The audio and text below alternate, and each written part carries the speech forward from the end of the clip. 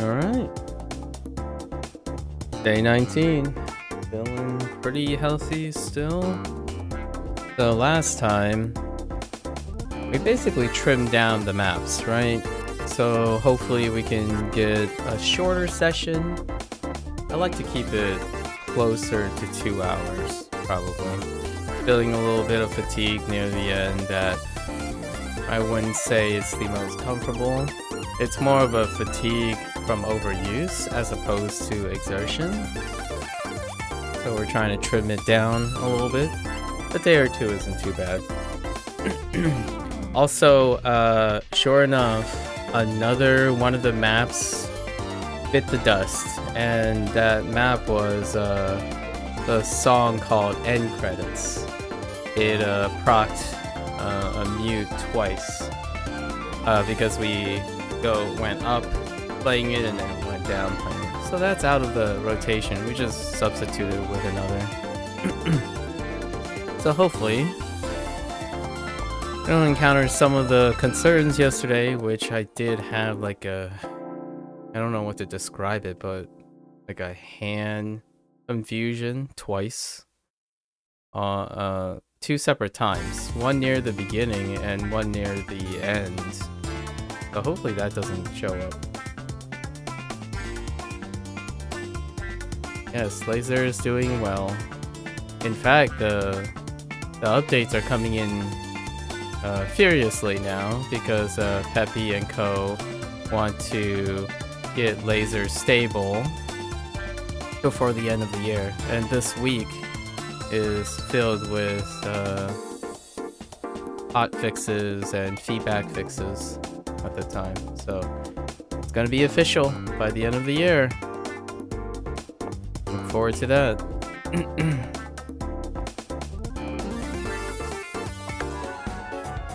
Alright, so let's start off with our warm-up climb to 160.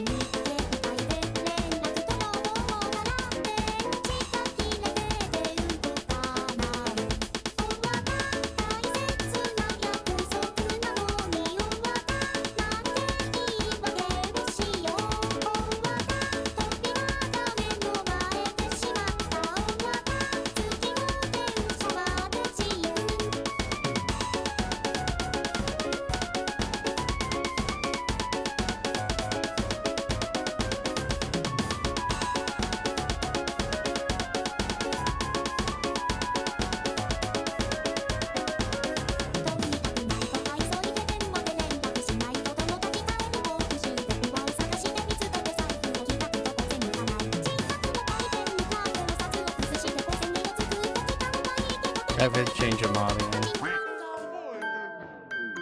Yep, that's kind of what happens when you forget to change the mod on these things. Passing maps have been trivialized to its maximum potential, and using the older HP system in this most modern update doesn't fit. And don't play with the HP.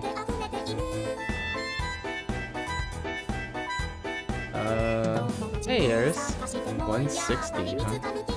I don't know what that means, 160, Eris.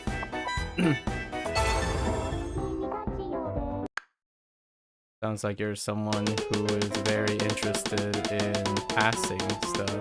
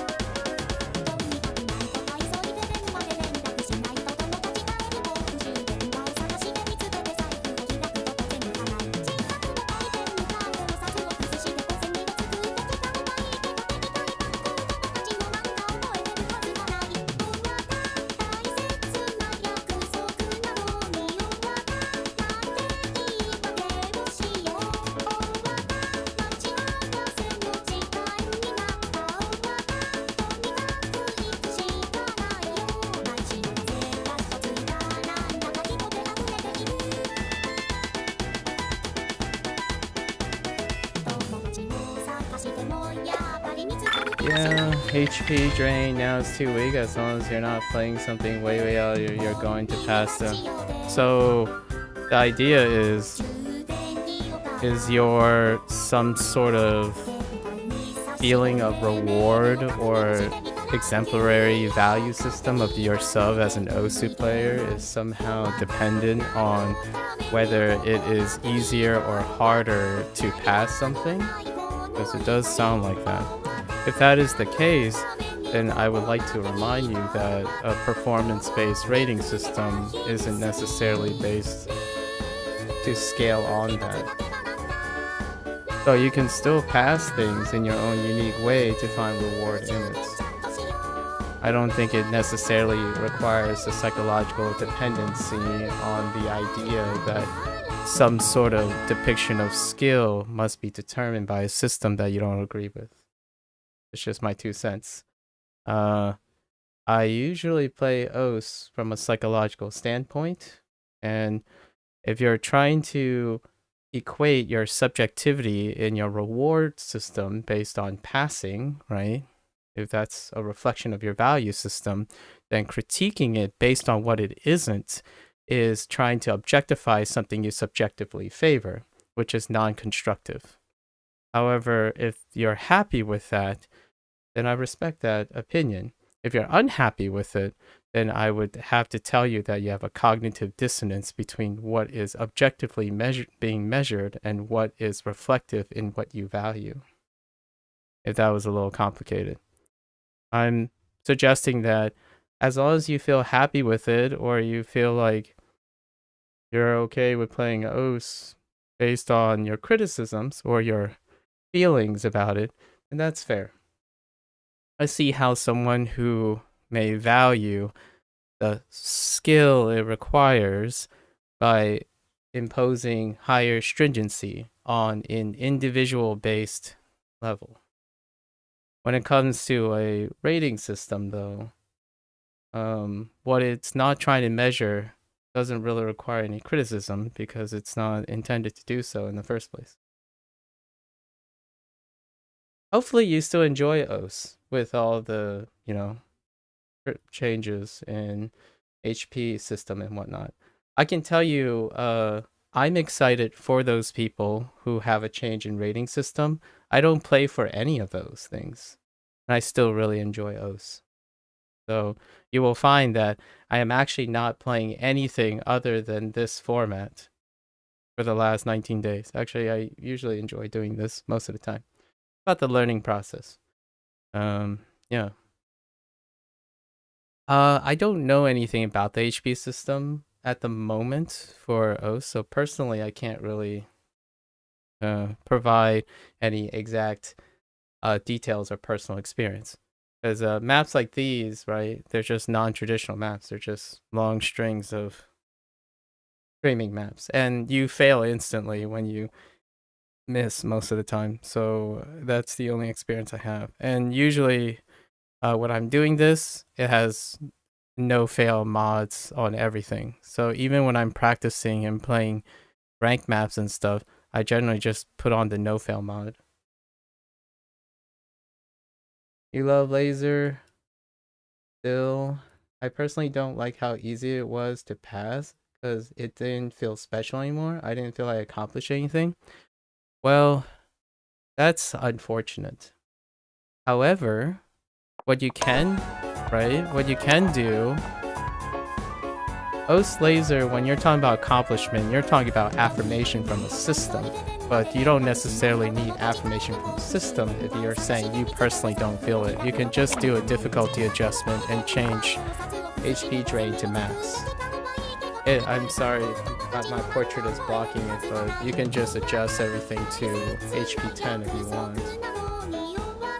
So I don't necessarily think you are saying it's personal accomplishments. If it was, you can just adjust the diff to max and then, write it somewhere and say, hey guys, I did this. If you require outside affirmation from a system or other people, you can just adjust the diff to max HP drain and say you did it. They're actually Peppy is integrating a way where it shows it here, so that when you have scores listed or something to your sub, it'll remind you what mods you had, right? And you can always, yeah. Sorry to hear that it's less rewarding, or like the feeling is less special. But generally speaking, you can still feel special. It's just a different, right? A different condition. I can't relate to that, unfortunately.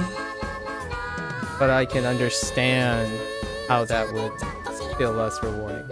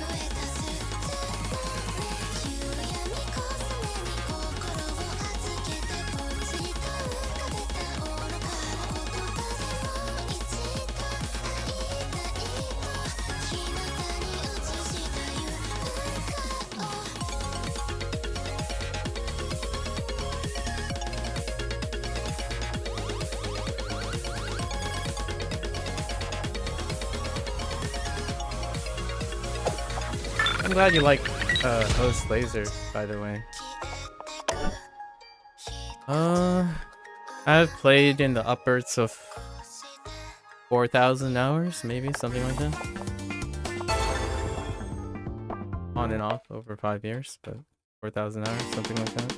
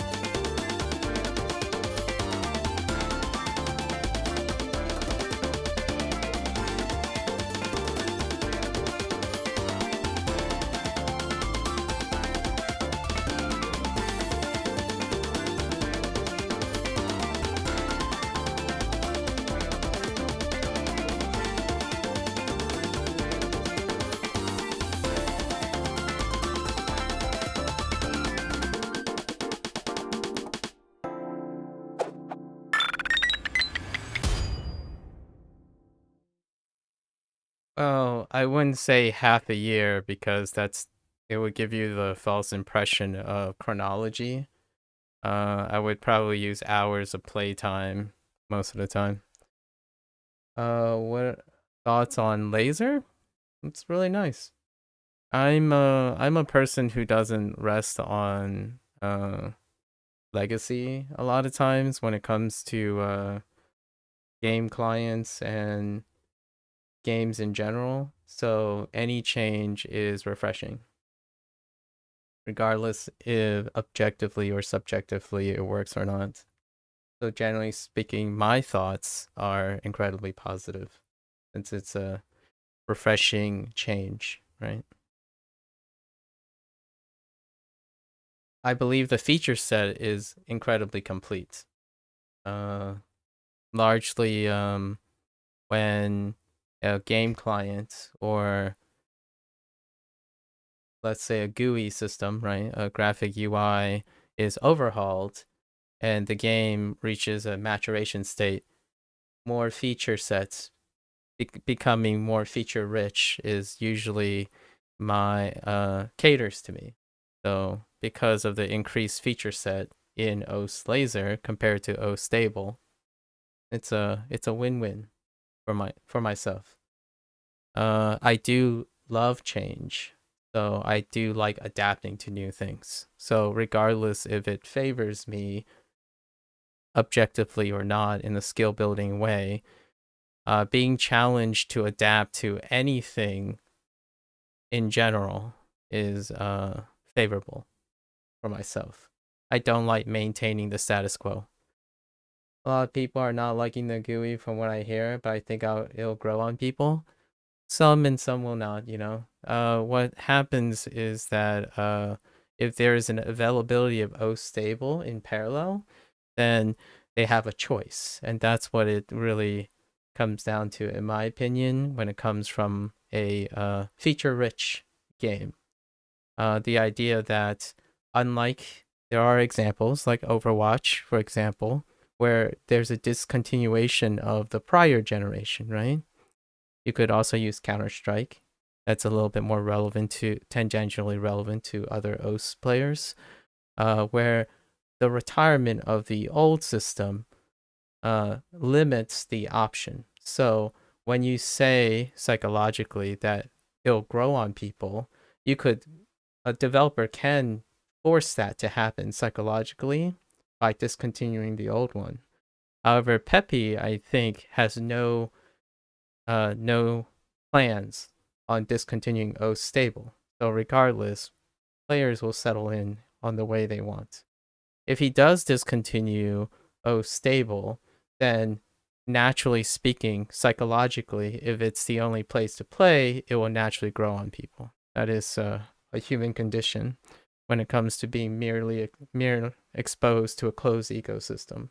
So it's kind of like, well, you don't like the new iPhone, but since it's a closed ecosystem, you'll get used to exposure to a new iPhone, and eventually you'll update your iPhone, that kind of thing. So GUI system adjusting, that's typically change adjustments. And OS is predicated on enriching for people who have strong legacy preferences. So historicals, like for example, the HP change made you feel different. And generally it comes from a place of change that's often viewed as it's not the same anymore. Like the phrasing you have is it doesn't feel special anymore. So you're seeking you have to enter the process of looking to make it special again, right? And then that was when we talked about the mods, changing the HP grain, adding new, the feature richness of the option. I would say that's a classical representation of a vast majority of mechanical players, of which OS pre-selects for psychologically. For myself, regardless of what the change is, adapting to it and using the learning process, adapting to it is my favorite part. So if OS Laser changes to OS, I don't know, rainbow in 2 years, I'm all for it. Because if you're looking for my thoughts on it, any change is what I specialize in. My specialization in what I do is about adapting and the learning process. So when there's a change, it means I'm not doing the same thing anymore. And when I'm not doing the same thing anymore, that's what I practice most of the time. I practice on adjusting to new things, not mastery of new things. So, or not mastery of the same things. So if the GUI system is different, then it's different. And I love to talk about how it's different and how that impacts other people. So it is a great big, in terms of the way the GUI works, it's a big departure from OS stable. So naturally, if you understand how human psychology works with being complacent in one place, like if you get used to it, like the OS stable client has been around for more than a decade, right? 2007. I think largely the UI hasn't substantially changed in its structure and functionality since 2007. Um, Complacency sits. So it's very psychologically easier to point out the differences when the departure is incredibly extreme. So naturally, that's a very pragmatic way to explain, yeah, a lot of people, I would even argue the vast majority of people, will require time to separate themselves from something they have been used to seeing for a really long time. Sentimentalism, nostalgia, and legacy is one of the most powerful psychological satisfaction of people in general. So, like, when there's a long history, it takes a while to adjust. And the GUI changes, I can tell you, if you take the subjectivity out, so say a new person enters OS, right?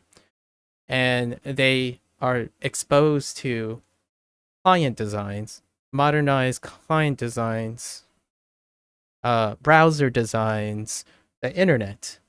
Peppy's design reflects and upholds a lot of the modernizations that happen that is independent of legacy. So sometimes legacy can mar what it ain't broke, don't fix it kind of deal, right? So that's great. That comes with a lot of emotional positivity or reliance and trust. If I'm not a guy who only plays OS most of the time, so I like to pay attention to GUI designs and modernization, like especially in indie games. Indie games tend to focus a lot on trying to modernize and kind of touch up the UI stuff, test different ideas. And this UI system is in line with a lot of modernizations. So outside of the rose-colored goggles that most people will have because they have played OS for a really long time or been used to something, pragmatically speaking, so objectively, how displays are done, where the buttons are, how accessible they are, how many, like, the efficiency of clicks and organization. Generally speaking, I think this is on the upper ends, like above average in UI design for the modern age of gaming. So when it comes to this, I think OS Laser, I think Peppy really understands, and his company, right, the people who work with him, company as in friends and coworkers, they have taken a lot of thought into designing a GUI system that meets modern standards and modern practices. So it's above average, pragmatically speaking. Subjectively speaking, I can totally understand that the vast majority of established players are going to have a time of readjustment. I don't know if you wanted to hear that, but this is kind of, I don't really play OS for performance or throwing out plays. I play video games and learn, like, do product reviews and whatnot, and typically this is how it goes. So those are my thoughts on the GUI. Absolutely, I agree with you. The vast majority of established players will find the GUI not an adjustment period, and that adjustment period is growing to like a client. When it comes to introducing someone to OS, this is far more modernized, pragmatically designed than the previous OS stable. So if I had to recommend OS or encourage someone to use a client, OS Laser wins by landslide because of the modernization. It's no longer 2007. Peppy's design and experience and colleagues have matured quite vastly in their ability to create a GUI that is incredibly deep and feature rich while trying to make it approachable. OS Stable is not that. It's very rudimentary. It is probably more efficient, I would say. Probably more efficient because it is less feature rich. Now they have to work a GUI system that juggles an incredible amount of depth while still allowing a new player to pop in and understand, sit down, grab and play, and still continue to explore the depth of the client as they see fit. Which I think, in my opinion, Peppy and Co. has done a wonderful job of that. One thing I'm a little bit worried about when it comes to feedback, and this happens a lot to well-established games. I play quite a lot of live service games over the years that goes to the upwards of 10 years of tenure. So like following a game for 10 years. One of the difficulties of expanding OS as a product, right? As a designer, if they're wanting to reach to a larger audience, it's that oftentimes you do rely on feedback from legacy players. So when you rely on feedback from legacy players, if you predominantly do that, you will inherently start designing your client and your game in favor of feedback of established players. And that typically ends up becoming gatekeeping. Not like maliciously or intentionally. Understanding how humans give feedback. If you're completely reliant on community feedback from legacy players, it will generally gatekeep against new ones. And I'm not suggesting Peppy did that. I actually suggesting Peppy didn't do that. Peppy took a lot of the feedback, right? Constantly talked to his established community, but at the same time, you can see some of the changes if the established community goes into a new client and some things are off-putting, like, oh yeah, this is kind of a change. This is kind of weird. It's like, I'll get used to it. So he still provides a lot of feedback, like takes in the feedback and adjusts those things. But at the same time, he is also imbuing his own identity to modern standards that are outside the established community. So it's a blend. So it doesn't alienate all of the established players, right? It gave them just enough change that they're like, I don't really like this, but I'll learn to love it. Or I'll learn over time to adjust to it. And he has included enough of the same feeling, like the core stuff, which Peppy in interviews highlight all the time. It's like, hey, the core gameplay, we got to keep that tight, right? He knows how to prioritize. Him and his developers, right, know how to prioritize what must be very similar to keep the veterans going, and it introduced a lot of their own changes that they see outside of the game to attract new players. So it's awesome. I think Peppy and Co deserve some sort of like developer like love labor of love award, which of course doesn't happen because it's on a Steam platform, right? Like if this was end up on Steam, for sure, I would say a great contender for labor of love, because this is a wonderful hybrid. If and live service games do kind of, this is technically under the umbrella of live service, only the funding is a little different, right? I'm not sure yet. I'm not sure. I hope so, because I think to me, Os Laser represents uh Peppy's original idea to make it more approachable and to a larger audience in his own way. So a lot of it features the feedback of the established community, while at the same time he's made a bunch of executive decisions, developmental decisions, top down, to include being approachable from a bigger audience.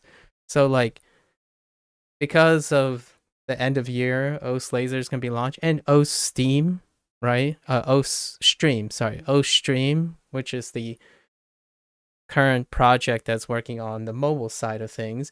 It's a little rough start. Obviously, they need to gain experience on the mobile front. So if you look at like some of the earlier takes and stuff, it's kind of working against the gatekeeping that's happening with most desktop players. So there's still a little bit of friction there. But this, I believe, in my opinion, is very reasonable to go on Steam, right? If I had to now recommend, as someone who don't really play OS that long, I'm not really an OS streamer, content creator, but as someone who reviews products, design philosophies, and psychology, and mostly focused on teaching and learning, this is far more recommendable and approachable than OS Stable. OS Stable has a like less of a neutral. It's great, charming for all the established people from way back, like at least 4 or 5 years, like myself, right? Or longer, even 10 years plus. This is neutral enough, professional enough in a way that really speaks to a larger audience. So now the UI has, it's not just function, right? The old school stuff is all about function. How, like, if it looks too fancy, it can be overwhelming to people who are in the nitty gritty. So I would say a perspective of the established OS community is how functional it is, because it's about the performance. It's no longer about the bells and whistles. When you try to recommend a game like OS to someone, it's largely first about the bells and whistles, because they have not established their routine yet, and their like what they like about it, their refinement process. So making that all approachable, because OS is incredibly deep in how customizable its experience is, this is far more recommendable. I used to teach. Right now, my focus is typically about learning.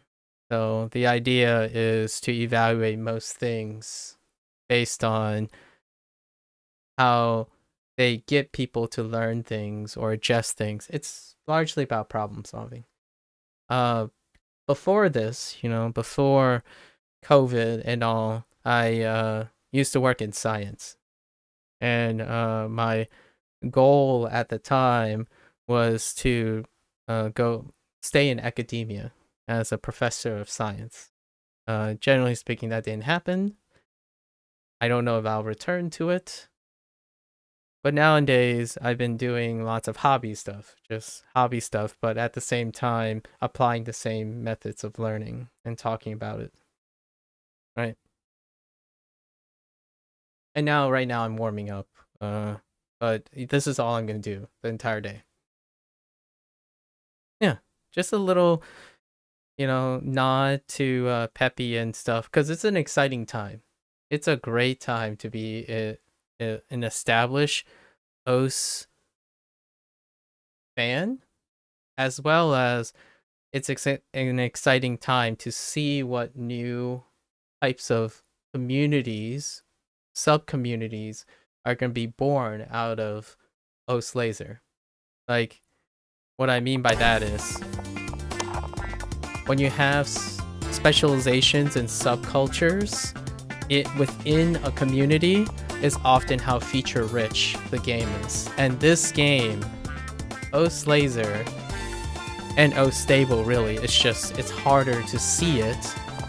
This means that there is incredible combination of subcultures waiting to happen in the OS community.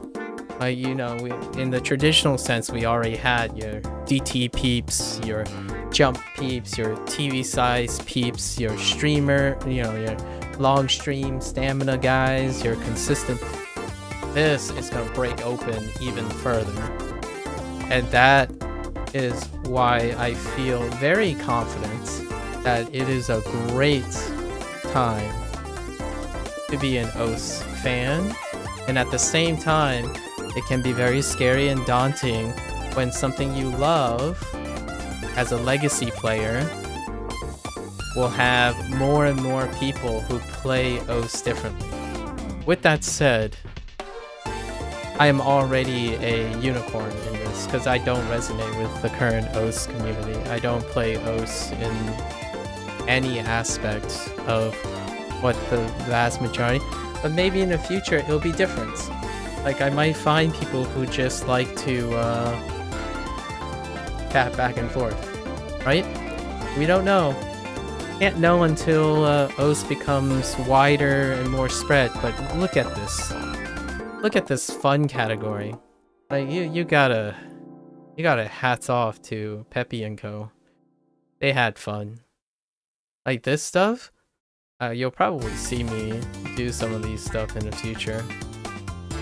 Because I'm not a performance-based person. I just like learning. My mastery skills is something that's independent of the skill itself, right? I would say the only thing I can humbly say about myself is that I learn very quickly. I learn a lot of things, and I just continue to do that. That's the skill that I practice. Not a mastery of this stuff, like repeating and doing that stuff. So passing, it allows me to empathize with, hey, you like passing maps? That's great. I tried it a little bit. Probably not to the extent of emotional attachment like you have, but I can appreciate what you're trying to do. And then, people who like FCs, like, I tried it a little bit. I can't understand your drive, like feel the same drive as you for being a 99.91% act player. But I have tried it, so I can connect with you a little bit. At least made the attempt to connect with you. As opposed to someone who can't connect with another person. Like, for example, a person who prides on consistent act has trouble empathizing for a person who only passed maps, right? A person who is an HR main will have a larger gap in understanding HD mains, for example. And my goal is, I just do a little of everything. It's the idea of learning a new skill, not the idea of mastering the skill. Oh, the spin mod? Yeah, I saw, I watched people use a lot of these things. It'll be a little bit before I get to some. I think one thing I probably would do first is probably the muted mod. The muted mod is something that I have to it's a psychological interest. So I've talked about how music and rhythm means to a musician versus to a person who plays os. And there's a reason why those don't correlate with each other. And this muted mod would illustrate the point, to me anyways, how I'm more of a musician than I am a rhythm mechanics player. So there's a lot of fun things to explore, and I will probably do a spin on a lot of these mods in a learning manner, like a psychological learning manner, and explore what I learn about my sub as a way to encourage others to explore what they learn about themselves when they explore different things. Generally speaking though, it will be a while because like most things, I tend to do a lot of different things, and that's generally the general theme. So like it's been 7 months since 19 days ago that I played OS. So it can take a while. I don't usually sit on a specific skill anymore, because the skill that I sit on requires that I keep doing new things. Yep. And we're gonna keep going. I need to still warm up. A little bit cold, but that's okay.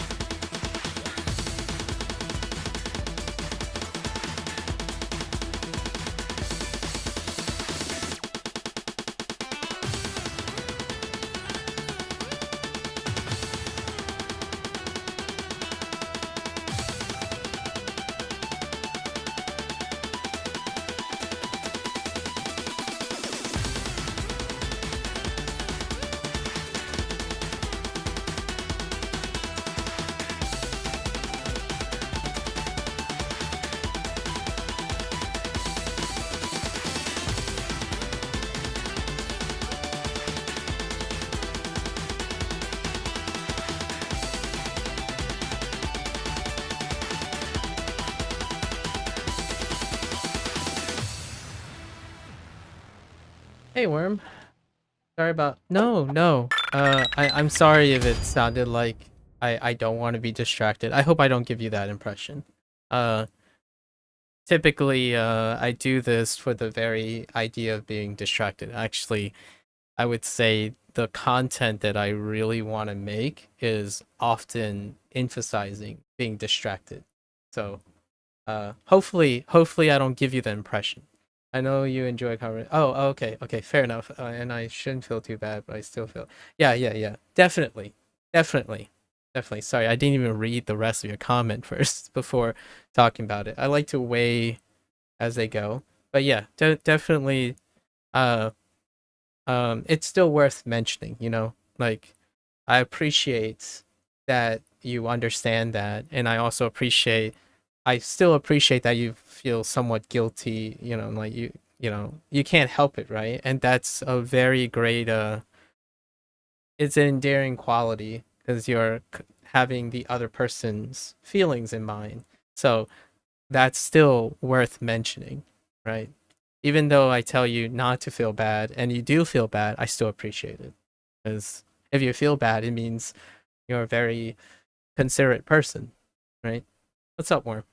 Hello. Hello.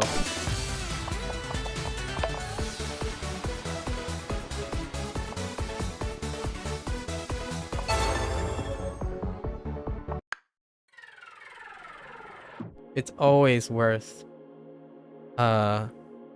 communicating how much you appreciate someone else's time, as opposed to always favoring your own time. Being off work right now, but take care. All right. Yeah. Thanks for the conversation. Good luck with your commute back home. Also, good luck with your OS journey. Hey, you never know. Maybe there's gonna be a fun community, a bigger community of past players who like that massive HP drain, right? The world's gonna be more exciting soon. 2024 is gonna be a big year for OS. You might actually find a streamer who legitimately introduce new ways to enjoy like passing maps. It's gonna be great. And take care. Thanks for the conversation again. You know? Alright. Let's go. Refocus.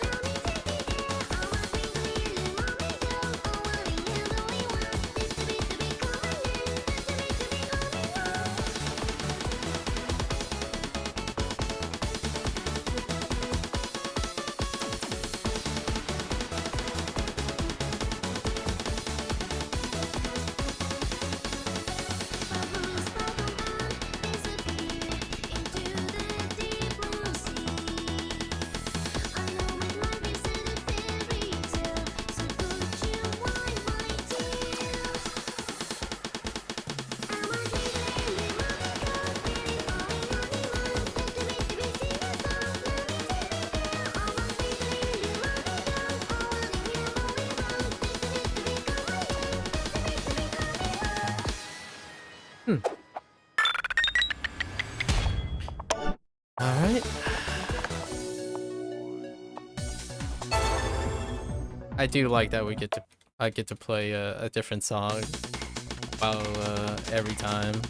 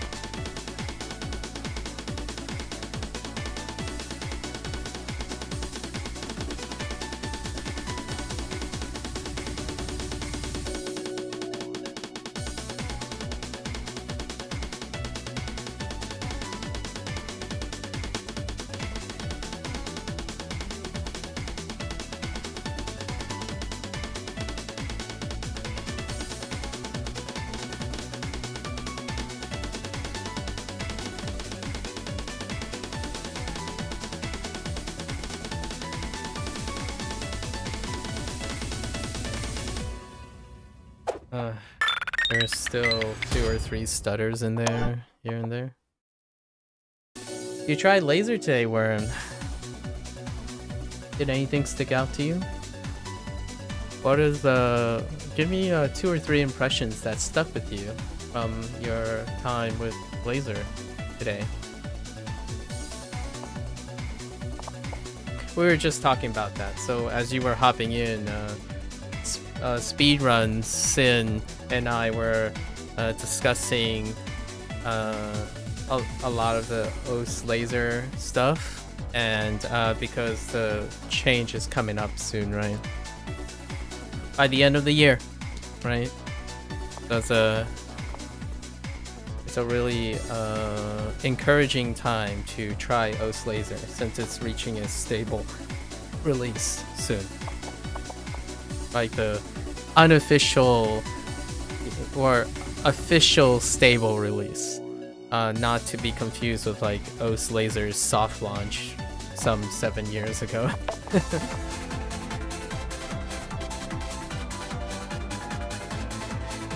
Not sure why they wouldn't let you choose where it installs the first launch, so you have to manually move it to know. Oh, okay.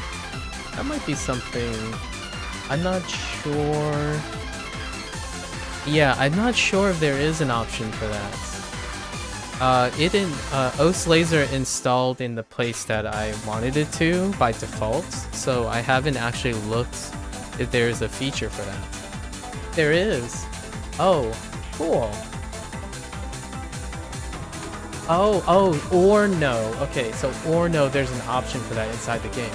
Oh, that's kind of neat. I tell you now, Worm, so far, like, you know, other people that I know are starting to move to OS Laser, and every time they come up with a question, and then we look at it, turns out the options in the game. Like, I talk about this a few times, right? I don't have I typically am a person who take everything default and then just adjust to it, right? However, obviously, OS community is very different, right?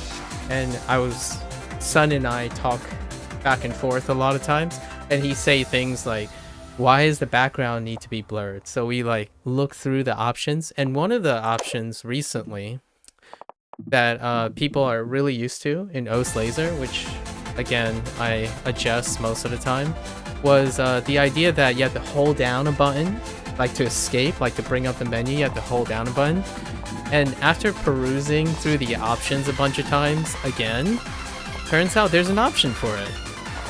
And to, you know, Sun's desires and preferences, where was it? It's really feature rich, so it's kind of, they're trying their best to organize all this stuff, but there's so many options. Like, if you were to go into a video game, you wouldn't have, you know, the first thing you would think about is spending like 6 hours going through the options first before actually playing. So they have to juggle all of this, right? And it was, see, I can't even find it right away. It was, so this is something that OS, people who played OS stable most of the time would want to know, right, where it is. And here it is. It's on user interface, and it's hold to confirm activation time. It's set to 200 milliseconds, I think. It's either 100 milliseconds or 200 milliseconds by default. So that's how long you have to hold down the button before it activates. So like escaping or going to the retry menu, right, during gameplay requires a hold down, or any menu, like backing out of anything. So you can put it to instantaneous, which I did, even though I was fine with the 200 milliseconds, but now it's here. So just something that I feel it is an option that most established OS players are probably far more used to. And it's here. It's a slider. It's a slider. The only thing I'm still skeptical about are sliders from old replays still not behaving as intended while having mode force on them, and song selects not being skinnable. Oh, interesting. Yeah. That. So the only thing I can tell you about that is when it comes to a design, like a skin design, if you look at the skin editor, right, there's already a modular slot for song selection and gameplay, right? So that means it's not being skinnable at the moment, right? So, and the priority is right now to get what a vast majority of people care about at the moment, which is to get the ranking system, that scoring algorithm, up to a form that they are satisfied with. And however, it just means you have to look forward to it. It's coming. You can see that the UI design has already, the layout editor has already considered that. Although I haven't used multi yet, I heard it was pretty unstable before. I have heard that too. But there are new features. There are great new, there was a recent update. There are a lot of features that aren't part of OS stable that has been a consternation for a while, and it just got added recently. So yes, it might still need some work, perhaps. But there are a lot of things that are long-time features that were missing out of convenience in OS stable that's now in OS laser. So, you get compromises, right? One thing that was recent for this one is song selection is really fast. Much faster. And unfortunately, I don't have a large library and I don't search songs very often, so I can't really tell you if it was fast or slow, because I organize all my stuff most of the time so that it's always a subset of something. Apparently it's faster. I don't know how comparable it is to OS stable, but yeah, that's something too. So to make it more of a positive spin, the idea is at least it's going to be available at some time. That's kind of something to look forward to. I mean, if you love a game and you have something to look forward to, that's all the best, right? I understand that it kinda a lot of times when it comes to live service games, or when it comes to video games in general, we are still in that mindset, including myself, in that mindset initially of, hey, does this game look like it's ready for launch? And I totally understand where most people come from. For me, I've long since kind of left that behind. It's no longer a place where I'm like, oh yeah, this leaves me, yeah, you would think they launch with this. Nowadays, since OS is technically a live service model, right? Rolling updates, completely voluntarily money spent, and the way they try to encourage purchasing is different for Peppy, for sure. Peppy and Co. However, this is a live service game, so the idea is, the mentality is, it launches with the core stuff, and all the other things that aren't core, you have to understand that they will likely come. But generally speaking, the launch criteria for most live service updates are not based on a complete product, but based on functionality enough to maintain the complete product, or the ongoing product. Because live service games or live service things aren't ever complete. And having the mentality that it is complete is gonna create a lot of friction between the person consuming the game and not. And that may help you or may not help you. For me, and possibly a lot of people I'm referring to, having a slight switch in mindset on that can make one love the thing they love even more, right? It's the compromise between the passion that you have for a game. Like, one slight deep cut would be a sequel to a game that you love. Like, this is the OG game, you absolutely love it, and since you're going into the next thing, isn't exactly a live service example. It's the idea of being upset when the next game has to be all the original game and more. It can hurt you emotionally, or it can't. Or like, it can be very devastating and disappointing, or maybe not. So it's really up to the person a lot of times. So for example, when I see a sequel, I don't look for a continuation of, for myself personally, I don't look for continuation of the original, everything the original have, into the sequel.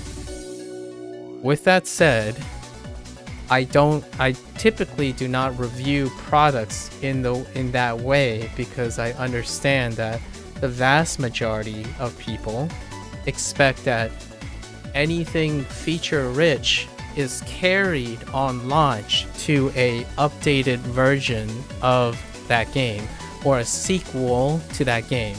And this applies to live service games that iterate on a release, and this applies to OS going to OS Laser. OS Laser has to retain all of its feature sets from a previous game. And if you have that mentality, it can often mar what is an objectively completed product. Because for me, it is. Also, just remember the hit circles on new Argon Lane looks really weird and hidden. It makes it pretty uncomfortable to read. Oh yeah, that's more of a nitpicking. I would say that's more of a nitpicky thing, in a sense that it does matter to you a lot, because nitpicky things matter to someone who has played something a really long time. So it's perfectly acceptable that you feel it's a big deal. I wouldn't even say it's not a big deal, because the longer you play something, the bigger deal it comes, and it's okay. I actually understand that it isn't nitpicking, in my opinion. If you're someone who played something for a really long time, it is very difficult to overcome the initial feelings of change. That's kind of the center pin of what that speedrun guy and I were discussing, right? It's super understandable that you're gonna have those feelings, and I don't think you should try to rationalize it being, maybe it's not a big deal. It is kind of a big deal. At the same time, a lot of the other stuff, like having skinnable song selects and stuff, we have to think about it as, I would love to be able to skin my song select. Do I love the new design? I actually do too. I would recommend this design. This design is done really well, in a sense. Earlier on, before you arrived, I was talking about how it behaves to the modern standards. So like, if you're comparing song selects, how like text and sorting and GUI layouts work compared to the modern standards of other games at the time. So someone that hasn't ever played OS before, this is functionally above average. Like, it's maybe even higher than that. So when you think about, is skinnable song select something that should impact if OS Laser is ready to launch, it's most definitely not ready to launch for any person who's established to a feature that doesn't exist in OS Laser yet, right? It's a feature that you had in OS Stable. So that goes back to the whole idea of, it sucks to lose a feature. It's uncomfortable to lose a feature, really. It's generally negative. I talk about it a lot when I was playing the Like a Dragon series, right? One of the things about keeping your community consistent is that feature sets do not drop out with any other sequel. What the end user could do to feel more comfortable, right? To stay loving the thing you love is to remember that sometimes feature sets either eventually end up on the platform, but when it comes to launching and prioritizing how to reach a larger audience, the vast majority of the things you like aren't necessary at the time of the launch. So it might not be constructive at times to say that is necessary for launch. It doesn't stop you from being entitled to, rate a game or be disappointed about certain things. It's a really big thing now. It's a huge thing in the gaming industry that they have to contend with. The idea that they want to finish a game and launch a game in 7 years or so, yet so many features are not included from the previous game because the previous game had like 10 years of development on top of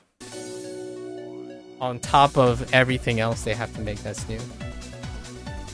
If you hear, most likely it's not a big deal at all because I can just change them and it would mostly the hidden thing maps with a lot of stack patterns. There's something about how it fades out almost unevenly. That's interesting. I don't know enough about hidden to comment on that. Making a mess of a stack pattern. I see how it would affect it if it was fading unevenly. Same combo colors and fast enough. So by the time you play maps fast enough for this to matter, you figure out what type of skin is more. That's fair. There you go. And they did prioritize that. They prioritized the ability to at least skin the gameplay, right? Because that's essential that's like the bottom line essential thing for established OS community players, right? OS Laser, though, now is entering a different tenure. OS Laser is designed to expand its approachability. So often, skinning something is usually the last thing a lot of times. The last as far as most people go when it comes to investing into something. So, it's still there, skinning the gameplay thing. In fact, what you said was exactly what Sun compromised on, or other established OS players compromise on. It's like, well, at least the gameplay can be augmented for whatever problems it may or may not have, right? So that's what they did. In terms of song selection, I actually think if I had to skin something, this would be difficult for me to replicate. Like, for me, I am impressed that they were able to do, which is what we talked about earlier with the other guy. I am impressed. Understanding how I would try to organize this stuff and finding functionalities, like how to group them and whatnot. It's nice. It's well done. Obviously, I'm not aware of 2/3 of these things because I don't use that functionality yet, right? Yet. But organizing all this stuff is fantastic. The one thing I'd say is I still think personal presets should be on by default between two things. In fact, there is the sort also holds between sessions. So I don't have to like resort every time I come on. However, a personal little detail, in my opinion, for like new players and possibly older players, is the idea that when you have presets, when you think about personal presets, having them carry over and only change when you manually toggle it is usually the more intuitive line of thinking. So every time, like right now I'm only just nitpicking because I've done this 19 days in a row already. I have failed to remember to do this 14 out of 19 times, I think. I think only 5 times so far that I actually remembered. I go through, play the first song, and I realize, oh, I forgot this, right? However, this is fantastic. There's also like, you can search anything. So, the thing they designed incredibly well, I think, is worth a highlight. And Peppy actually highlighted it himself. It's just looking at his face, I think he's particularly proud of it. Like the people, him and his colleagues, is that every single thing is keyboard searchable. Like everything, like all the menus, all like so many things have keyboard accessibility. Like what I mean is just like quick key matching, like word key phrase matching, all your options. Like it's incredible. It's everywhere, and that's just more accessibility than anyone asked for. Generally speaking, when you think about like song selections and stuff, you think of pragmatism, right? You go minimalistic style, as in what's the fastest way to get to the thing you want and only you want to do. And they have to capture that feeling while also making sure that, hey guys, there's all this stuff. You should try all this stuff too. A lot when you become a seasoned player, you start to not explore these things anymore.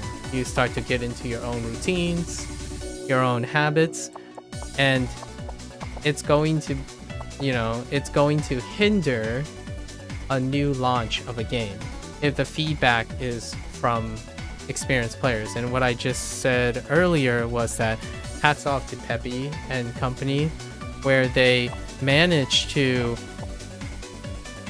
take ideas and cues from outside of the game that isn't solely dependent on their established community, and also take enough community feedback, established community feedback, to make it feel as close enough to the OG experience that they're used to, but at the same time also kind of tease features and stuff that new players will see immediately when they begin to explore.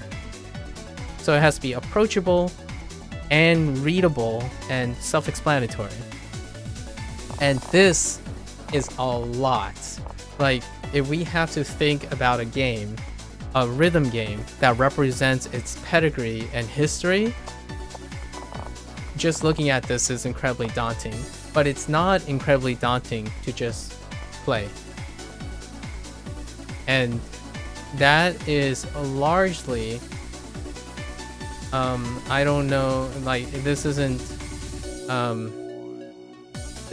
a jab at OS Stable per se, because OS Stable is a product of 2007, but Peppy and Co clearly have matured in their design, and it just shows. Like,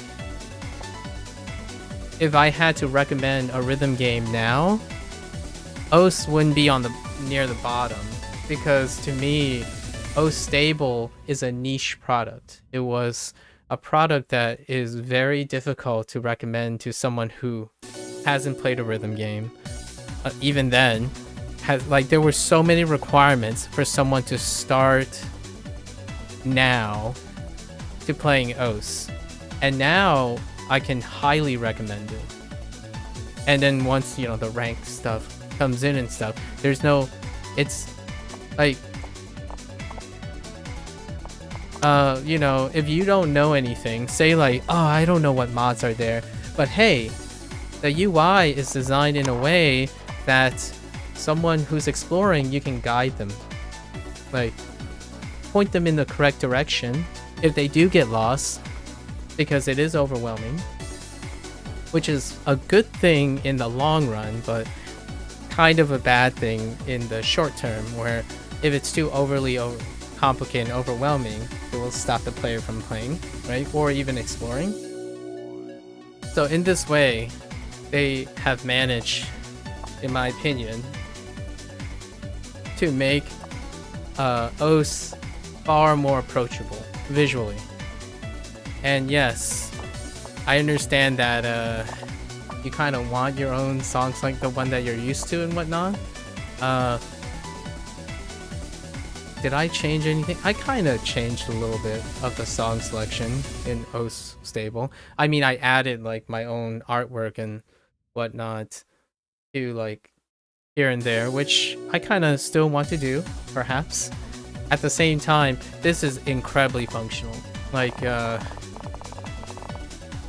played a lot of indie rhythm games prior to the time I recorded like stuff for Twitch, and man, there are some rough ones. I think this is way above average, and it's to the point where it would be very difficult for me to end up coming up with this layout to include all the functionality, and most of the functionality I don't use.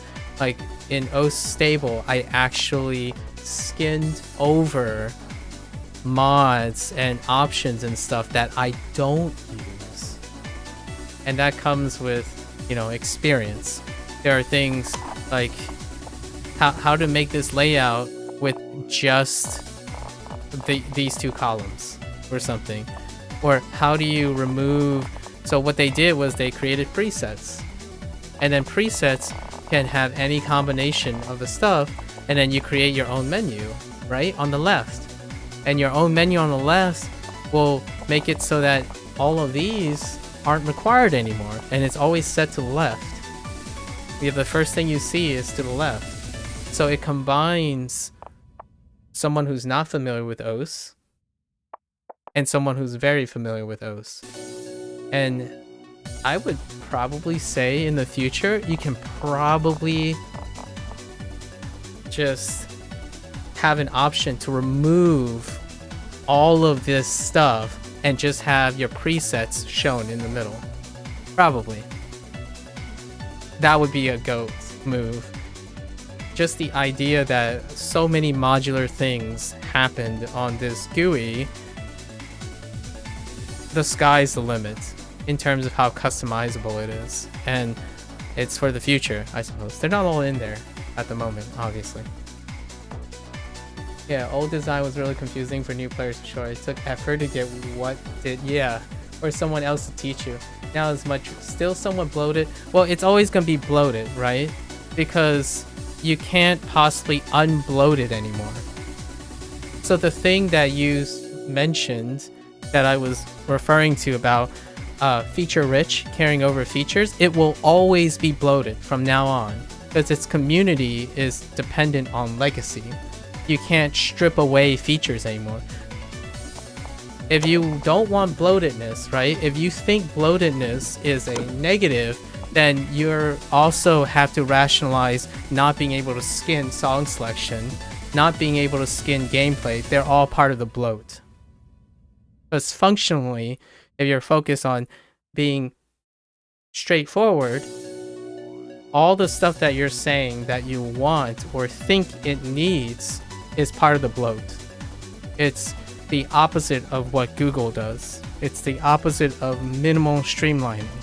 So it's always emotionally better to be bloated. It's always intellectually better for it not to be bloated.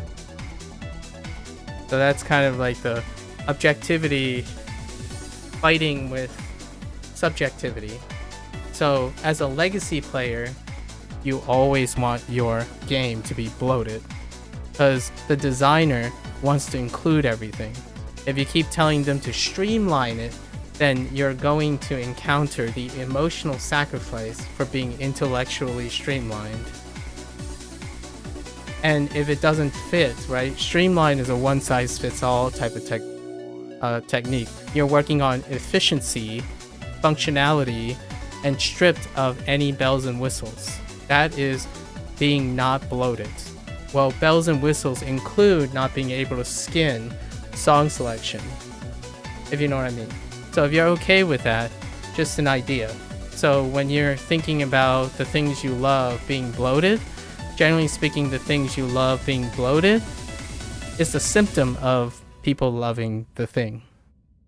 And they have to do that all the time. So they're streamlining, actually. Not being able to skin song selection means it's less bloated, because people don't have to worry about skinning song selection. All these mods and fun, they can all be stripped, because it's actually not efficient. It's not streamlined. So like Hittin', Hard Rock, DT, they're all bloated. They're all extra features on top of the core gameplay. So when you start talking about that, I like to believe that in order to feel happier about the products that you like or love moving forward, typically bloated on paper, pragmatically speaking, is the consequence of love and passion. The last thing you want is a streamline of the thing you want. And that's what mainstream designers thought their community wants. So oftentimes a sequel ends up getting negative reviews and criticisms because the thing that passionate people want is not the thing that they ended up wanting. Like, if you want a less bloated OS experience, you have to be willing to give up all the feature sets, most of the feature sets that you cared about, because the thing that makes you a long-time lover of the game are all those things. So how does this translate? Payday 2. Payday 2, Warhammer 40k Dark Tides, any sequel you can think of where they decided we're going in a different direction and it's streamlined. And then the first thing the community is going to say is like, dude, where the heck is my bloat? The phrasing is not, they wouldn't use the word bloat. They would use the word, where are my features, dude? Like, this doesn't have third mod support? Like, what the heck? You can't even change the FPS? Like, where's my FOV slider? That's all bloat. Like, it's all bloat. If you're uninitiated, you're fine with whatever they give you, because you have no standards. No standards of the game. Sometimes people bring in other standards from other games, and that's how you kind of do the thing where I do, where, well, if I look at the modern standards of GUI design for rhythm games right now, like Just Dance, I don't know, Stepmania, things like that, this is incredible. It's incredibly bloated with features, and it's fantastic because they manage to constantly feel organized while adding the most features they can possibly add.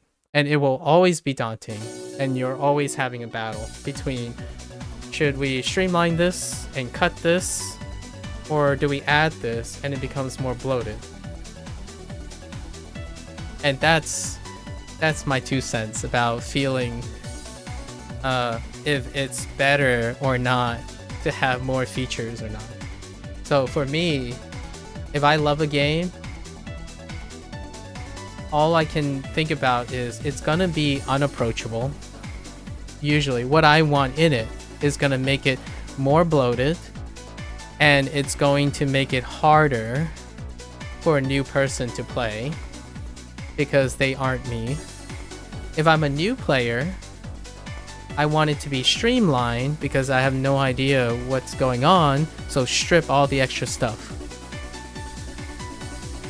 And the designer, the developer, has to balance these two. It has to be bloated enough to keep the old players satisfied, and streamlined enough to get new players in. I actually think, here's a goat, right? Here's a meta. I think in the future of maybe Peppy's design and other design, there will be 2 different layouts of OS. the Pro layout and the standard layout. And what it will do is it will take all the streamlined preferences, like things that veteran players like to have but not have. That would be it. I think the future is kind of like, I'm stealing this idea by the way, Worm. You know, you use something every single day that actually already uses this type of tier system. Your OS. Your OS generally comes with 3 different versions of the OS. In fact, if you're like an SDK person, probably 4. So in my future predictions, right? If I had to make a prediction about UI design and feature sets, I see a future where, and it's a little scary because I can think of ways you can exploit this too monetarily, because when Microsoft does it all the time and Apple does it all the time. If I choose a simpler example, it would be OBS. Yes, exactly. So in the future, here's a scary thing and a great thing. The great thing is games will come with an initial preset, 3 presets.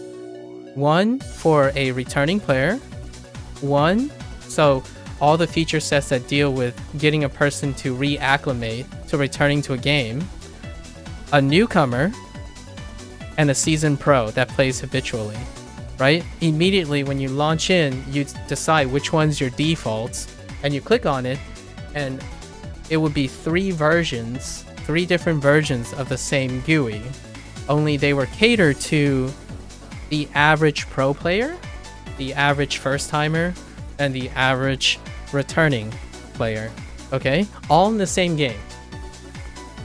Now, if history is any indicator, usually this gets a little sketch, because depending on the publisher's need for money, I could also see a future where games will have 3 different versions on purchase, and you're gonna have like a newcomer copy. You see what I mean? So there's a lot of gray areas that it's great ideally if it doesn't cost the developer and the publisher substantially more money to redo their GUI system 3 times over, or sell them separately to offset the cost and time of development. For me, I think Peppy might do this. Peppy will definitely do this because his monetizing model and stuff would support it. But executively, yes, that would, and it already does. Worm, it already does. Wait, it's already normalized, but not in gaming. It's not a gaming industry standard. It is a tech standard. It is most definitely a software standard. Microsoft, Apple, Google, they do tier systems and different versions of their same software. And those softwares are like triple dipping, in my opinion, like are earnestly triple dipping. However, it also costs a lot to triple over anything, because when you make a change, right? Think about it this way, everything is exponential. If you make the 3 different versions, all your bug fixes, all your updates have to be 3 times over.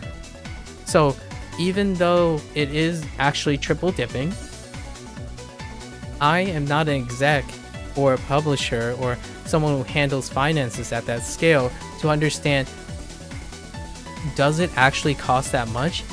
I can make a reasonable reaction that it probably does cost that much. Like, you need 3 different teams, right, of people that need to know the slight differences between the 3 versions in order to upkeep them. However, I believe in developers to finding a modular way of doing this that allows you to make 3 different versions without having to change fundamentally all 3 of them. So in my opinion, I think Peppy's probably already on this, where he's making, like, him and his team is making all these things like separate modules. Like, they're designing ground up Ghost Laser to be modular in a nature where you can just slot these things out. So I wouldn't be surprised if in the future in options, like when you go to options, right, it's gonna say like up here, what type of OS laser preset do you want? Are you an experienced player? And then you start there, right? It'll be one toggle, and immediately you can have someone who doesn't know anything about the game have an experience. Then they'll decide, you know what, I'm ready. Let's take all that training wheels off and then go to a different version of it. And it'll be like a skin. It'll feel like a skin, per se. However, it includes all the other functionality, not just in appearance. And that's kind of where I see OS Laser going. And I kind of see the gaming industry going in that direction. How it's going to be monetized, it leaves a lot of room to be desired, because there's already a precedent set for software sales. And when you sell software, it's usually far more lucrative, and it offsets whatever costs and increased manpower you need to keep up 3 different versions. The closest thing in the gaming industry that comes with the version sales is editions. And it's already largely fairly negative, right? The Ultimate Edition, the Premier Early Release Pack Edition, the Standard Base Edition. Now you even have like possibly like a stripped down version. It's gonna be tough, but it is moving in that direction. That's kind of one of my things that I've been thinking about for a while, because it's on the uptrend. The idea of tiering the purchase thing towards the person that they're looking for. It's everywhere. I'm not saying gaming industry. It's an uptick on gaming industry, but it's everywhere before the gaming industry. When you go, I'm not sure about your country, Worm. However, in the United States, like when you buy a car, it originally a car is just one thing. And now it's 4 tiers, at least 4 tiers. And then now they remove the tiers. Well, they still have the tiers, but what even more attractive is fully customizable.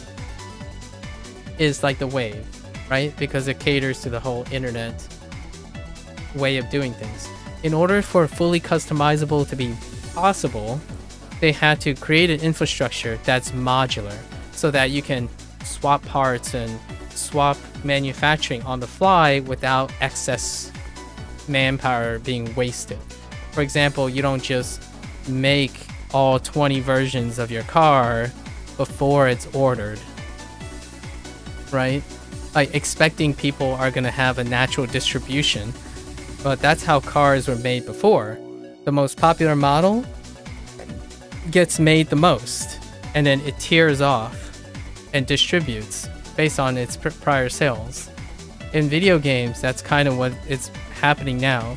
That's why there are Ultimate Editions, and the reason why now, like one of the big reasons why now? Why do gaming start doing tier systems even more now? It's because physical media is dying. So there aren't any more physical media, right? Like, if you're wanting to think like, oh yeah, but I still collect physical media. It's like, yes, it's a hobby now though. Like, it's not the social norm anymore. For better or for worse, I understand lots of people love collecting. And collecting is a hobby originally. And now it's literally, both figuratively and literally, a hobby. Because these things are subsiding. Why is that important? Because digitalizing the games and the stuff we own makes it possible to cut down cost of printing those things, expecting they're gonna sell. Now digitization of goods is that we make as many to order. Just like if you were to make a car, how many cars do you make of all your different types of cars? You can't guarantee that they're going to sell all of them. So you can lose all of that investment. I have no idea. Only thing I know is that a lot of businesses that deal with expensive tech is secondhand, so I doubt it's standardized. But oh, okay, that's fair. I don't know enough about like the manufacturing and how like retail and commercialization to a commoner, like to a civilian, is like in a different country. For me, I'm just applying as much as I can understand from a production standline from the United States. A lot of times when it comes to making products or even offering services, it becomes exponentially difficult if you have to make the product first, expecting a return on investment, versus any way to make it to order, offer to order. Generally speaking, that's where I come in, because most of my life I offered a service. I don't offer a product, right? So, and even on the service front, you have to know how to expand, right? And when you know how to expand, you enter the problems that usually face product sales. You have to expand in a way that you can guarantee you meet those requirements. Like, for example, as a service person, how can I expand if I wanted to be a content creator that deals with having these discussions all the time? How do I expand that to give people the impression that I can guarantee consistent quality of my service that I offer?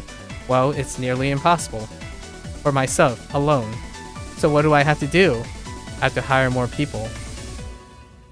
What does that sound like? It sounds like a company.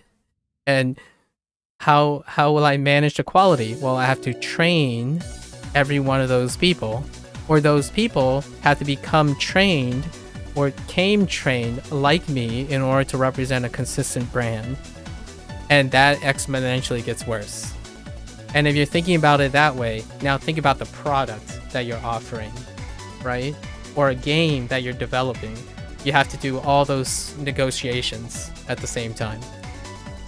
And then after all of that, you have to hope that you read your target audience, your target consumer properly. And that just, it's a euphemism, but sometimes I know it's hard to believe that CEOs get paid a lot of money, right? But at the same time, when I start to try to step in the shoes of one of them, my head starts spinning in a way that I wouldn't be fine taking $5 million to do a job like that. I don't think it's sustainable for me, right? Because I can't possibly imagine myself expanding so wildly big, just like the way this is. Like, this is a big deal. I don't know what other OS players think, because if I had to guess, most established OS players will start throwing around phrases like, okay, at least they included all the things I wanted. Like, this stuff, not really interested. I'm set in my own ways, right? Like, I'm indifferent. Not hating, just indifferent. Just like, maybe I'll never touch it. That kind of thing. And from a developer standpoint, at least in my opinion, from a developer standpoint, and a publisher, self-published, right? Peppy is self-published. My thoughts is he is probably spending way more time, in my opinion, thinking about how to expand, not how to contract. So what does this design tell me? Peppy is ready for the next step. OS is ready for the next step. It is ready to triple or quadruple its fan base. And to me, that's super exciting. There's a bias here because I don't resonate with the current OS community at all. Like, it's so hard. Every day I sit down and I think about how can I streamline, right? How can I streamline and explain any OS player who stops by in the stream very quickly on what I'm doing? Because I have to streamline to an OS player what it's like to to play OS like I do. Because they are so refined in what they do, it would be very difficult to feel the same way. So I have to communicate first what it's like. And that is an indicator of what type of resonance I have with the community. I spend 90% of my time when I'm not streaming OS, and I'm planning on streaming OS, to come up with better and better streamlined, as in not bloated, explanation as to what I'm doing. And that's kind of a fun double take on how you could be very experienced at OS, but other people will streamline it to explain it to you. Because when you're new to a concept, you generally favor being streamlined. When you're really, really seasoned in a topic, you're more inclined to be bloated, like how you explain things. Like for me, it's a tough task.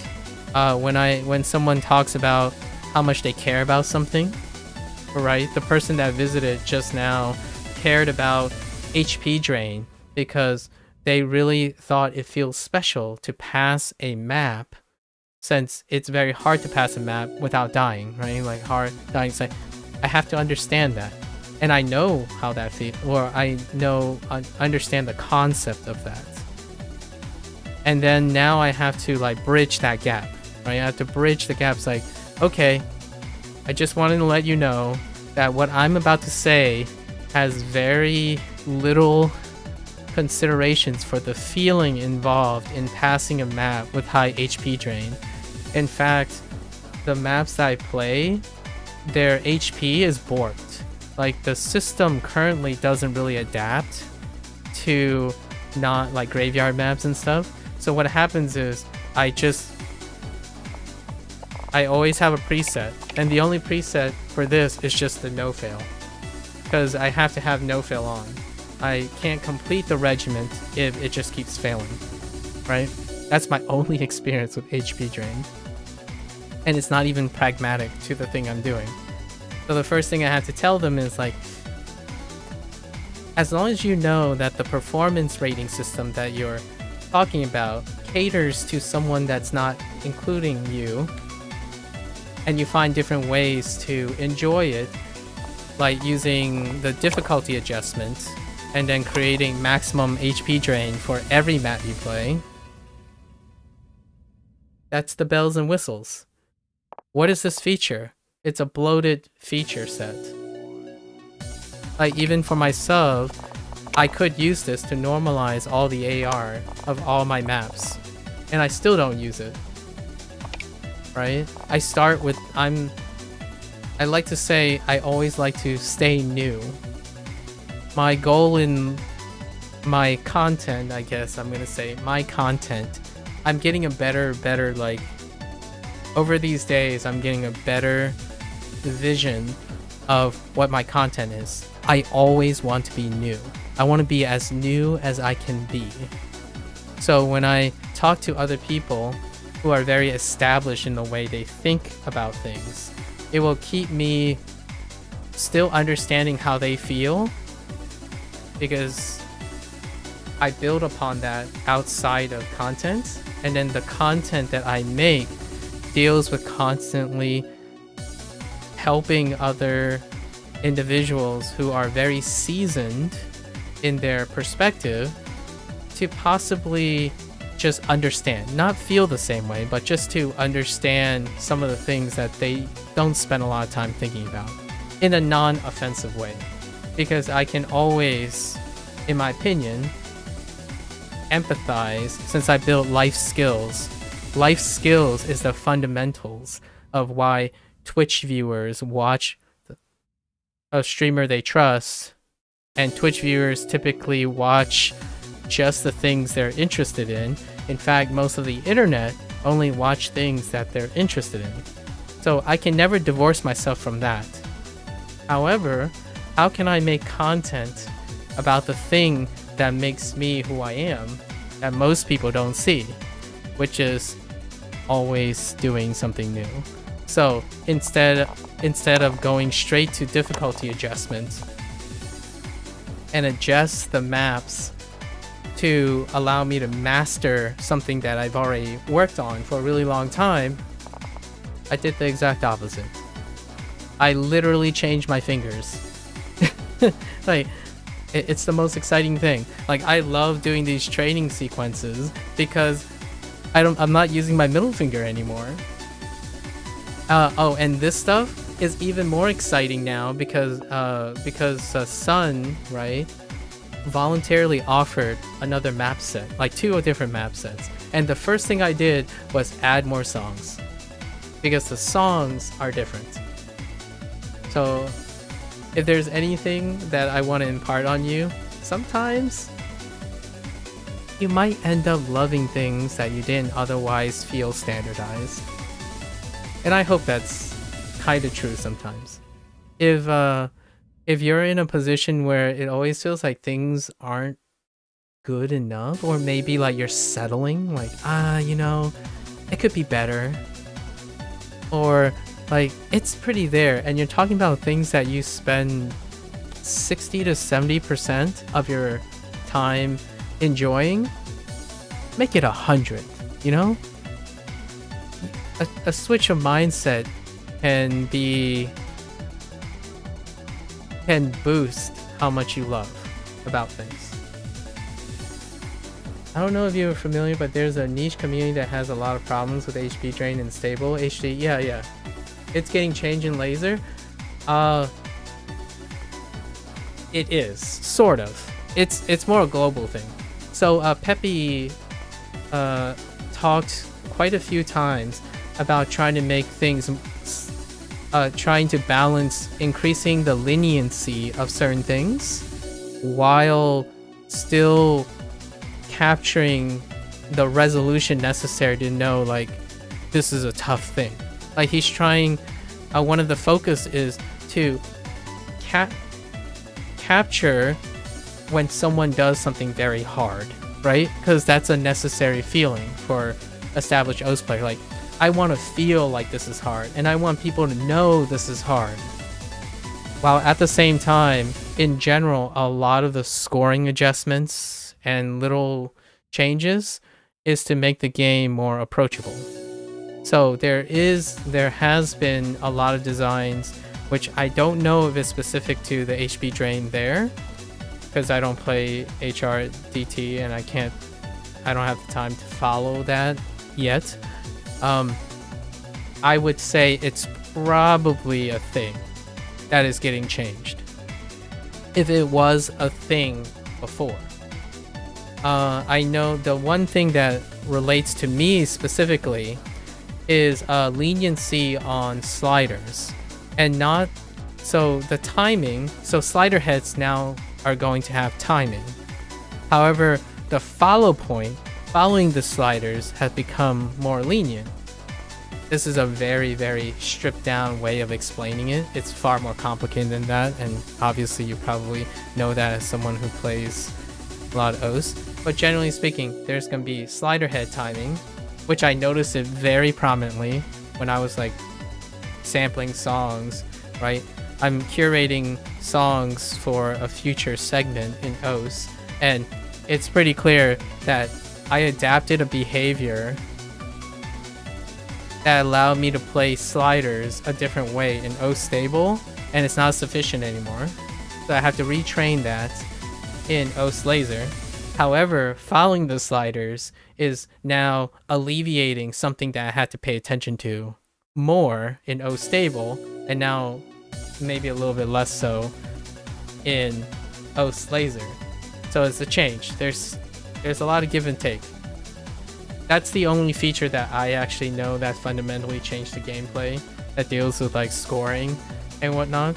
I don't know about the HP thing, so since after like 4,000 hours, I still really haven't played many mods, let alone double modding. Just thought. I'm sure I'll read it somewhere. I'll probably follow up on what you're saying at some point.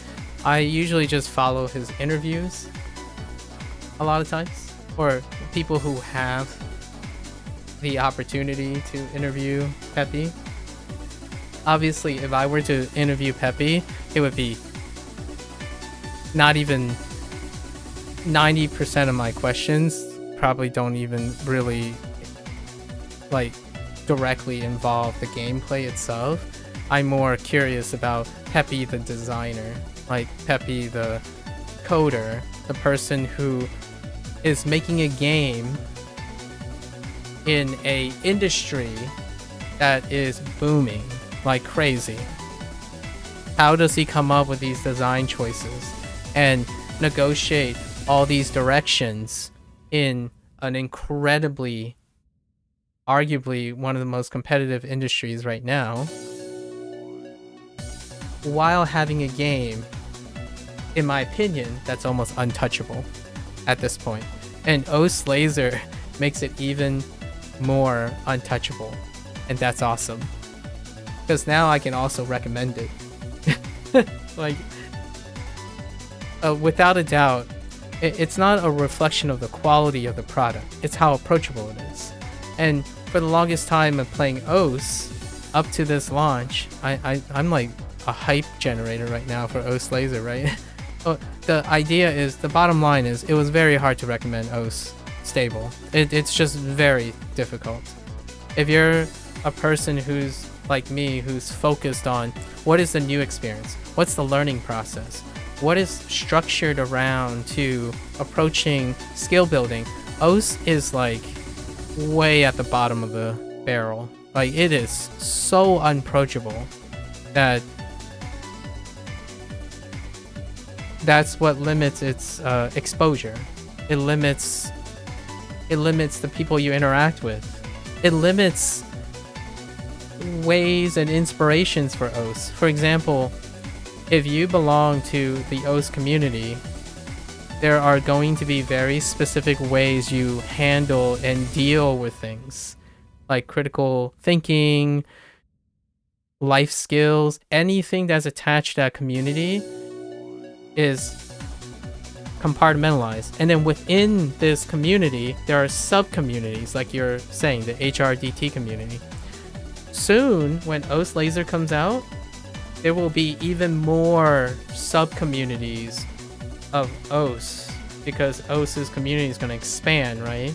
And it's going to create even more sub-communities, and those things are very important to be aware of, especially when it comes to learning and being approachable. When you get stuck in a community, desirably stuck, like intentionally want to stay in your community, and you're not growing as a community, right? You start losing new ideas. So if you're someone who's perfectly happy and you're in that community, it's great. If you are slowly declining in that community, it requires you to leave the community temporarily in order to find the solution, not to stay in the community.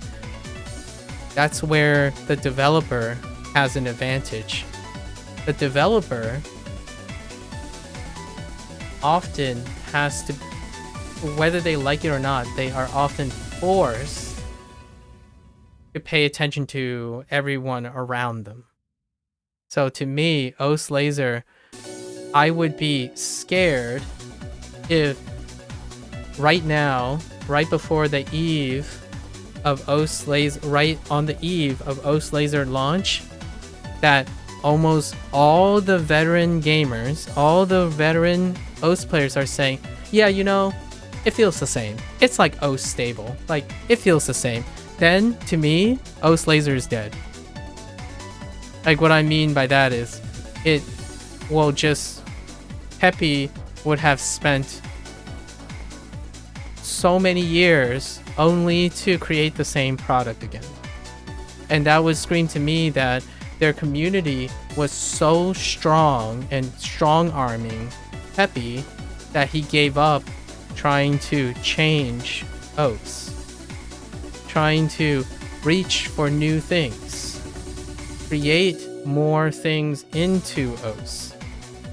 So when a product is launched and you hear, you know, lots of critiques and feedback and stuff, which is like Peppy's catchphrase, is like, oh, hey guys, we're releasing a new fix. We're going to play it by ear.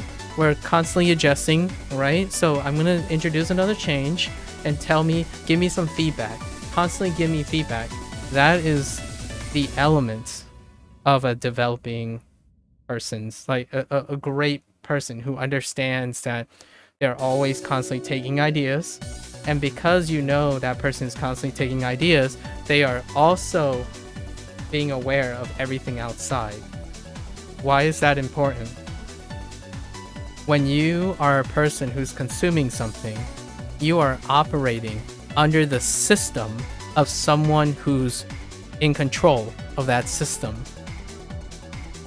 To me, I trust a developer who understands that they have a responsibility to constantly incorporate a bigger picture than the people they're catering to.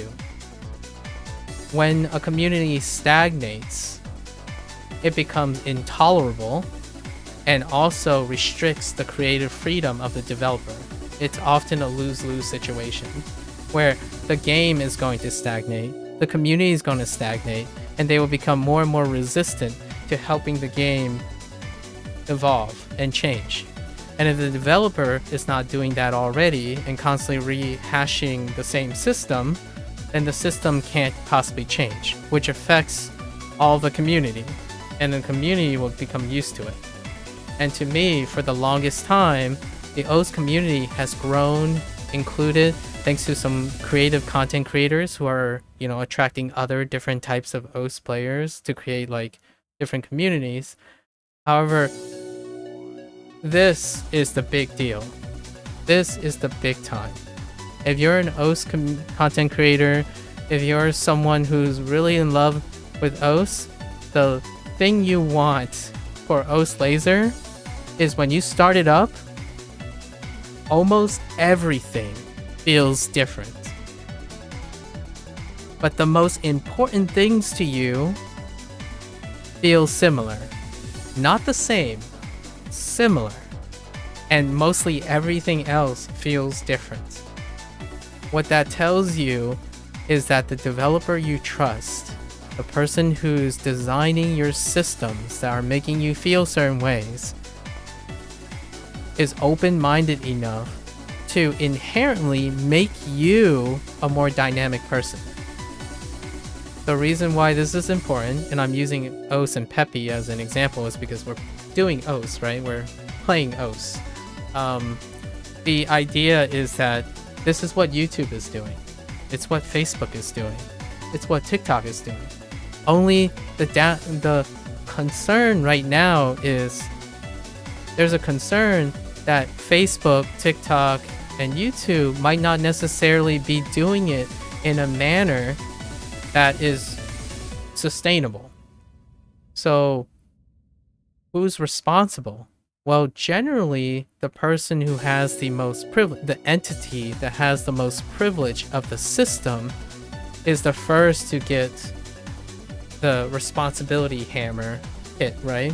Because now what do you have to do? Well, you know, TikTok has to make sure that their content doesn't mislead children to doing things that might be dangerous or misunderstood. YouTube has to moderate for misinformation, right?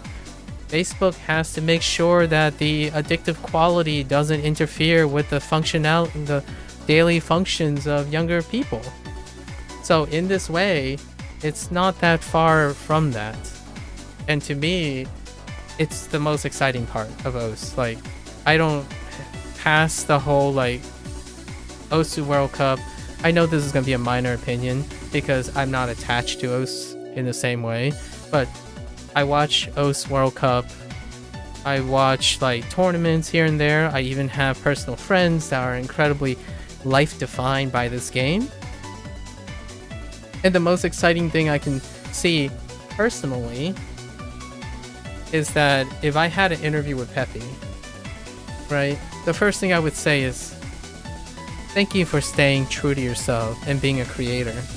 Because when a creator stagnates, the product that they make that almost defines a generation of people, they stagnate too. And whether Peppy is intentionally or unintentionally doing it, he has the mind, this Peppy & Co. has the mind and the building philosophy to constantly look and aspire for new things. What does that not look like when you don't have a developer or someone that's like that? You get the same game like 17 times in a row. And when I say 17 times, I'm thinking of a very specific series. If you ever play a Dynasty Warrior series, the Musuo series, you'll know what I mean. And no, they're not unpopular and don't make a lot of money. They make a lot of money. That's why they keep iterating on that formula. Peppy is gonna have OS Laser is going to have some controversy or like some it's not the best, it's not quite what I want, and I absolutely love that. To me, as someone who deals with people or feel like I need to help people who are stuck in a routine that might not necessarily be very like uplifting, like they're like either cruising or declining, this is it. This is what it looks like in game form. If your life feels like it's OS and you're now having to contend with the idea of moving to OS Laser, and if you literally move to OS Laser today and say, I dig it, then I am more likely to believe that you're a healthy person and have all the tools to be incredibly healthy, as in both mind, body, and spirit. If you're someone who says, man, I just want to stick to OS stable, like why do they have to like force this on everyone, then I'm very worried about you. Like, I would be very concerned for someone who feels that way. And if you ask them that they played OS like pretty much their entire life, then I'm super worried because they have no adaptability at all. So that's kind of like a deep cut, and I wanted to make it a deep cut because I'm already way in too deep on this discussion. Actually, yeah, it's well over an hour. So we'll cut this and talk about the change and all that.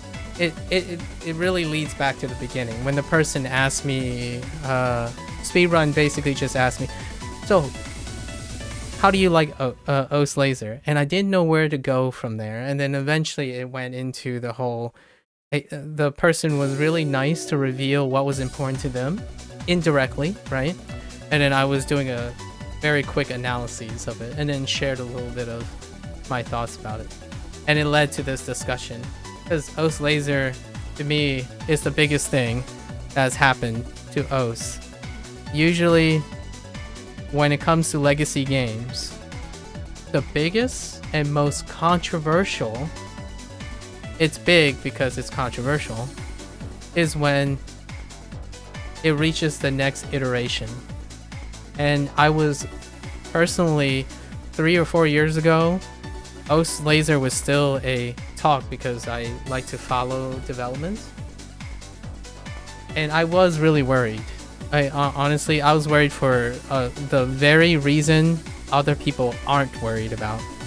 And that's the idea that Peppy was just going to have a quality life update to OS stable. And you know what's funny about that? If you're talking about 3 to 4 years ago, the same people who want it to feel the same and it has to feel the same are also the people who say, OS laser, it's just OS stable, but with like more problems, right? And that is, to me, is a developer's worst nightmare. The moment you hear the people you cater to, like taking feedback and stuff, saying, oh, well, it's about the same, so I'm just gonna stick to the previous version. That's a reflection of yourself as a developer. Like, you start thinking, wait, am I really making the same game again? Like, nothing has changed? If a developer takes a risk and it becomes worse, that's a place to improve. If it gets better, then you have improved. So that's not stagnation. Trying and getting worse and trying and getting better, that's not stagnation. That's trying things. So 3 years ago, I would say even 4 years ago, when I started, maybe a year in, and I was looking at, oh, maybe OS is going to have a new version sometime. The comment that I hear most of the time is like, oh yeah, as long as it's exactly the same as stable, I'm fine. And then followed up by the same comments on, oh, I won't use OS laser because it does everything. OS stable does everything OS laser does. And that's why do I need to change if this still works, right? That's when I started thinking to myself, OS is going to slowly die out. It's gonna decline over the years. Because like, you have to get really lucky that your product that stayed the same suddenly gets an uptrend. It does happen. Like, for example, fantasy right now. All the people from D&D and Lord of the Rings and stuff suddenly get a boon because the stars align and it went up. It's not that fantasy changed dramatically. It didn't. It only changed after it went uptrend. When it became an uptrend, they start designing new things to bring more people in. Peppy did the same. Peppy made OS laser. Peppy and his colleagues made OS laser into something that isn't just the same product that everyone wants. Right? Everyone as in the legacy community. And even after playing 4 years, this is probably the most exciting thing to me. Because I like being refreshed. I love being new. So, what is my goal most of the time? Get used to the new things. How fast can I get used to the new things? How fast can I appreciate the new things or learn from the new things? I'm not trying to diminish all the efforts and all the stuff that I use in OS stable. They're always going to be with me. It's not going anywhere. It's going to be with me. Like the skills and whatnot and the knowledge, right? Now I'm just interested in acquiring new things. Instead of spending another 6 hours every single day repeating and getting using the same UI, now I get to do new things. Even the song select is refreshing. I've already encountered resistance for myself, like for example the double sorting that I talked about yesterday. It's a change, and now I am doing it this way because you can't do it the other way back in OS stable, and that's just problem solving. It's just learning her problem solving, and that's the mastery skill that I would say I can offer a masterclass in. I hope you end up liking OS laser worm, because it's really good in my opinion. I like the idea that you found something from that isn't there, and you're willing to say, it's either going to be okay or you're going to get used to it. Because that to me means that you're someone who is dynamically changing their conditions, as opposed to someone you might be able to hear. It's like, you know what? I don't care. OS Laser is going to launch. OS Stable is just going to still be developed in parallel, right? So I'll just stick to OS Stable. That I can be a little bit more concerned about. Because it's someone who stagnates deliberately. And stagnation is only great until it's not sustainable. So if you stagnate and you stay happy until you die, you know, like, for your mortal life, then all the power to you. What the people I talk to and the people I want to get to know all the time are those people who know how to express themselves, know that things change, know how to deal with them if they so choose, or know how to take advantage of them. And the whole fading thing, the circle fading thing, I'm curious, actually. I'm really curious. I'm gonna look it up and see what that's about. The hidden thing fading. I know that Sun tried the hidden mod briefly when we were talking in private. I'm not sure if it was like super apparent to him because it was just the one circle. I'm kind of curious if it was intended or not. Anyways, long digression. We're still gonna continue warming up where we left off.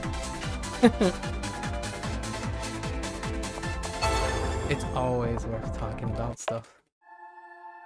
And it's even... Oh, wait. It's even more worth talking about things that people care about.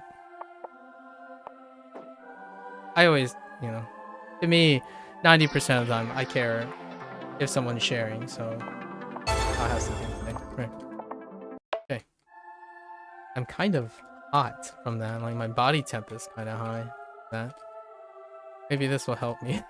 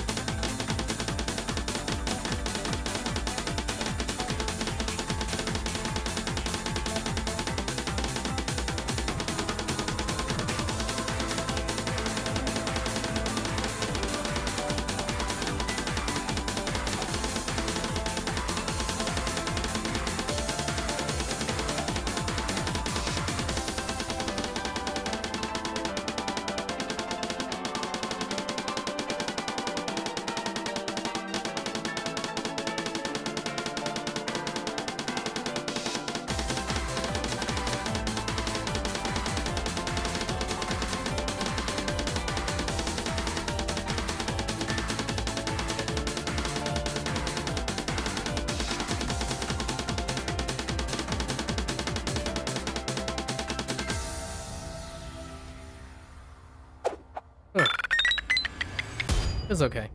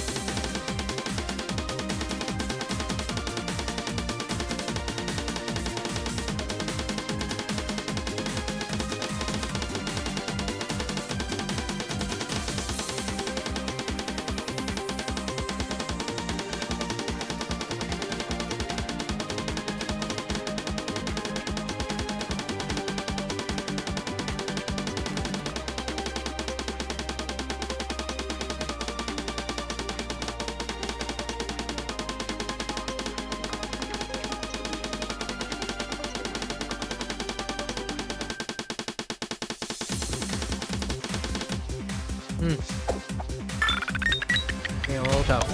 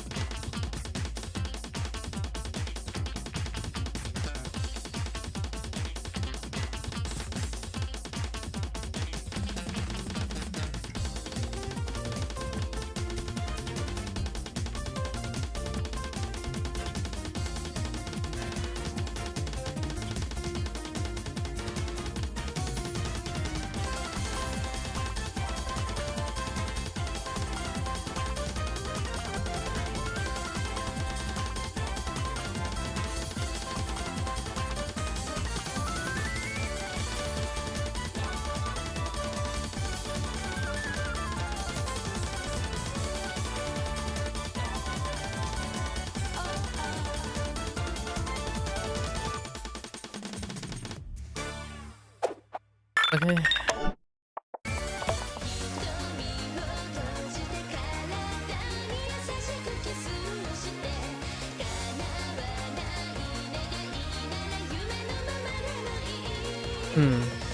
Maybe we'll just go up to 175 today. Or just 180 and then drop.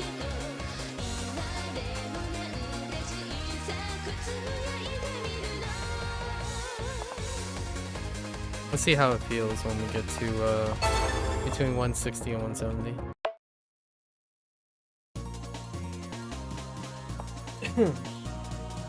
Excuse me.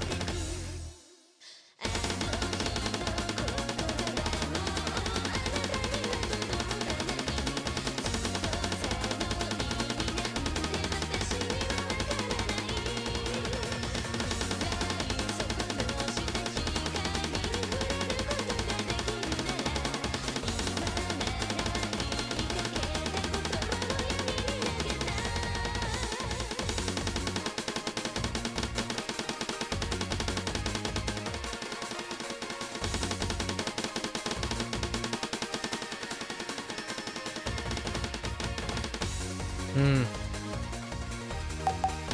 Hmm. Alright. Technically, we're out of warm-up.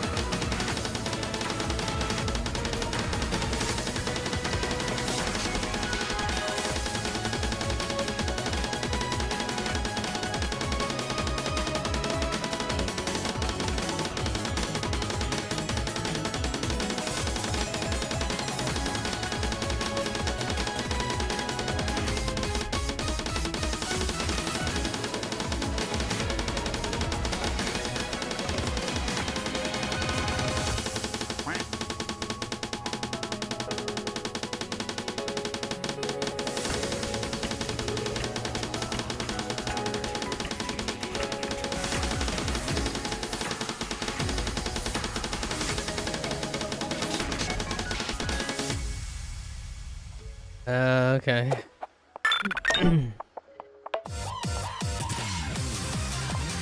Warm-up extended.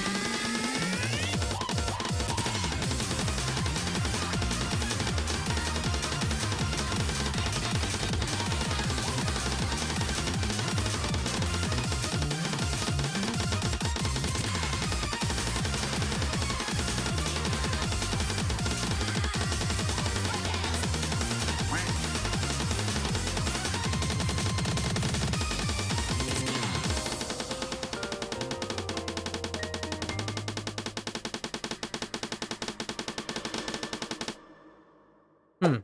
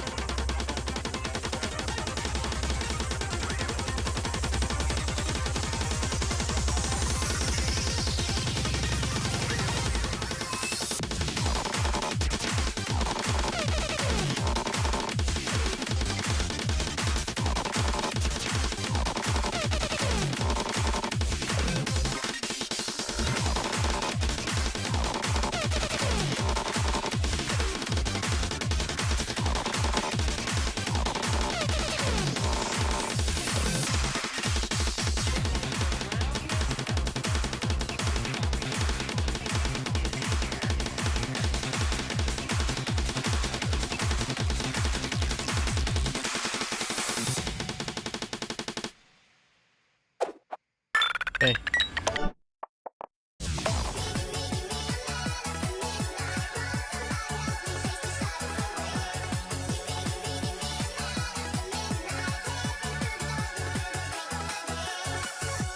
Not the most ideal climb, I would say.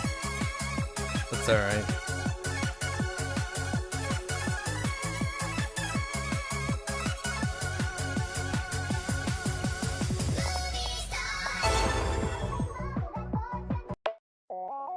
Still feel fairly relaxed.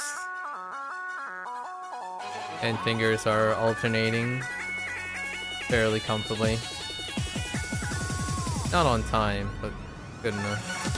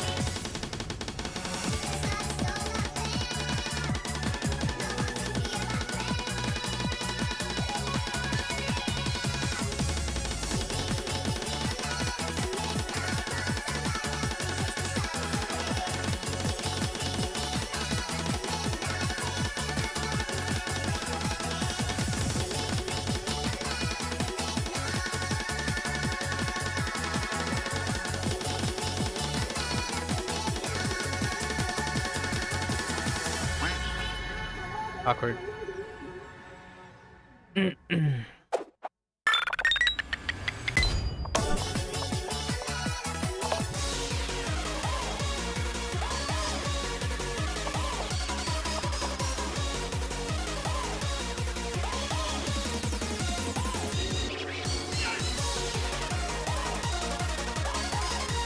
I kind of really think this song is quite jammin'. There's some serious energy in this one.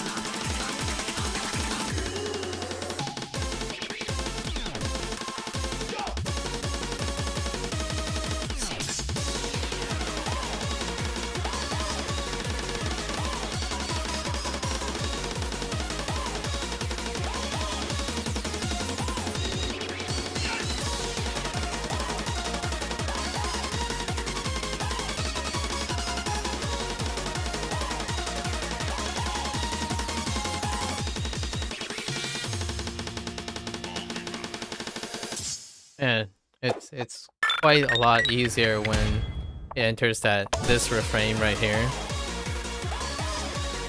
And then when it goes into like the eclectic like shimasen stuff, that's when they're just trying to continuously keep the meter, but the song is very different.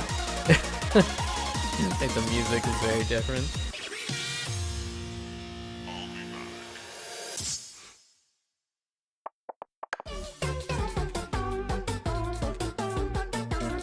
Dun, dun, dun, dun, dun, dun, dun, dun, dun, dun, dun. Boy.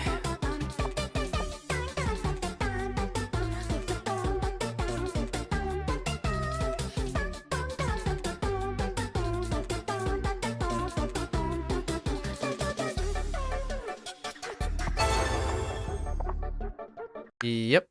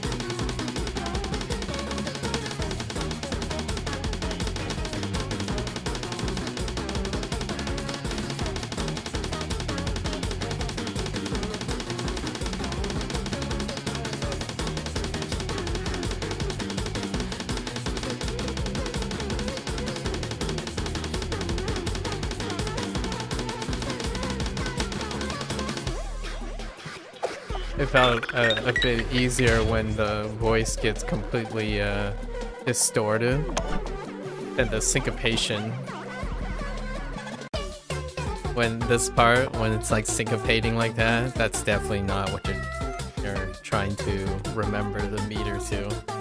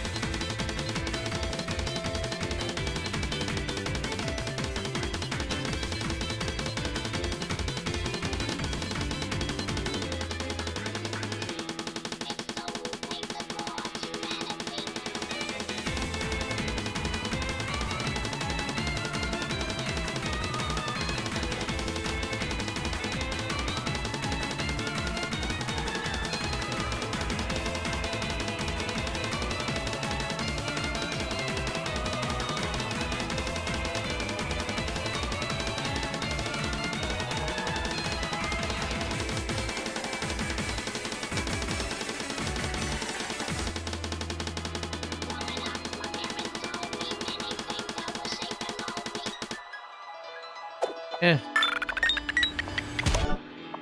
We'll see how we are on the way down.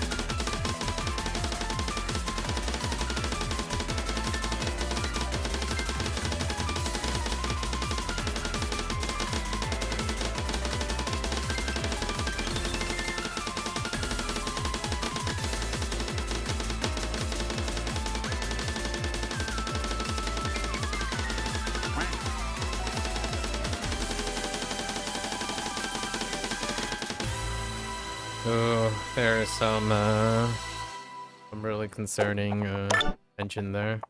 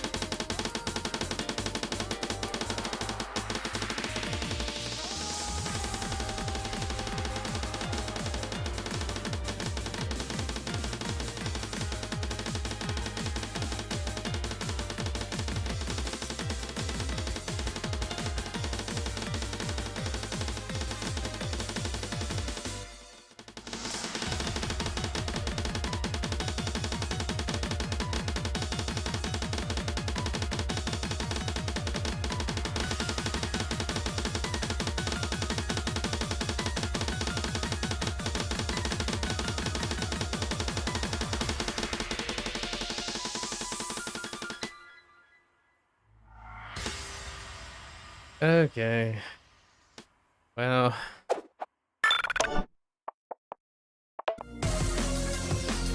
Alright. Well, we finally got to the most relaxing part of our daily routine, I suppose. This is where we just move our fingers and not think about all the stuff that just happened.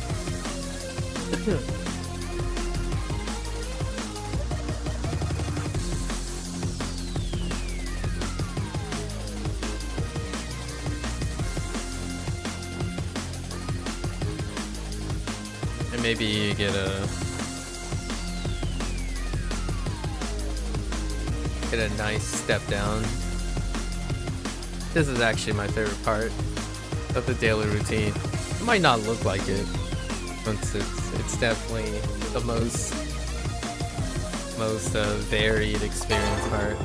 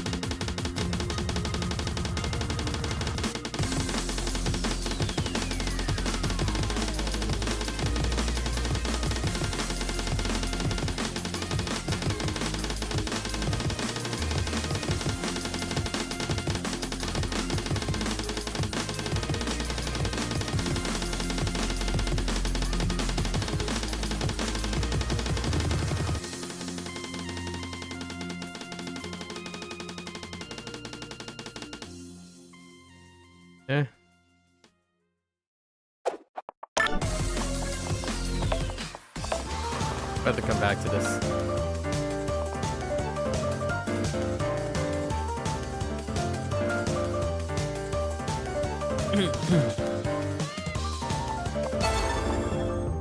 The meow always gets me to smile.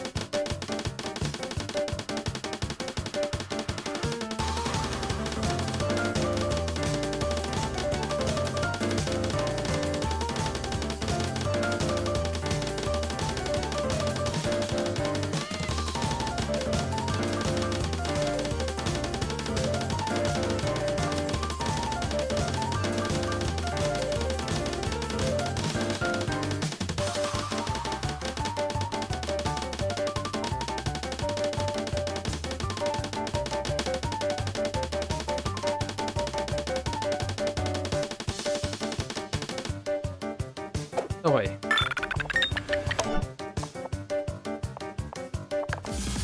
Let's rock it.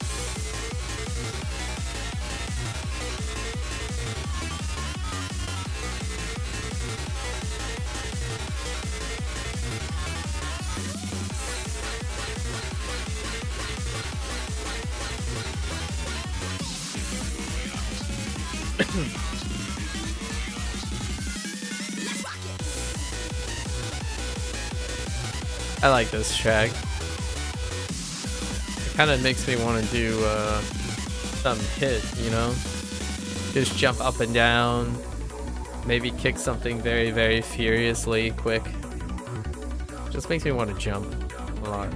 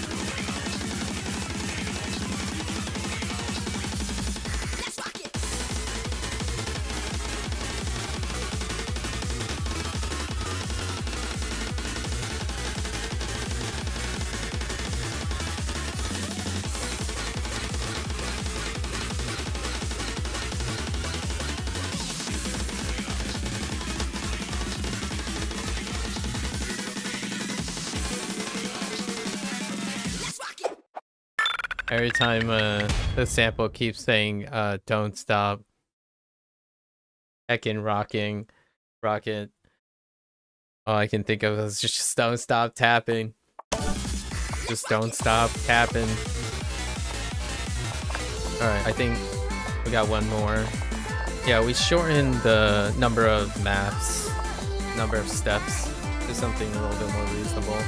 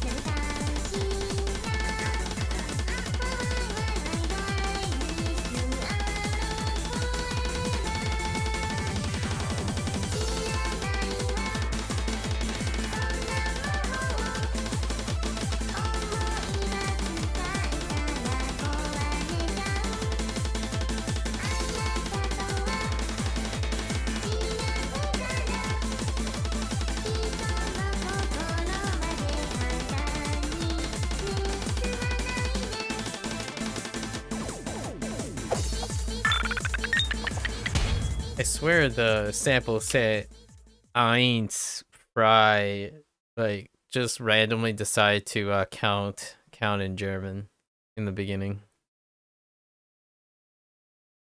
Like I'm guessing there when they were saying like each, and then they said ni san, and then sun, and then went 1 2 3 in German or something.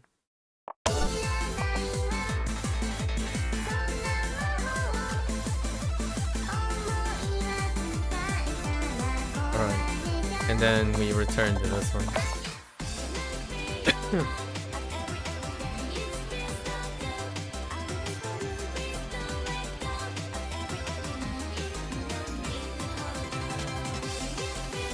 Kind of a weird, like knot, like stiffest knot in my thumb, of all places.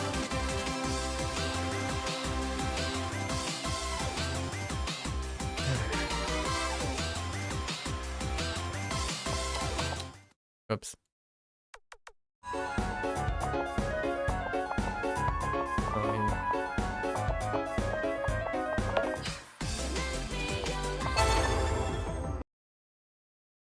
What? Okay. That's new. That hasn't happened before. Those laser just quit out. That was weird. Welcome to us.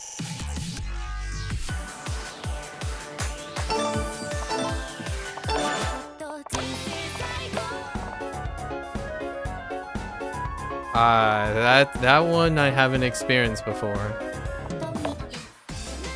That's definitely new. That's a little scary. Those just quit out. Like just hard close. Okay. Oops.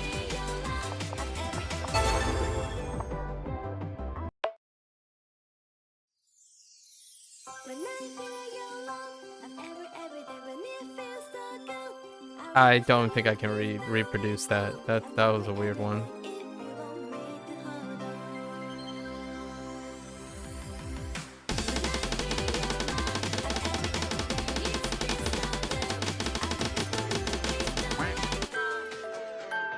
Right, of course. Presets again. That's a personal request of mine. Preset. When I feel you long, every day when it feels so good, I request for you, please don't let go. Every night if you want me to hold on.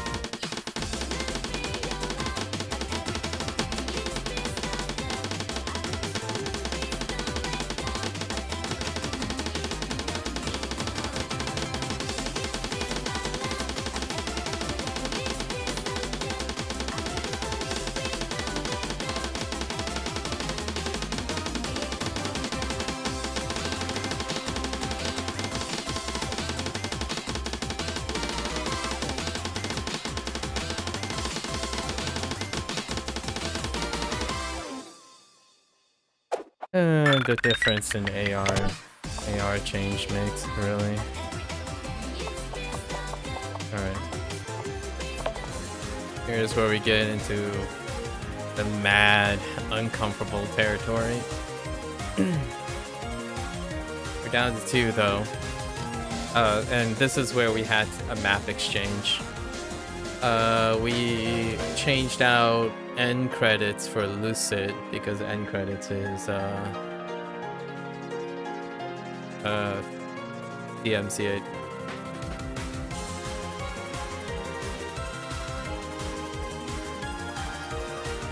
Copyright claim.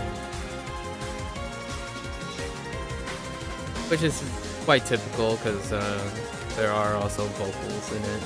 It kind of looked like it kind of sounded like a studio, like a record label song. Apparently it was sometime before 2013. Don't remember the artist, so it's written somewhere in the video that's gonna go up of yesterday's thing.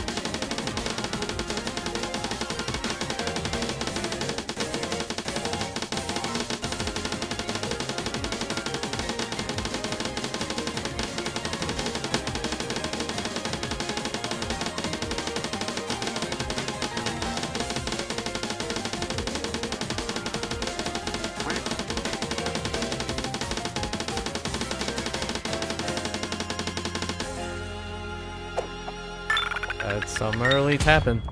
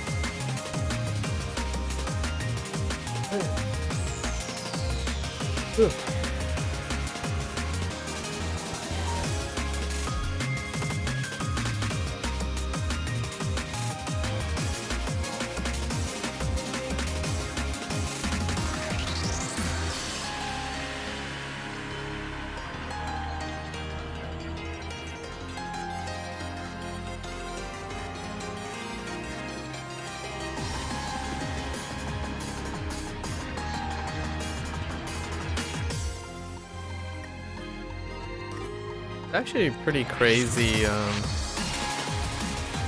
like the new weight system, the way they weighted how combos work, like whether it's towards the end or the beginning, how much of the score difference it makes. Because you can even see in the no fail, where like for example holding combo here is substantially less than higher act and holding combo here. This happened a couple times. It might also be lining up with a recent change. Let's see, one day. It might have been a change too. 3, 2. Oh, actually no, not particularly. Still repeat. I guess it's within the day. I know there was a bit of a change for the current,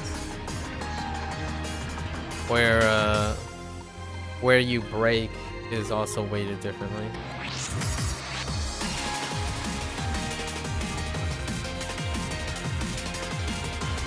Where you break frequently as well.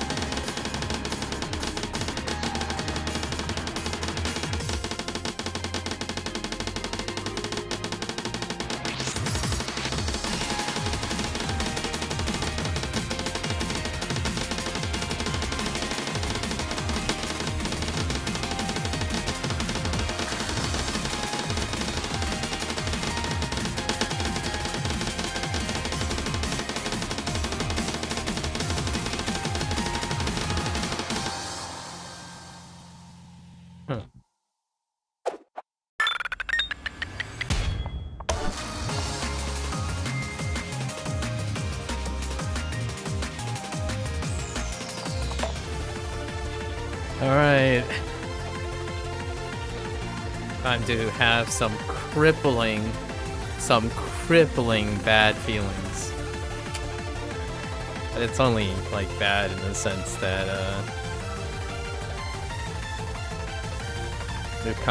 this is where the humbling feeling of, why does my hand not do what my brain wants it to do, kind of thing, right?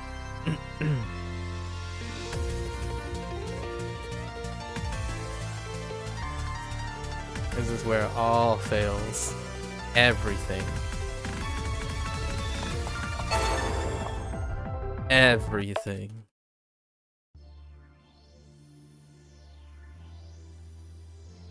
There'll be slamming, there'll be double tapping, there'll be everything. It's like rolling in the mud. Enjoy the ride.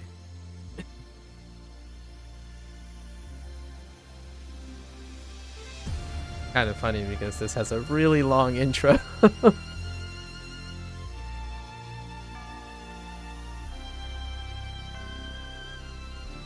has like a primer section and an extended version, and then just do the finish line.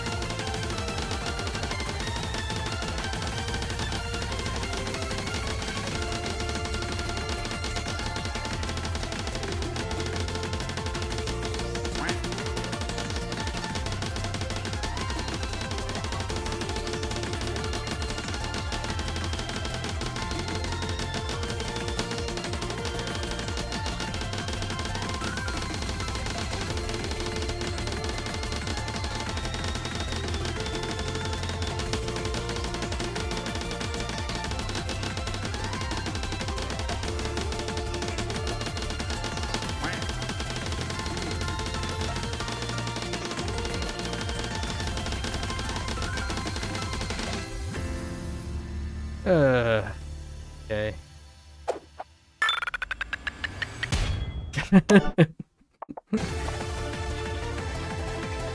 That deep.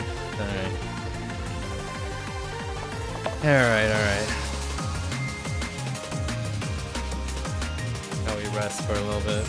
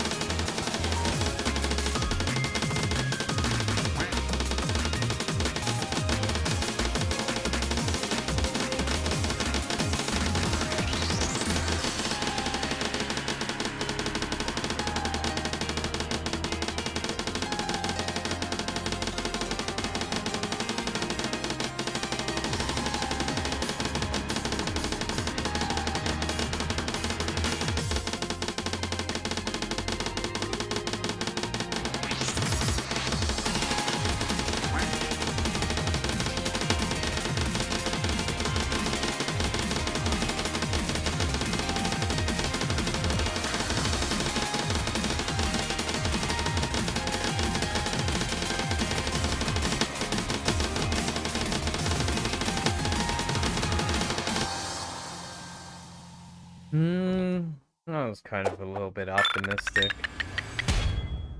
I would get above 80 there. That's a little disappointing. Just slightly.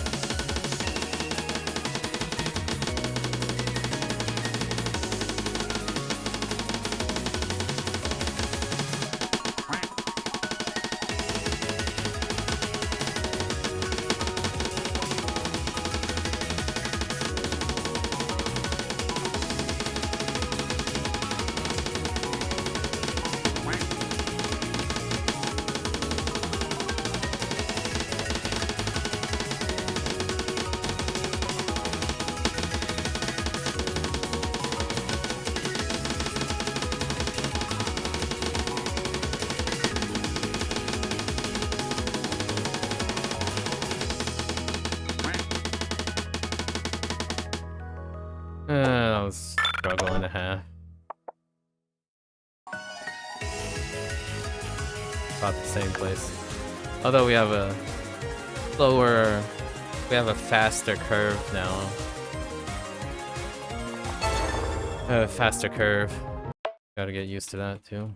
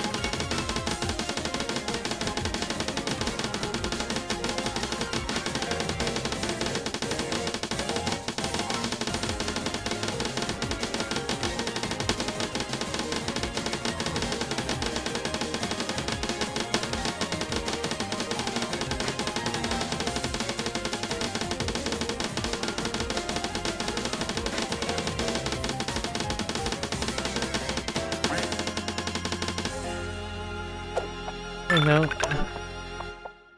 Not today. Definitely not today.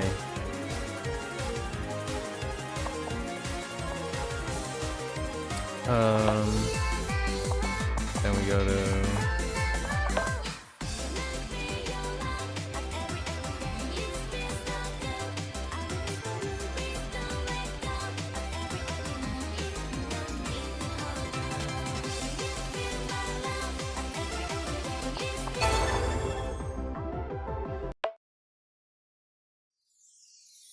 When I feel your love, and every day when it feels so good, I request for you, please don't let go. And every night if you want me to hold on.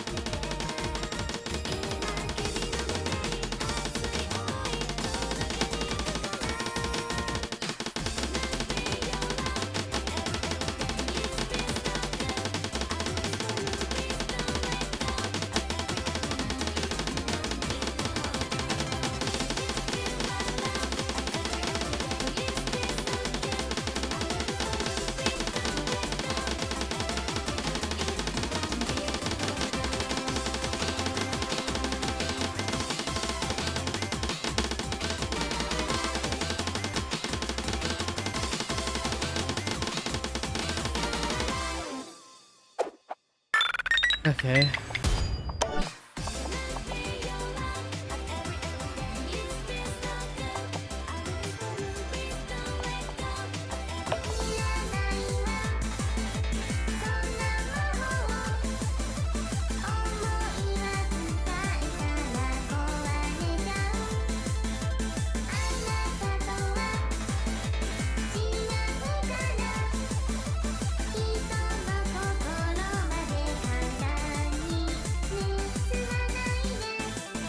Oops.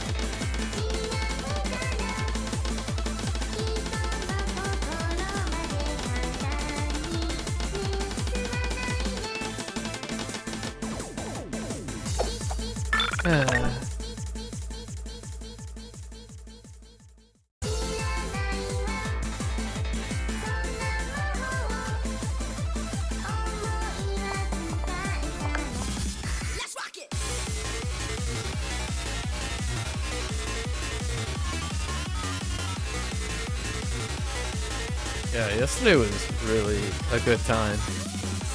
And we gotta get adjusted.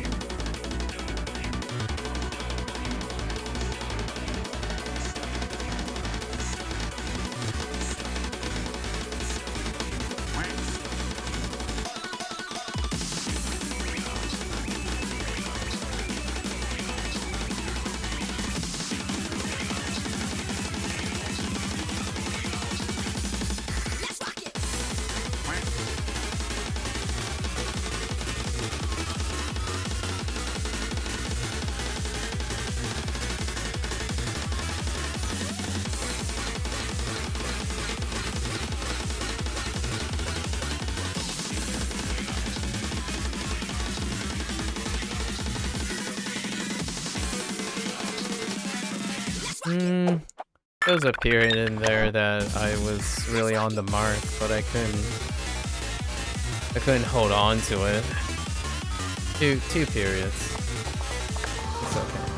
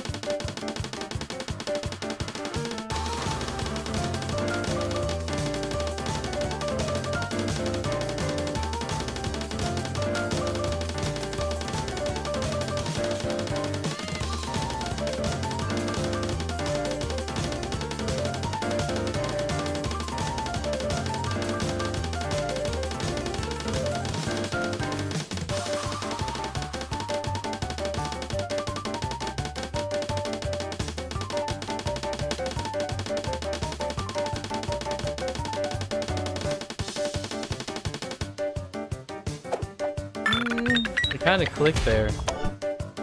There was definitely some clicking. Okay.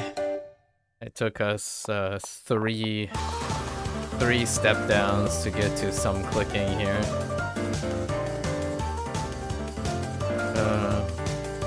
It checks out because of the abbreviated. It's a lot shorter of a session than yesterday's.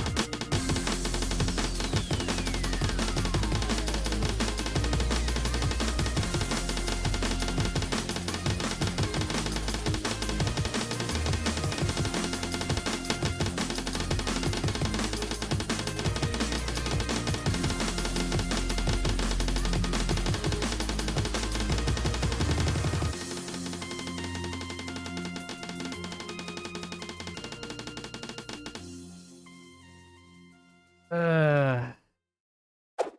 I really thought I could relax up a little, just a smidge more. Yeah, the end it was kind of yikes.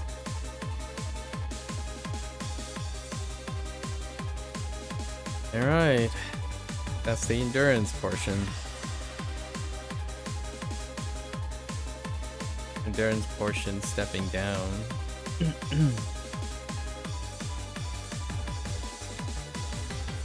Yesterday, this part didn't go so hot.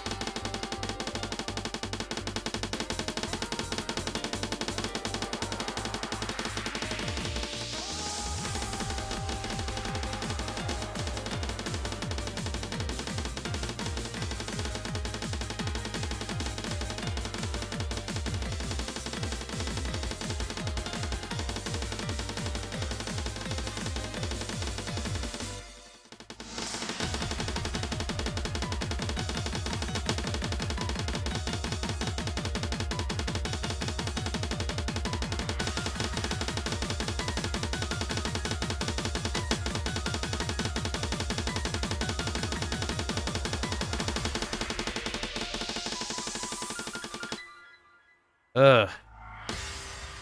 There's some serious speed up issues there. So many speed up issues. Alright.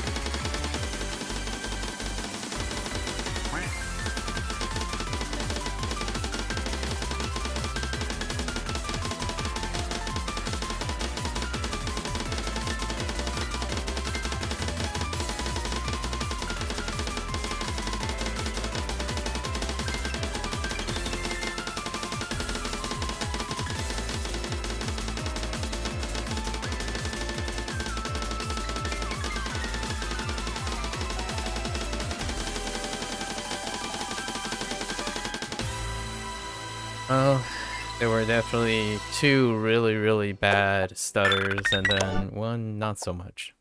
But that threw off everything. That's okay. I'll take 3. 3 is okay. That's tolerable.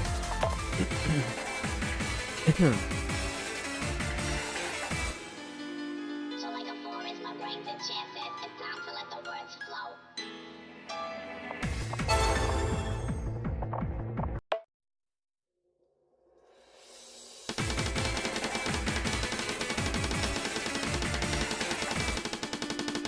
like a forest, my brain enchanted. It's time to let the words flow.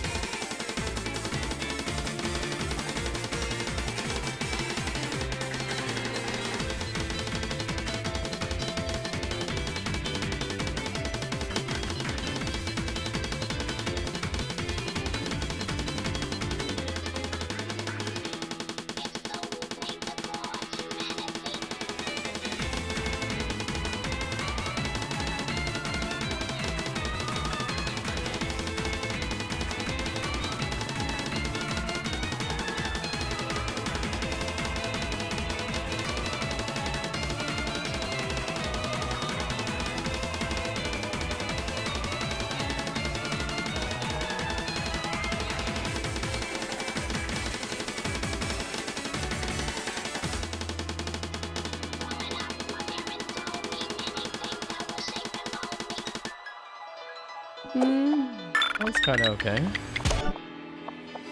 I'll take it.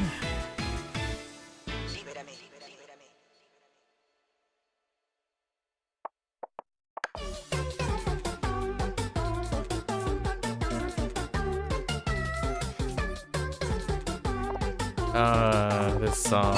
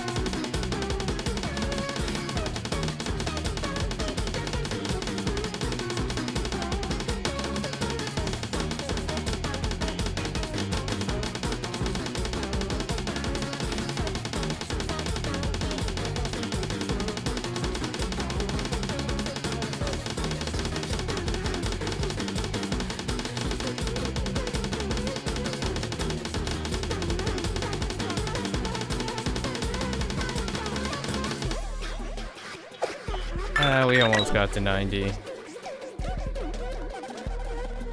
started. Hey Yodo. Hello.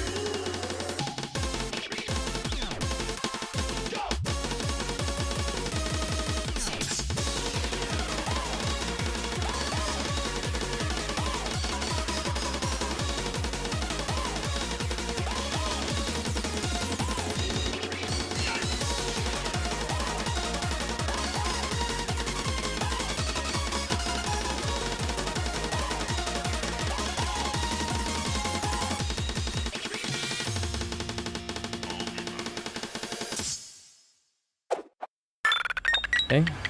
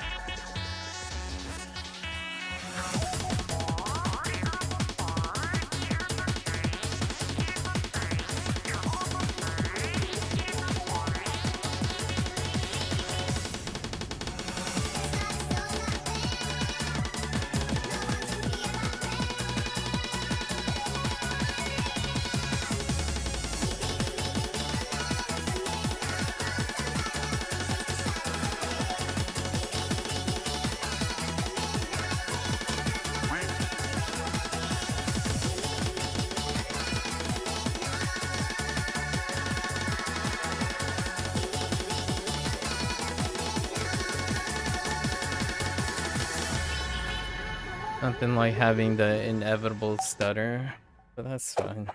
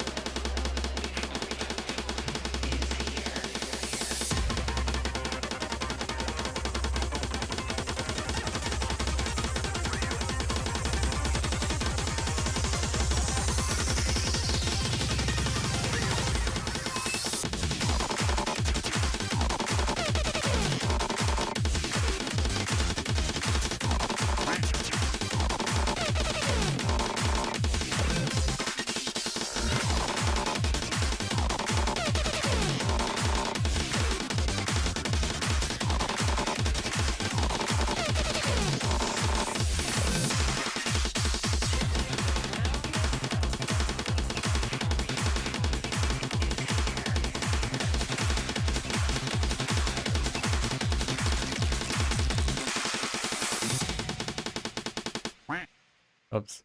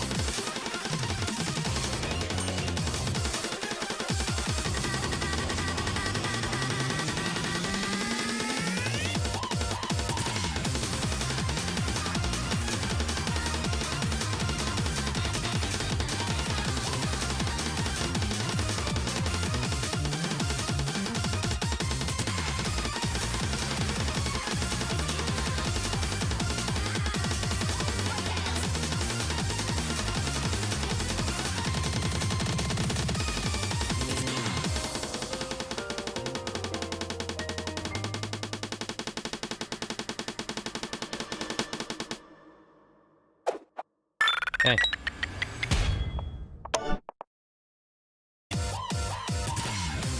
Okay.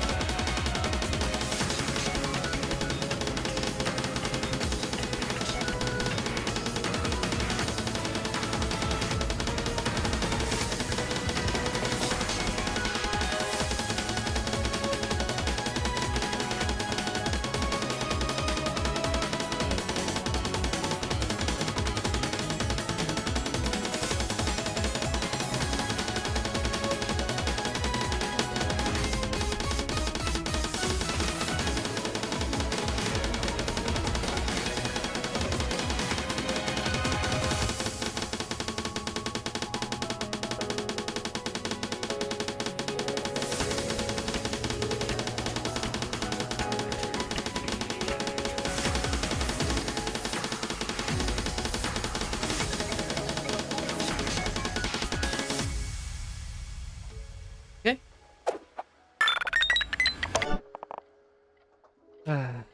So that's a wrap for today. We did some accelerated work. I think it takes about 2 hours going up and down. And then spend like 2 hours discussing stuff. So up and down, I'm gonna say it's like 2 hours and 20 minutes. It needs to go a little bit faster than that. Just a little bit faster than that. Getting a little bit more used to the... They definitely go into different phases. The warm-up has a different feel to it for sure. And it doesn't really lock in until like 160, a few maps into 160. And then 160 feels heavier. Like my fingers are definitely tapping heavier. Then 160 to 70. Then 170 we transition into just endurance, where we just go back and forth as fast as possible.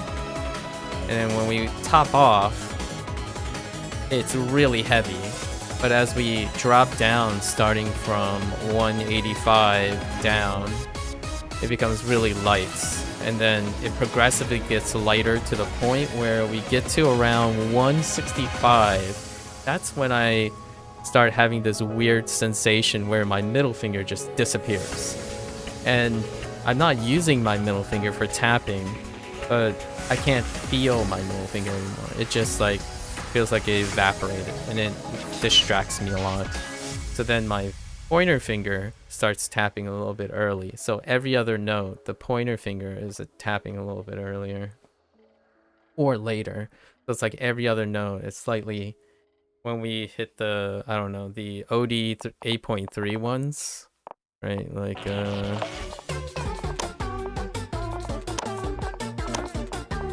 well, these are 8.1. We're talking about these ones. So like 8.3s and even the 8.1 ones. I can definitely see visually that one of my finger keeps tapping slightly in a different timing when my middle finger sensation has disappeared. I don't know how I'm gonna do anything about that. The lighter I tap, the faster I move, the more my middle finger just starts to disappear. And I kind of like that feeling. I'm so used to feeling the movement, slight movement in the middle finger when I'm tapping with my ring finger. Well, anyways. Some weird sensations. Nothing like alarming. We have no pressure points, right? No pressure points. Today, there was a slight weird, like, knot on the second joint of my thumb, which is irrelevant to the playing. That's kind of weird. It's gone now. And we'll keep an eye on that. Alright. That's a wrap for 19. Once again, we swapped it up again.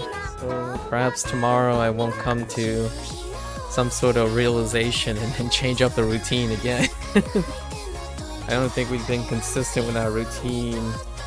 Only 2 of the 19 days there was some consistency in the routine. Obviously that's not the goal. However, it makes it harder and harder to interpret what's working and what's not a little bit. But overall, no fatigue buildups, no pressure points. We can do this. I think we're clear to if nothing changes, right? If we don't change up our routine. I think 31 days is pretty clear. Like consecutive 31 days is not too bad. Alright. Alrightos. I'll see you next time. See you next time.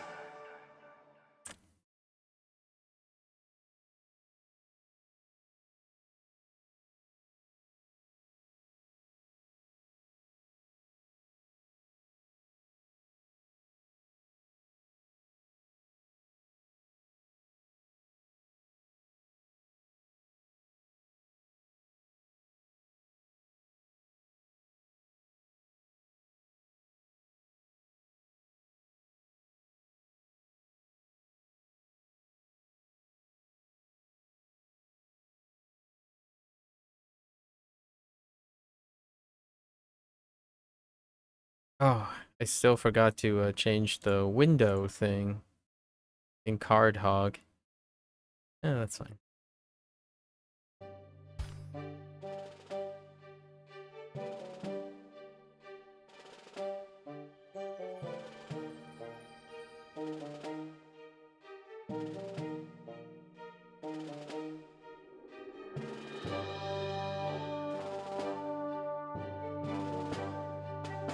All part of the experience.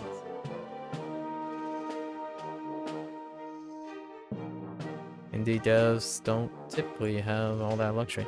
Alright. I'm gonna take a quick bathroom break and I'll be right back.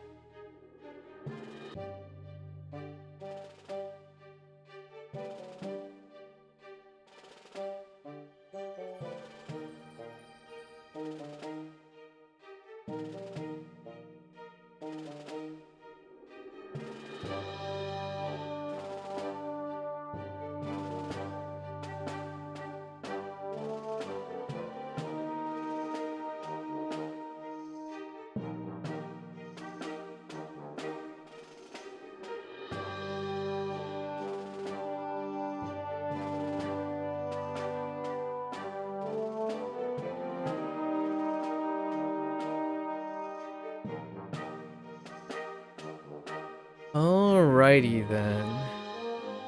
Now I gotta just keep track of my mic because the last time I did Card Hog, something muted my mic. So, and it happened with the other game too.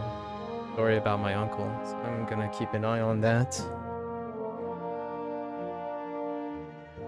Alright, so last time on Card Hog, we played Zombie Survivor. It was pretty alright. I think, I mean, we have to understand that this is just a one-person dev, right? Part of the programming side.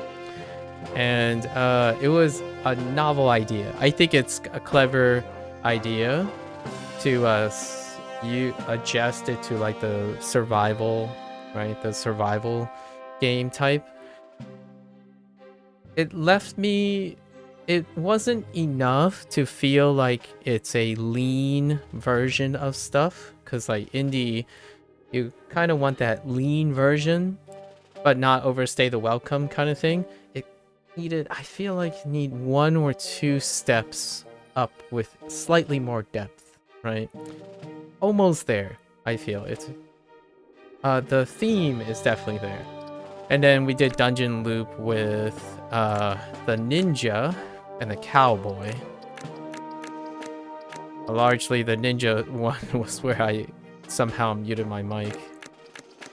It's not unknown for starting and stopping different programs to trigger that. So we did these three. So today I realized, you know, as we're getting faster and faster in the dungeon loops, we're gonna do 3 characters this time. So we're doing Pygro, or Pigro? Pygro? Soldier, and Donnie. And I'm pretty sure these 6 were available at the time, at the point 6 when I played like 3 years ago. Although I only played a limited extent. And then it looks like there were 3 more. Oh no. Oh right, Patchy is the combo guy. I think Patchy was here too, where you customize your loadout. So let's do these 3 guys today. And then we'll try out the fire escape mode. I'm not sure if I did that before. I kind of remember a mode where the grid was gigantic. I think we've tried it before. Curious if it has changed or not. Alright, so Pygro. Crowbar, right? Flamethrower, for when you want to burn a few enemies in one direction. Interesting. Alright. Fire trail. Leaves a trail of fire damaging other cars. Can you be damaged by fire trails? I wonder. Alright, let's hop in here. Sure. What do we have? Snipe is awesome. I do enjoy snipe. Let's grab snipe. Oh, that also involves... you know what? I'm gonna move my keyboard over here. And we're just gonna play with the arrow keys instead of the mouse. Because it requires targeting. Yeah. Yeah, this is much better. I can give my left hand a little bit of a posture break.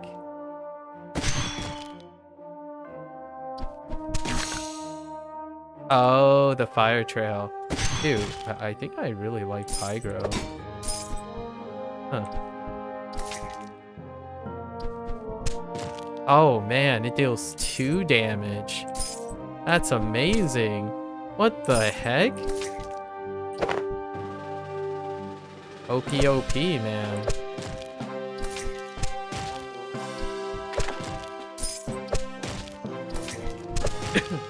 I approve.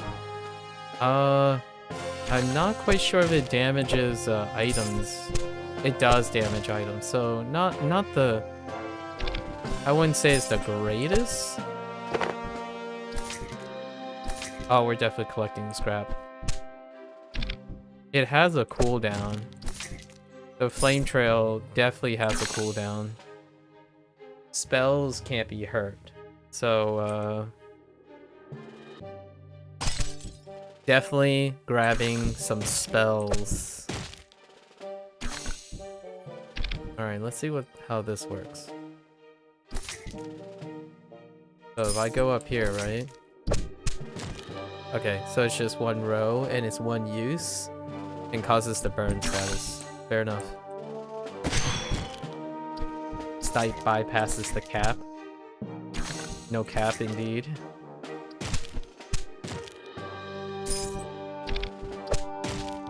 How much money do I have? Not a lot. Not a lot of scrap either.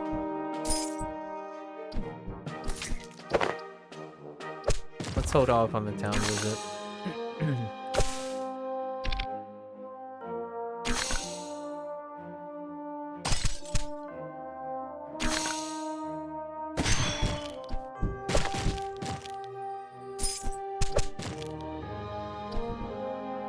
Yeah.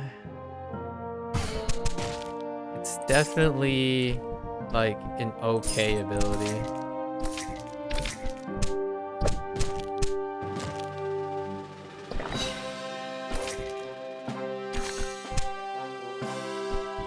It's only okay. I wouldn't say it's like the GOAT.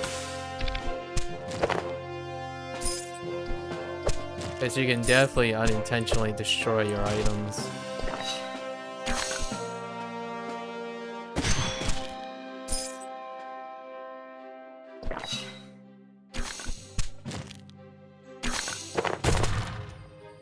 Oh. The mole guy, of course. Interesting.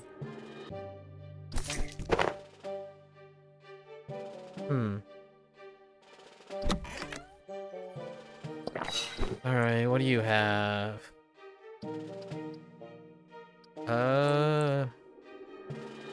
Let's grab this. I'm all about that sustain life. Okay.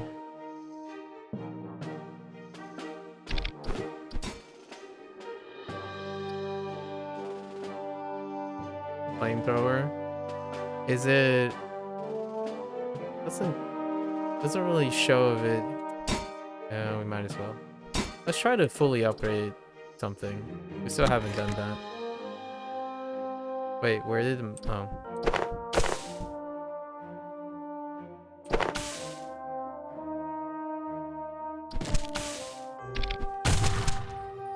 That's a mimic. Okay, it doesn't actually do anything. I was thinking maybe it makes the mimic weaker. Or mole guy. I wonder if the mimic attacks destroys. What? You don't throw it at yourself? Okay. We are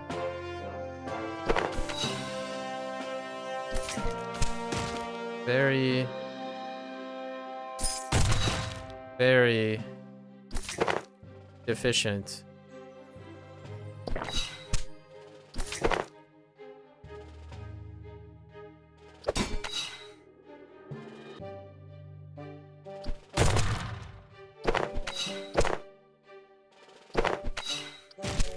Okay.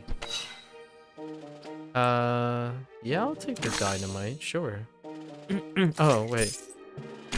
Just kidding, that's the boss. What the heck is that? Wait, what is this thing? The vampire. That's new. Let me check it out for a sec. Regenerates life after successful attack. Interesting. I'll just eat you. Alright, so we're gonna try to keep the mimic around for as long as possible. Right.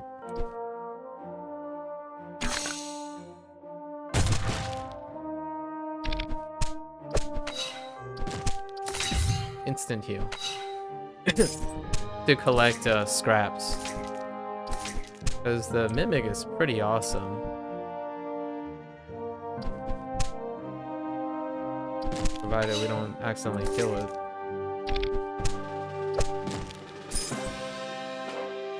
Oh no.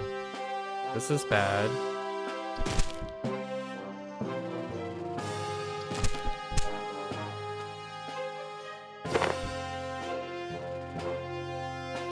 Alright. Oh, no healing. What the heck? The heck? I have no cash.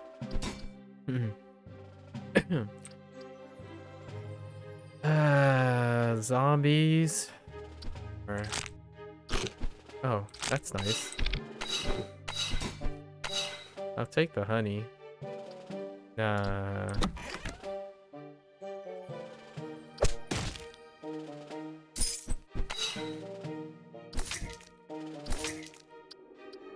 I want to farm this, I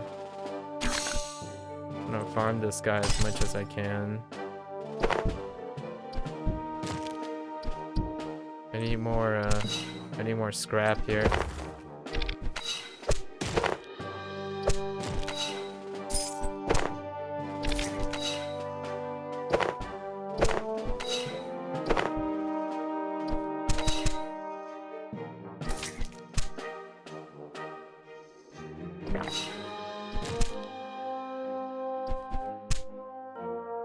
Wait, how's the guy... Okay, mistakes were made.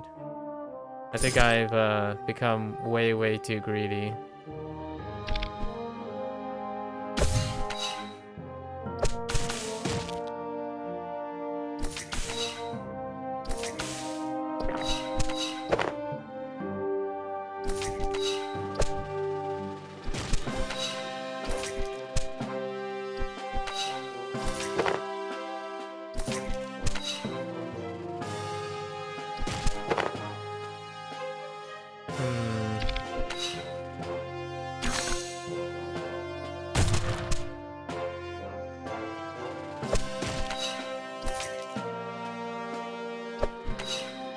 Oh boy.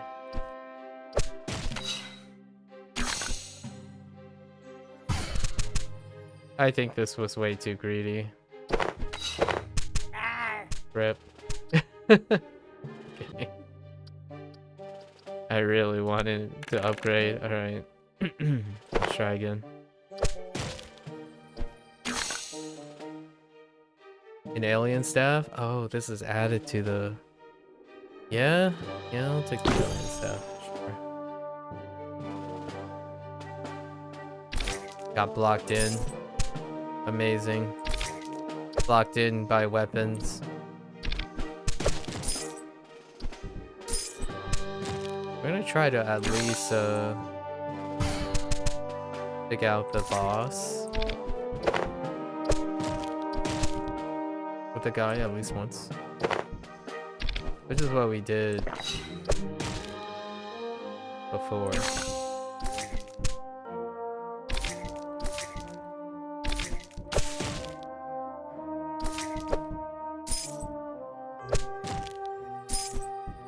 Really? The alien staff hits even the thing you don't want to hit? Items.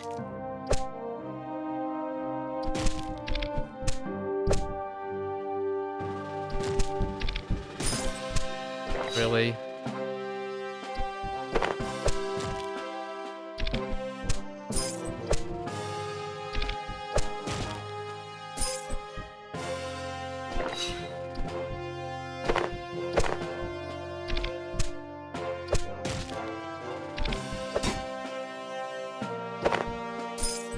Okay.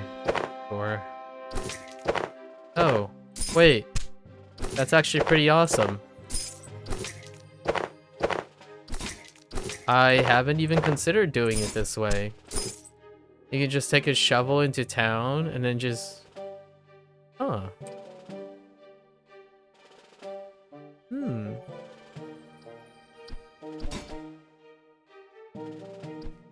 Interesting.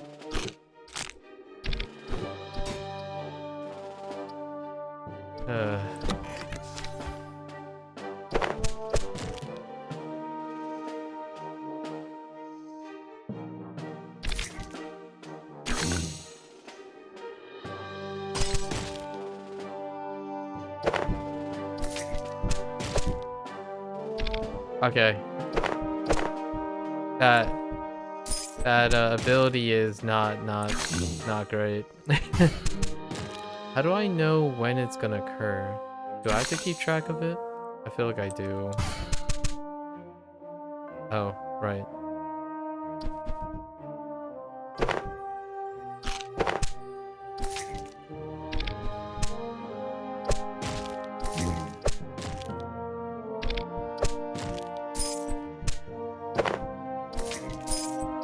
It definitely does more harm.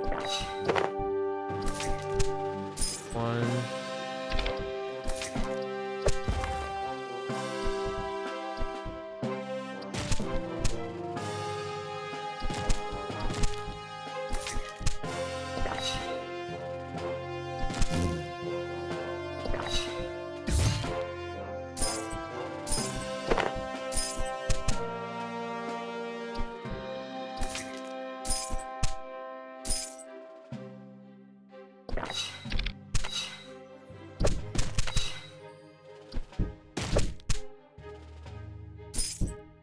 Yeah.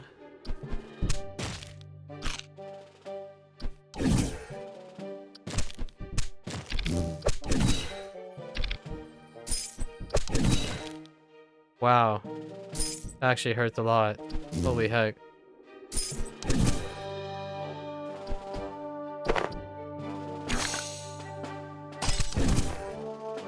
How the heck did that hit me? Oh, I'm totally dead. Yeah, I am not digging the fire trail. The fire trail is really unreliable. Blaster?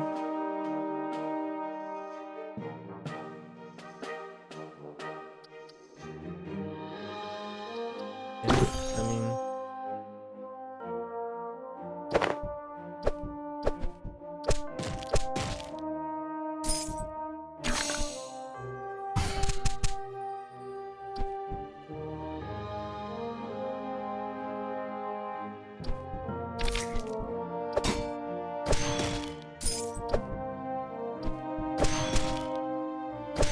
That's definitely not how you use a blaster. That is not how you use a blaster.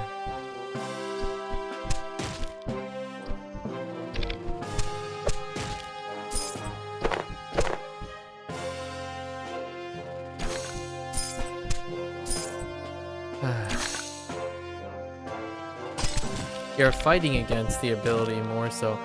I think having an indicator of when your next step is going to place a fire trail is very important. I think that's definitely something worth considering. Like now this is going to be a fire trail, right? So it's every 3 steps. Yeah. Like I destroyed my flamethrower because of that.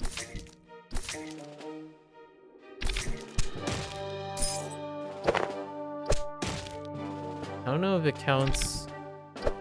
Oh, it has to be actual spaces. Yeah.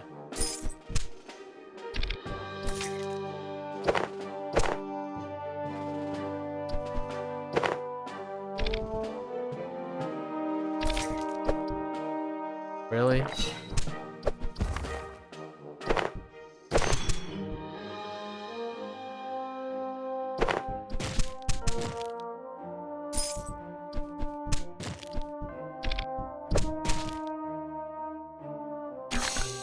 That only went. That only went 1 square.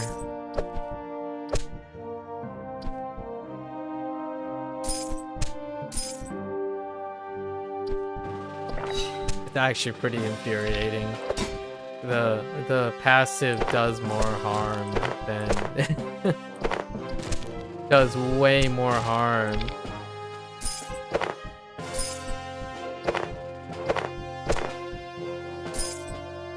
Way more harm.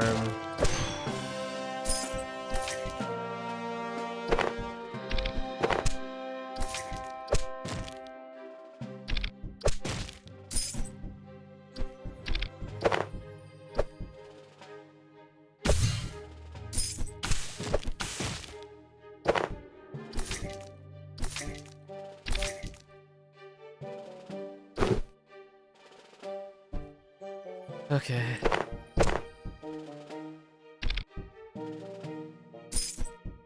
Maybe I can farm this a little bit.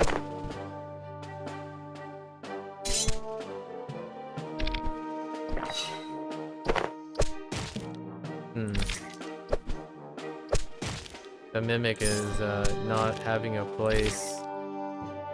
Oh, it doesn't attack. Okay. It converts items into scrap. I see. Oh, hey, a night dude. I need this night dude.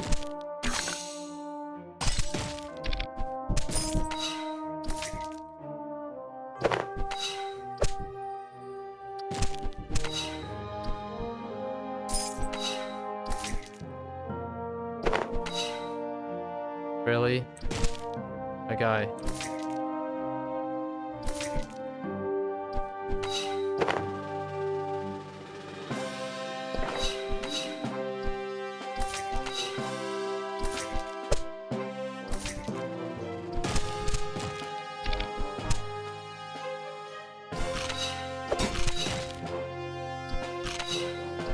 Okay.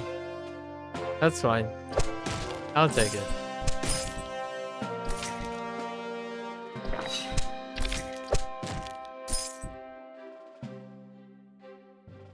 Alright.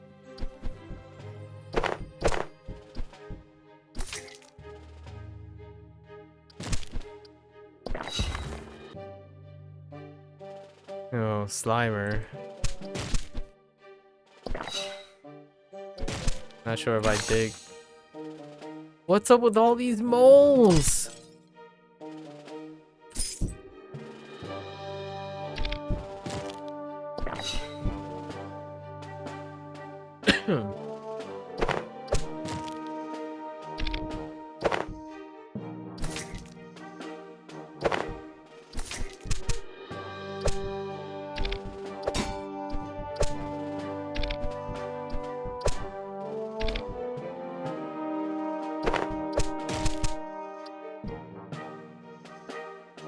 Yeah, I'll take.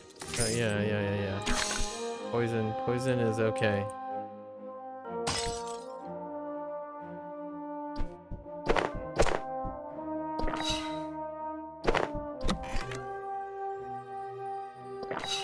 Okay.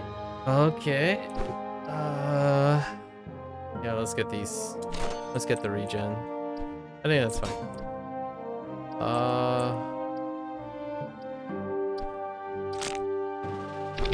Slime's fine with me.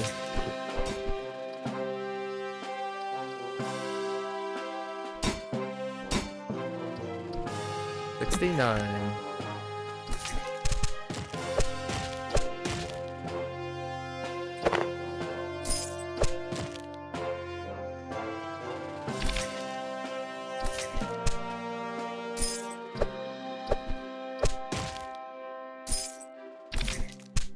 I swear, man, this ability is so troll.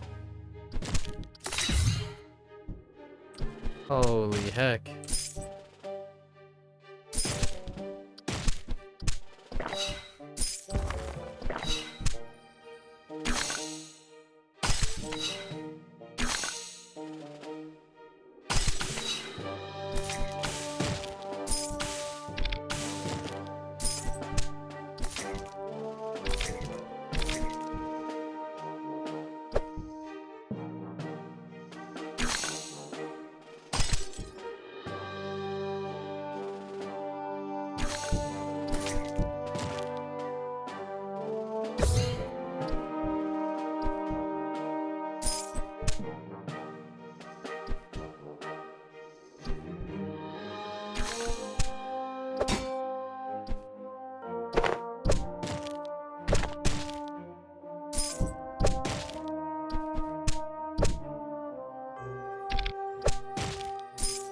The flamethrower is doing even more damage to my equipment.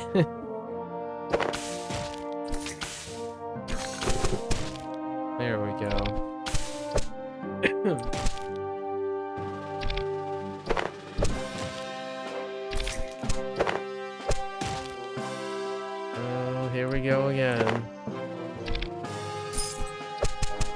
Ow.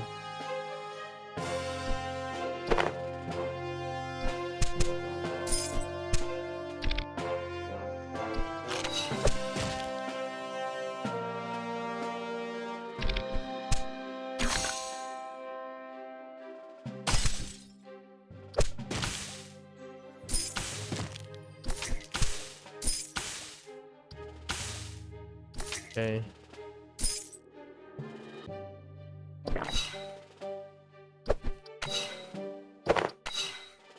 Really? Okay.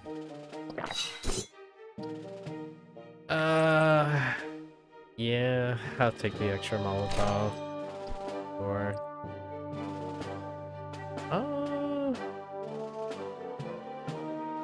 you know what? Heck you, mole people. Fighters, sure.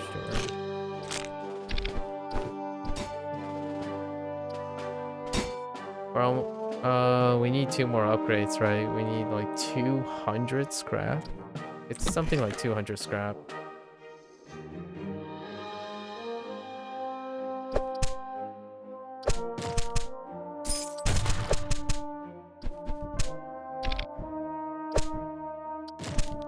Okay.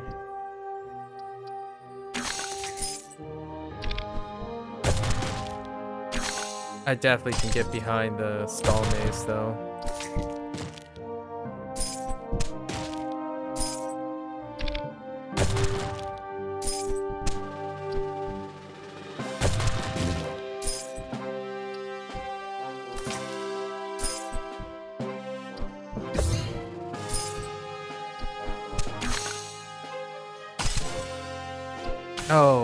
Okay. I poisoned myself. Amazing. Why would I do that? No one will ever know.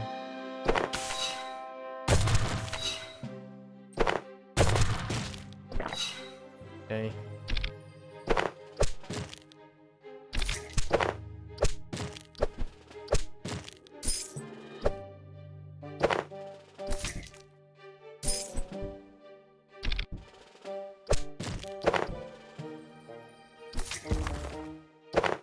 The auto shovel.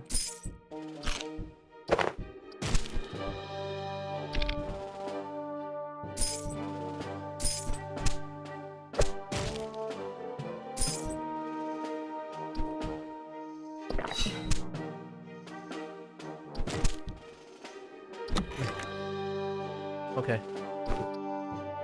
I have 100 gold. Let's just take both the healing items. Sure. Flowers. Okay. 96 still. I mean... No. We're greeting this. Even though I basically haven't seen the flamethrower yet. How did that not destroy the trap? What the heck? What gives?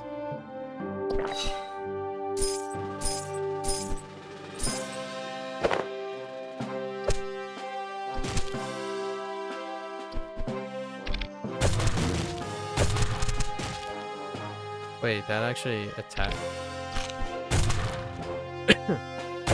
I hate you, mole person. Wait.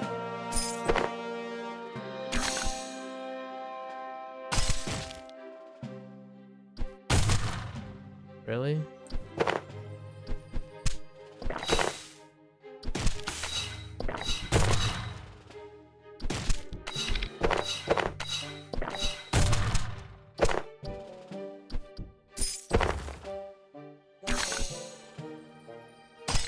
Take that, mole person.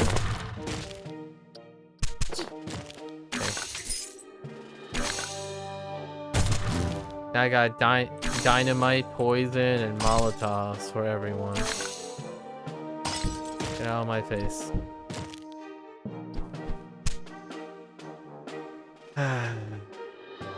Constantly destroying.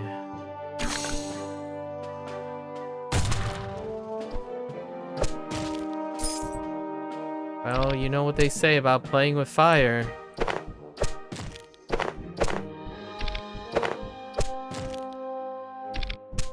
Know what they say. Really?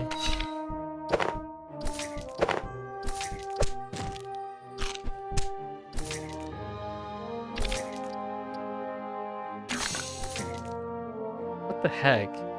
An upgraded branch? Come on, dude.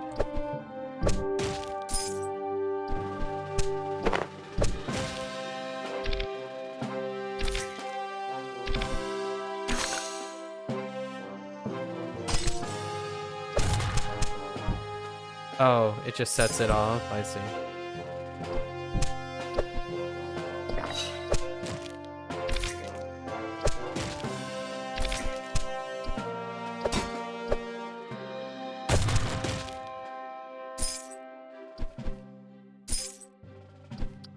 I still need a few more. These are fun.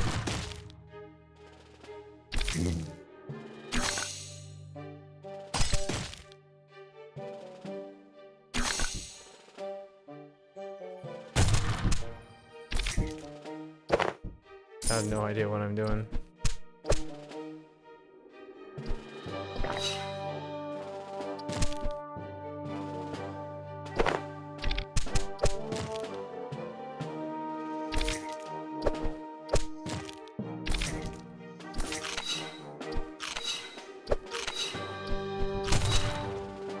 Oh, the fire trail sets off the bomb. Of course it does. It makes so much. It makes so much sense that I feel like it makes me uncomfortable.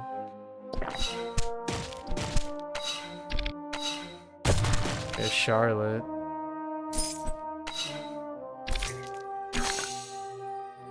Hold on to this, Charlotte.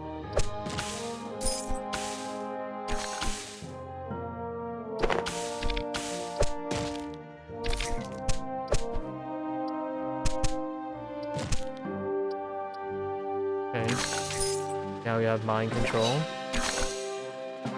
Always nice.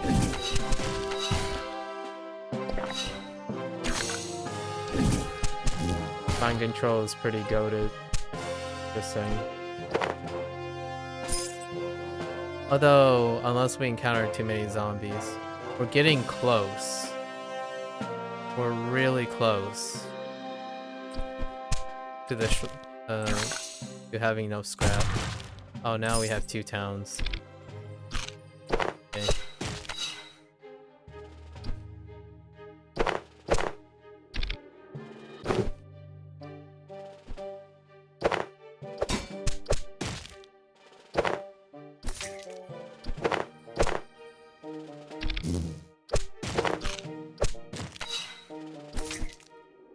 Almost there. So close. Oh, I think we have enough. Let's go. Land on the flamethrower, please. I'll take the healing item. Yes. Oh my. Never mind. Just kidding. It's 125 for the last upgrade. Dang it. That's a weird champ. Right there. That is definitely a weird champ. It's okay. We still have 1 extra.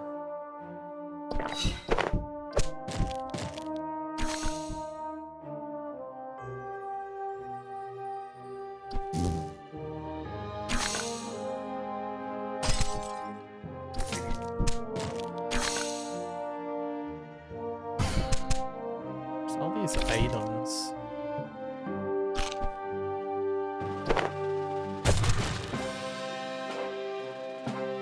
We need 125. Moles are so annoying.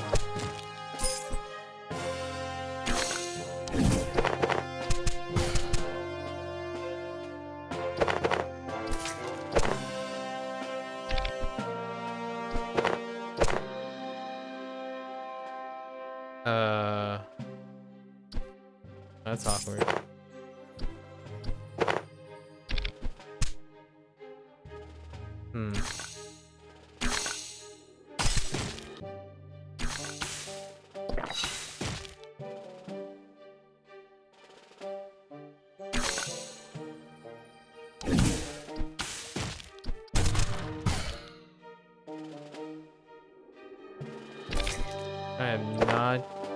Oh, wait.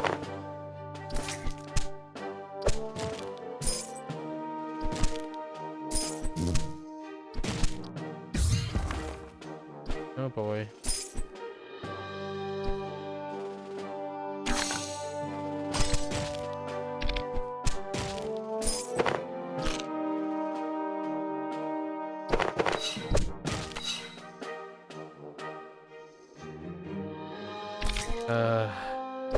Oh no.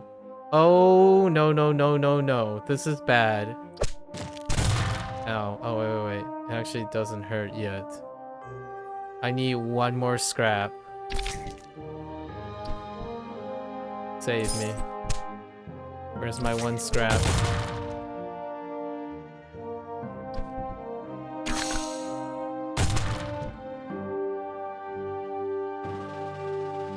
Don't do me like this, game.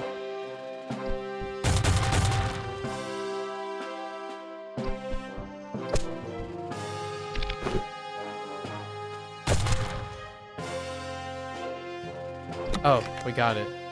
Please, flamethrower. Yes! There it is. There it is. All that to get that, that achievement. It's fine. Doesn't really help us with much here. Eat up this, carrot. Okay. And we're going in. Let's fight the boss. Okay.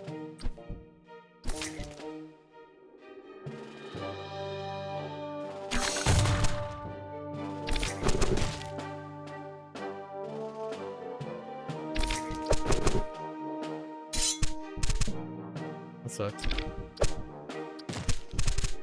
Why is it being so mean?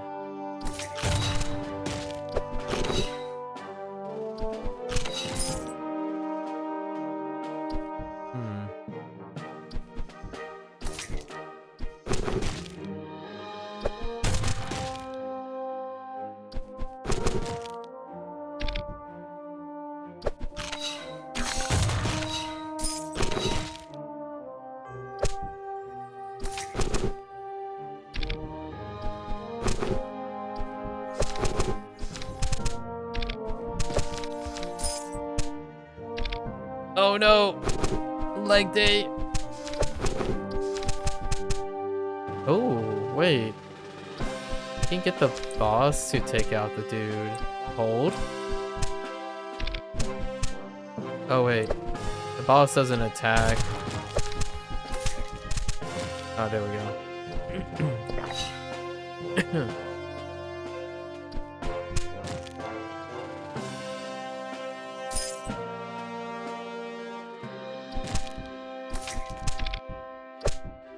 Aha! Aha!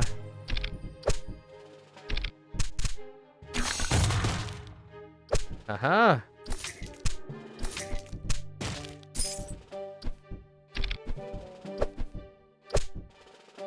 Okay.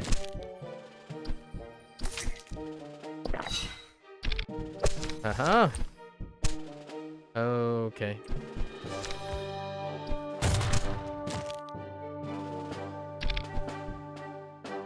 Really? Get wrecked. Darn. Oh. Okie dokie. No, we don't want to take the win. We go for the challenge, you know? We'll take that. Really? It's gonna... Everything went wrong there.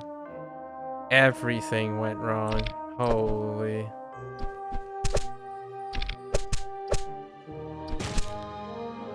I think I'm dead. Oh, wait.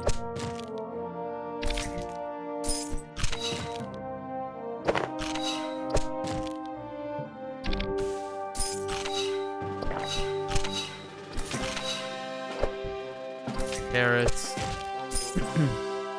Saved by the carrots. Yeah, we totally want to take out knights.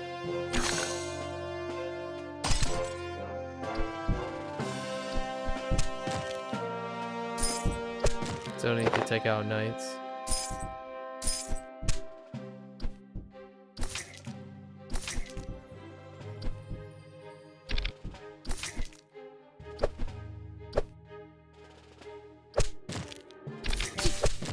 Dang you.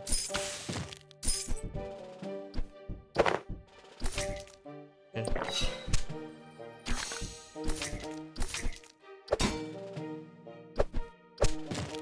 I didn't realize I had a weapon.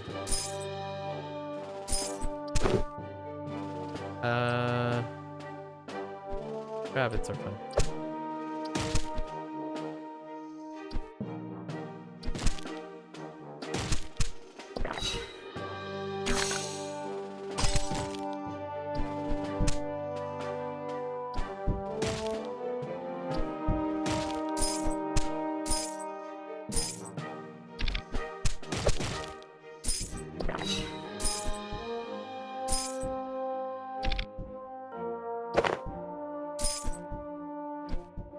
Take that, knight.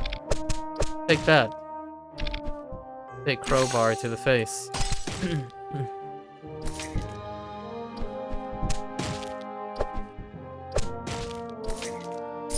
What's up with all these boomerangs?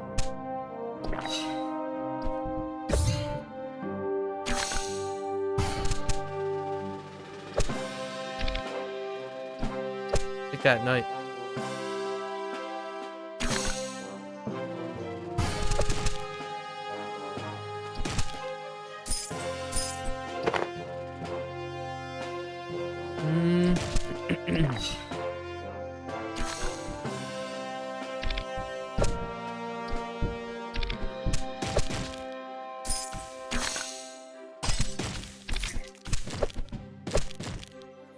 Okay.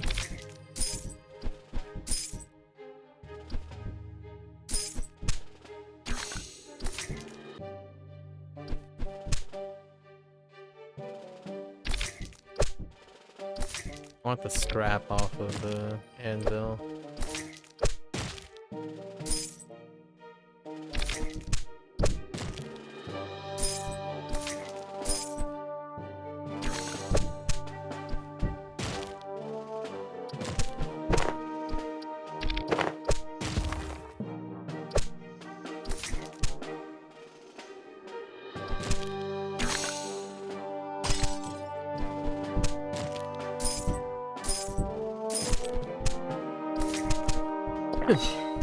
Stop running after me, you old butthead.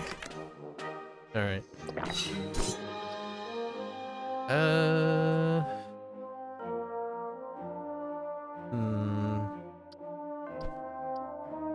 Assassin choices? Eh.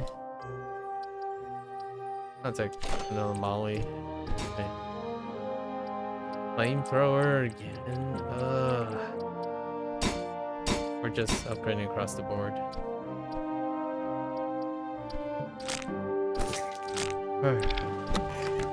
Back in the fray.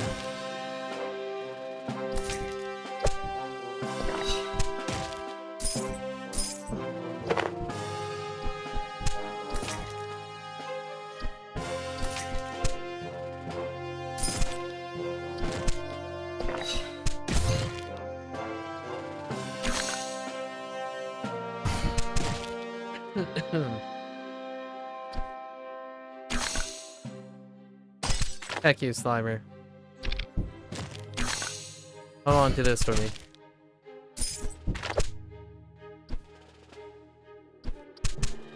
Ow! What the heck? They hit so much harder. Oh, rip. Dude, bosses hit so hard. Alright. Last upgrade. We got all the upgrades. Alright. So we cleared that. Let's move on to the next person. Foxhold. What is this? Make a big boom which knocks you back and damage those without training. What's that mean? Foxhole, lower damage from explosions. Oh. Okay. Yeah, I did play this guy once already. Because we have a badge. Okay. I way back.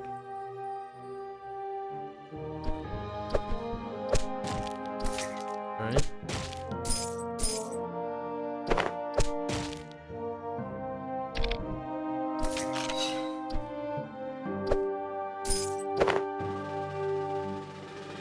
Really?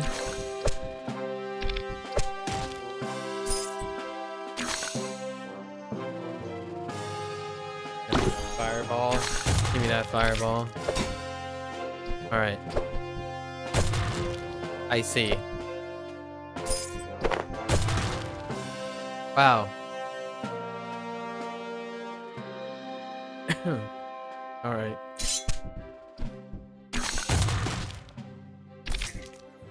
Too many weapons at once.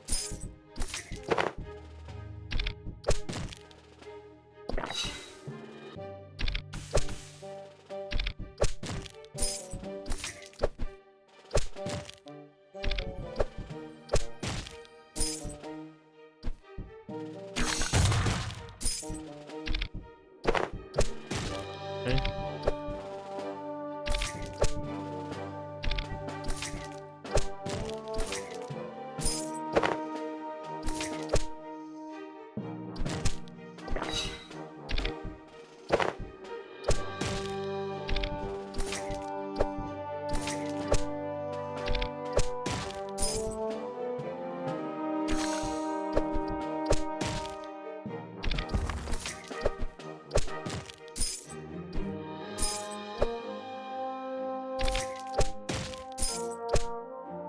Oh no. We have rats.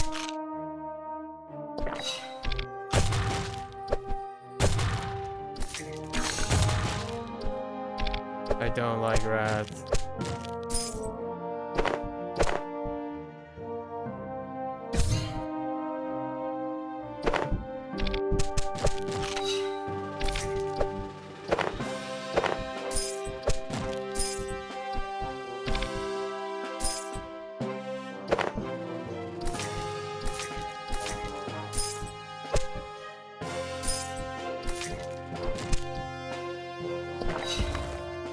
Oh no! That's 2 rats. Mistakes were made.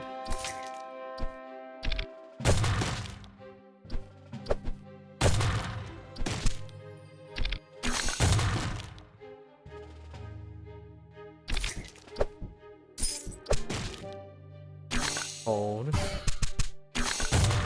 Ah.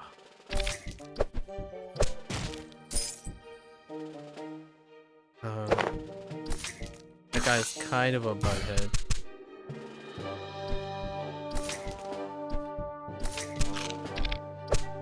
Go away, rats. Stop it.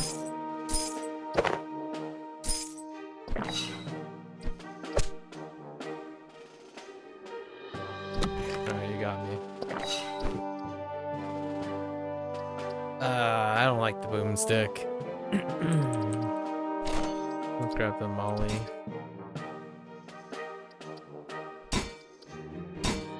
Try to upgrade across the board. At least. Bees? I'm okay with bees. If I take this guy out, do I get a present? Oh, I do. I see.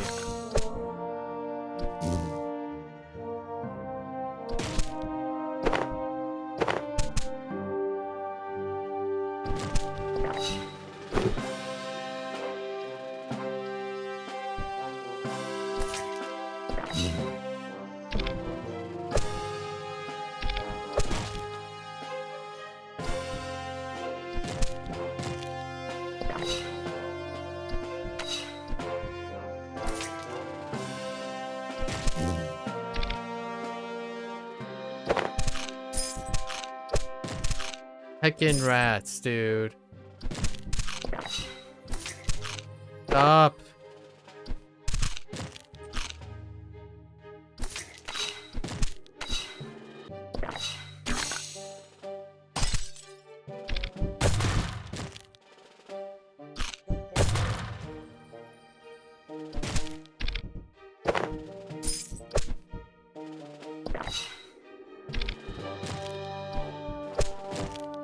Okay.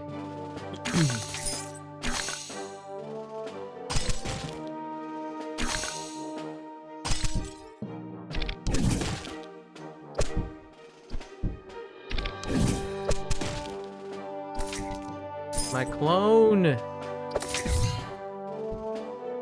Welcome, clone.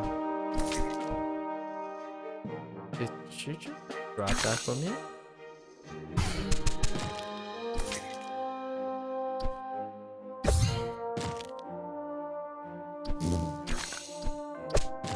Heck you, rat.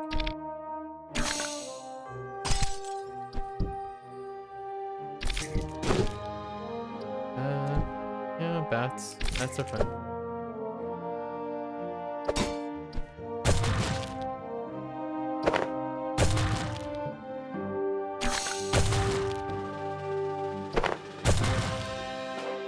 Okay. I got some good value out of that one.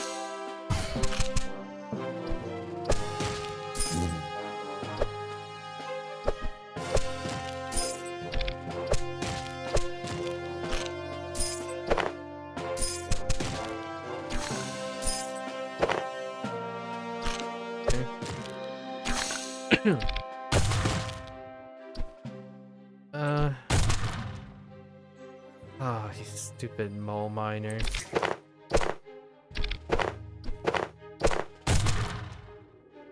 Stop, please.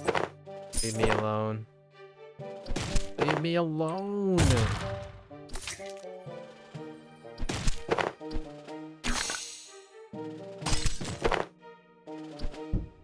Uh-oh.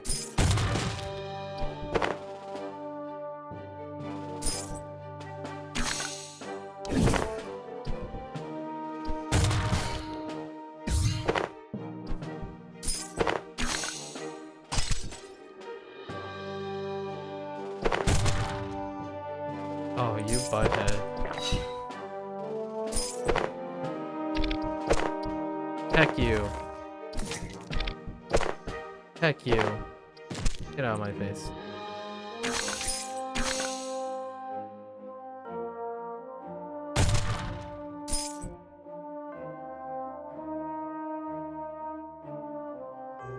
There's health up there.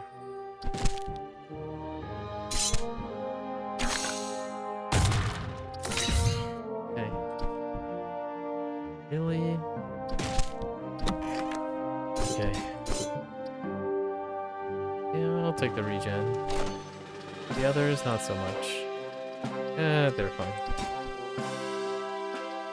Climb. No health. Upgrade across the board.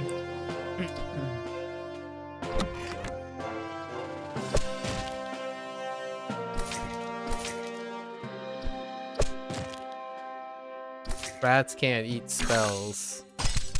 That's kind of nice.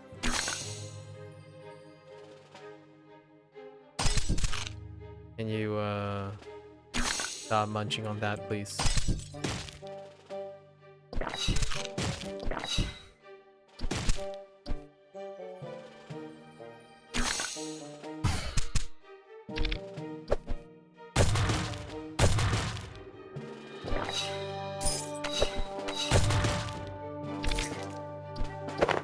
I'm sort of warming up to the boomstick. Sort of. Only sort of, though.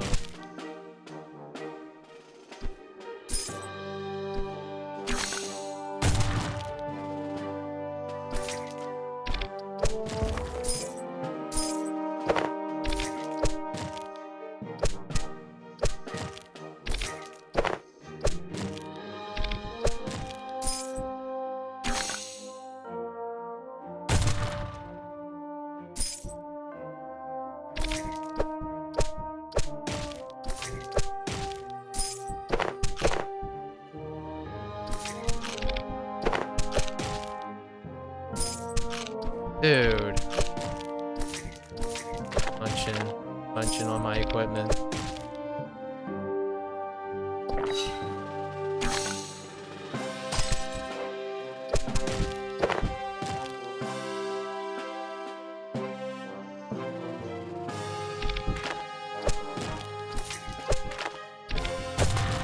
Get boomsticked.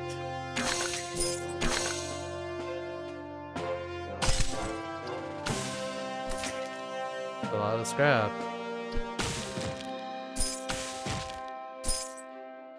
Boss.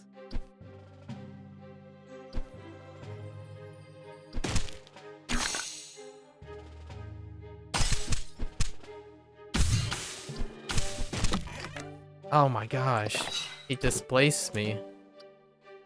Okay, you know what? I'll buy a second boomstick.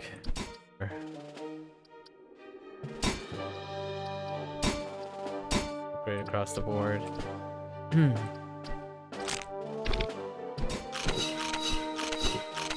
we go. Right? Alrighty then. This guy is still here.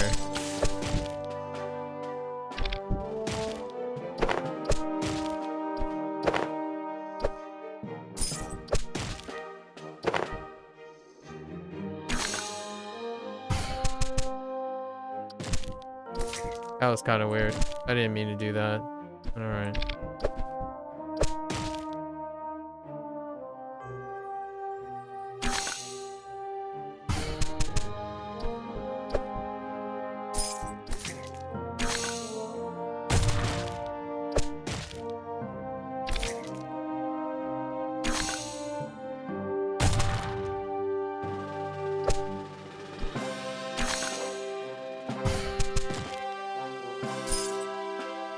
Alright, he got me. Regen's okay. Oh, I should carry some of that currency to next game, right? There's some beans. No, we don't need any more beans. It's for cosmetic. Oh, we can start wearing different cosmetics as well. Okay. Yeah. Fight the boss. Hi.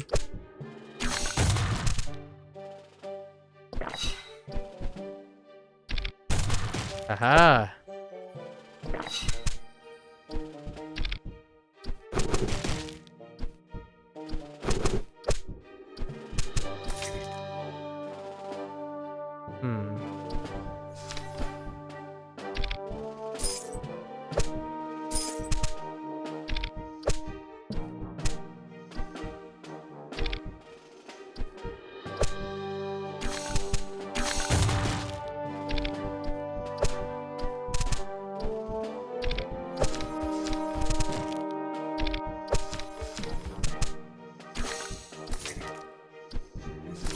I'm looking forward to them introducing more bosses.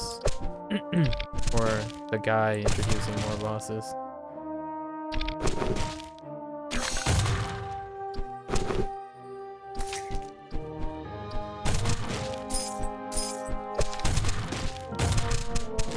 Ow.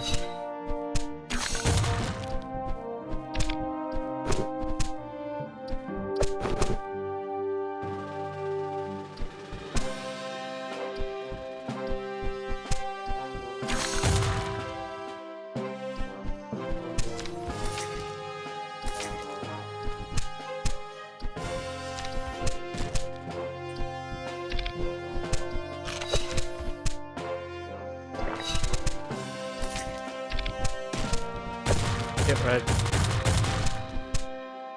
Okay.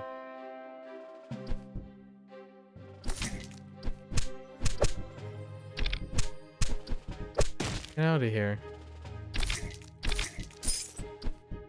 Hey.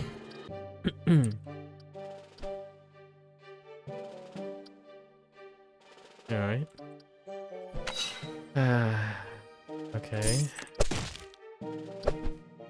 Sure.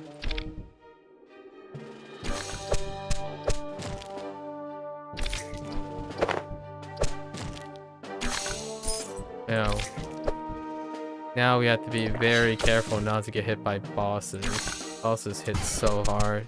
They do double damage.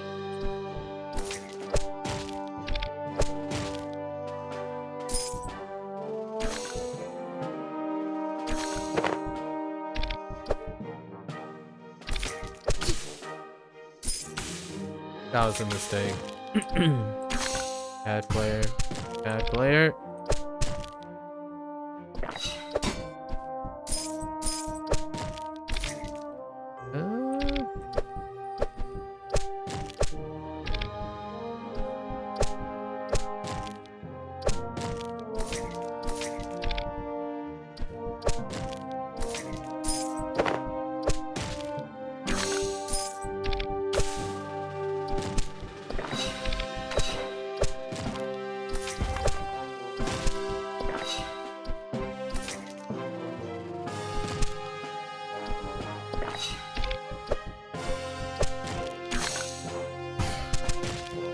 I feel like this is a great this kind of reminds me of like playing Puyo Puyo or something, where you just hug the one side of the map until you don't have to keep rotating one side. Yeah, doesn't last very long though.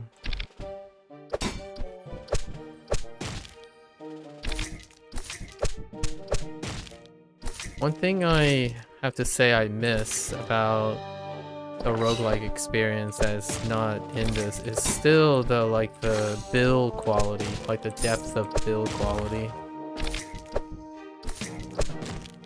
I don't have enough persistent things interacting with each other.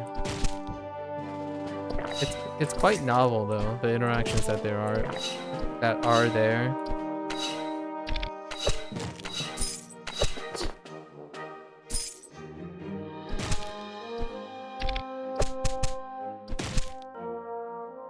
Uh-oh. Okay.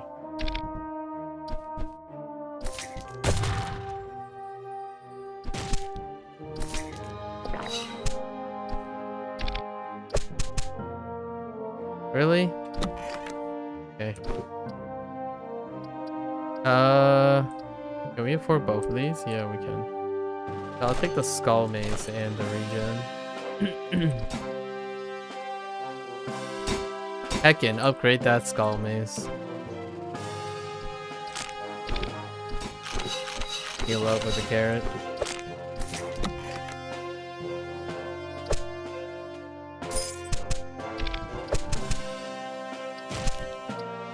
That was a lot of damage. Charlotte doesn't do any additional damage though.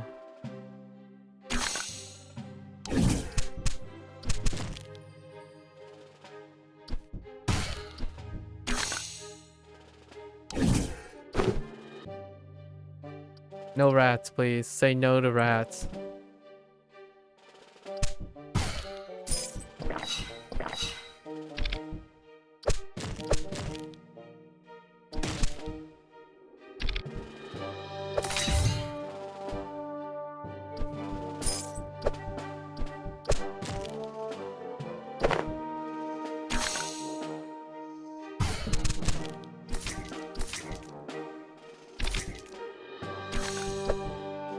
Oh, okay. I'll take that. It's fine.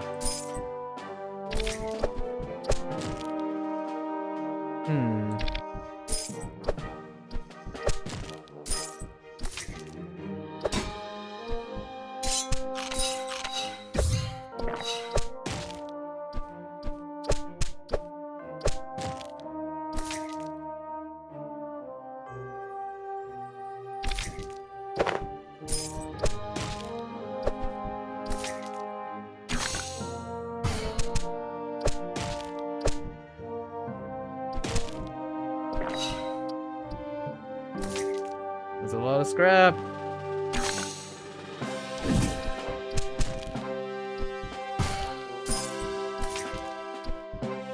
I still haven't seen the disco alien. There's still a boss that I have not seen yet.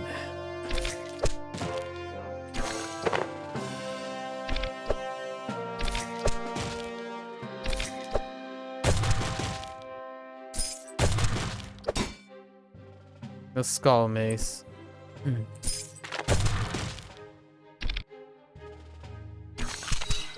Heck you. Oh, I just realized. I can't afford to do that. Holy.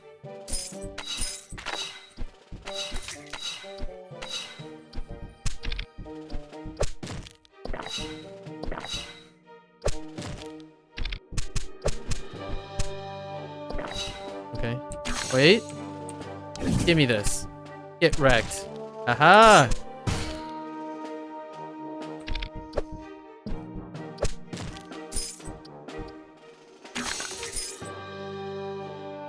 Ooh.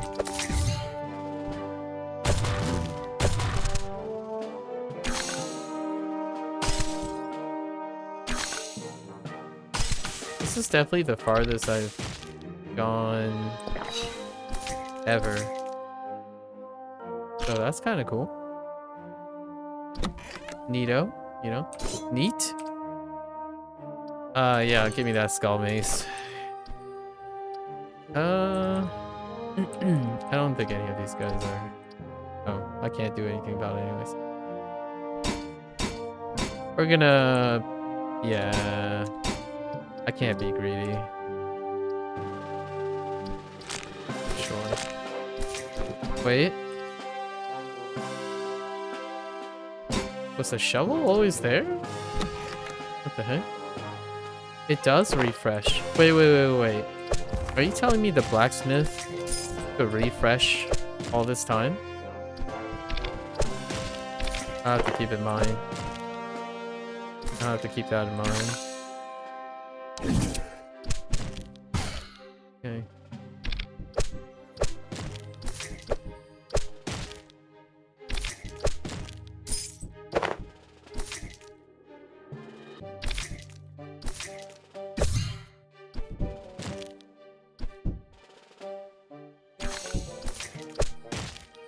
Okay.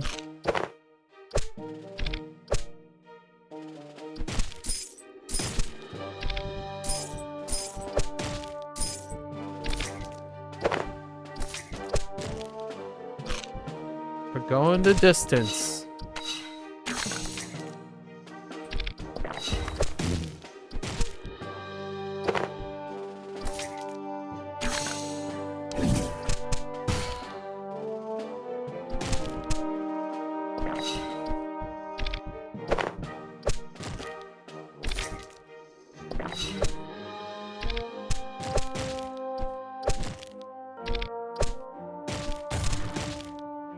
Okay. Get wrecked. Oh. Alright, things are coming in. Okay, the bosses give upgraded versions of their things. Oh, hey! The ghost is persistent. Wait, was that always a thing?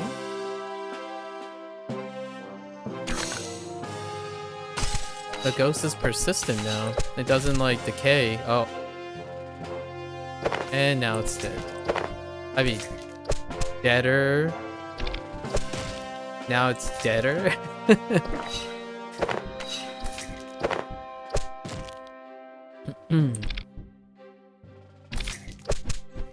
Heck you, leg day boy. That's right. Think about your leg day. Okay.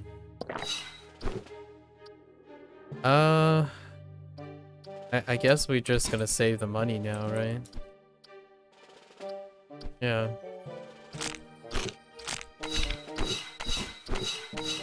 Heal up and go in for the boss fight. Ooh, upgrade machete. Here we go. Same boss? Same boss. Nice. Get wrecked. Get wrecked.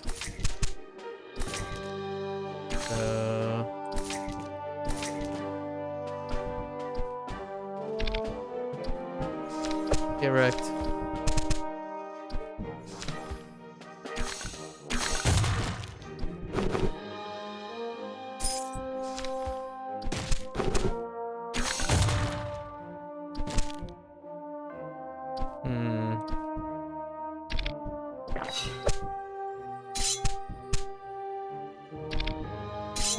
Ow.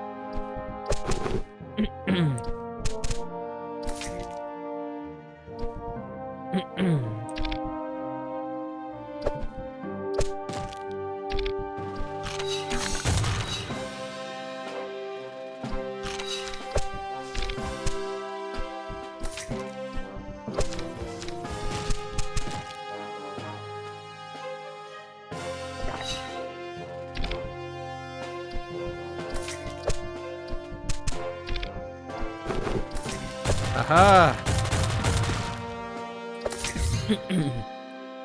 We're going. Yeah, give me that fireball.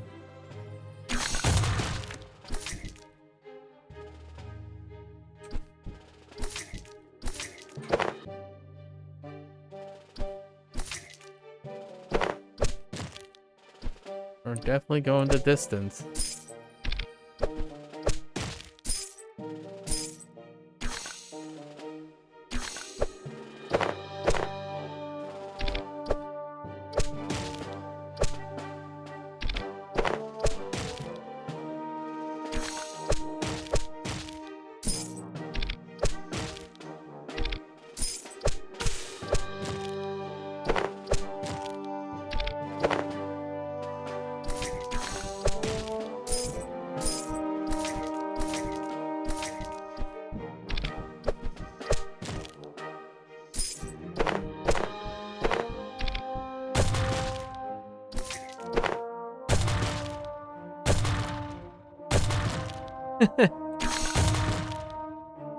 That was kind of fun.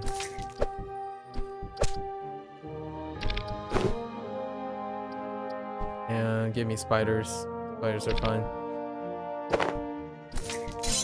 Oh, come on. Freaking shovel.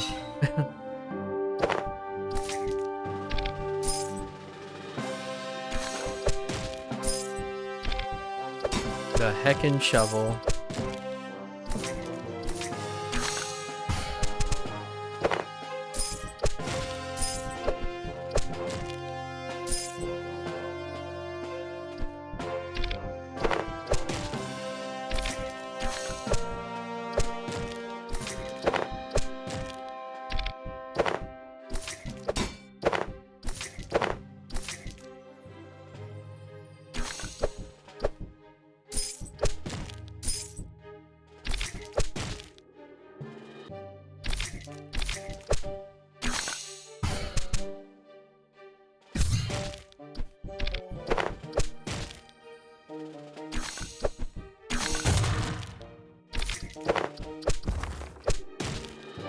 Wait, did that just give no mobs? If so, hot dog.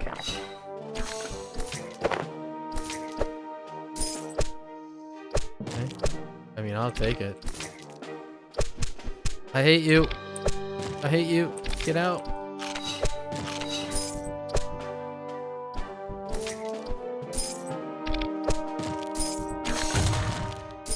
Oh, we are cruising now. Just...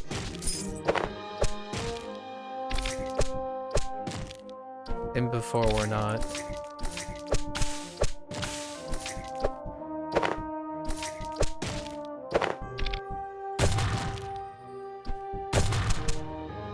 That's 6 damage. That's a 6 damage boss.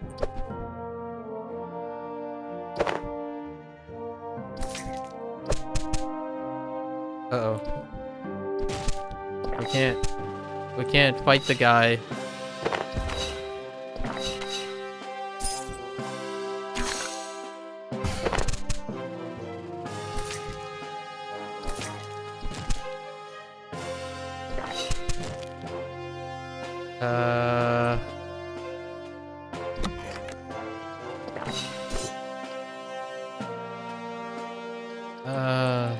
Give me the molly and the poison.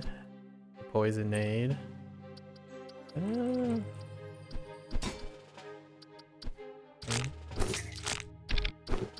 Got a lot of scrap.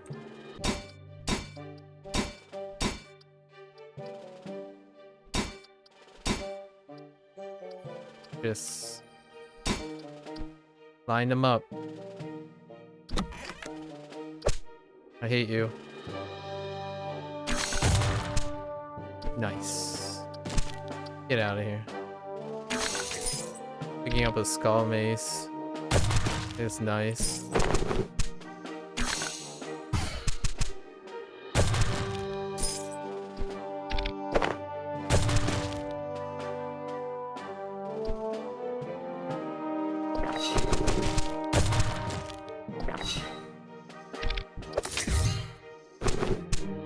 Really? I didn't get that hit off? Get out of here.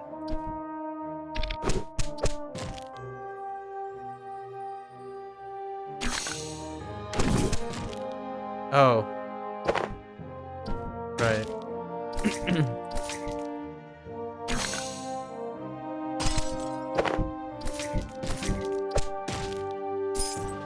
The distance. I can go the distance.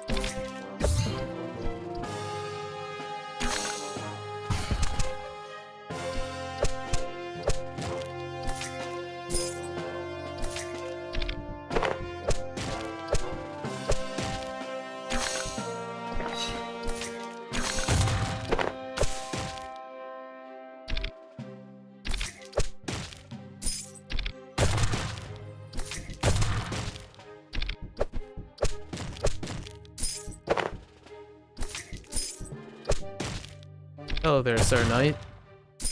Goodbye, Sir Knight. Pretty sure this guy can't be poisoned. Ooh, that's a strong shovel.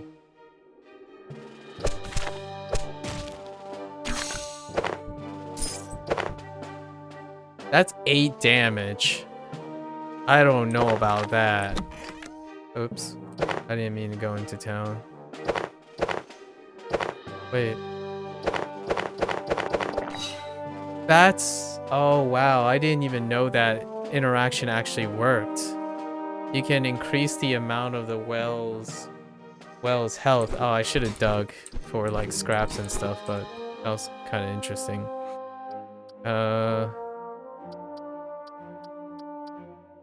Yeah, I'll take the healing item. That's kind of neat. It's another interaction that I'm not aware of. Boost that skull mace. Okay.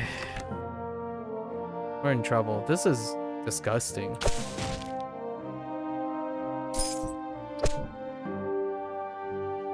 This guy's kind of gross.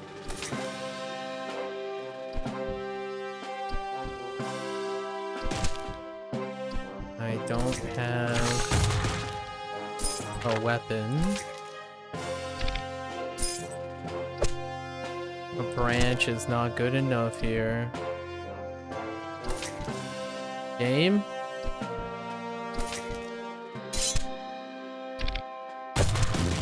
Game. Please.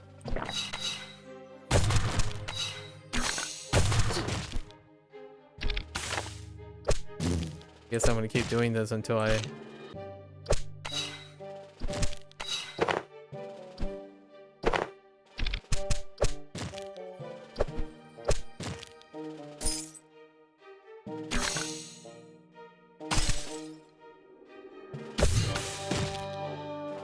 Okay.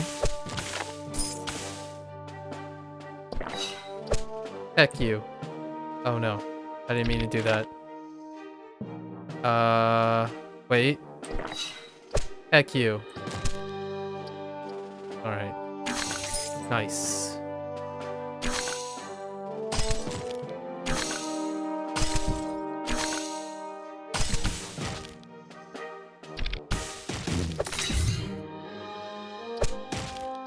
We're cooking now.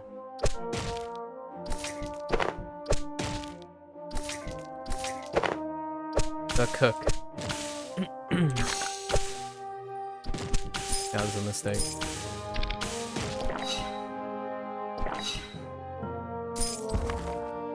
Bombs? I guess. That's okay.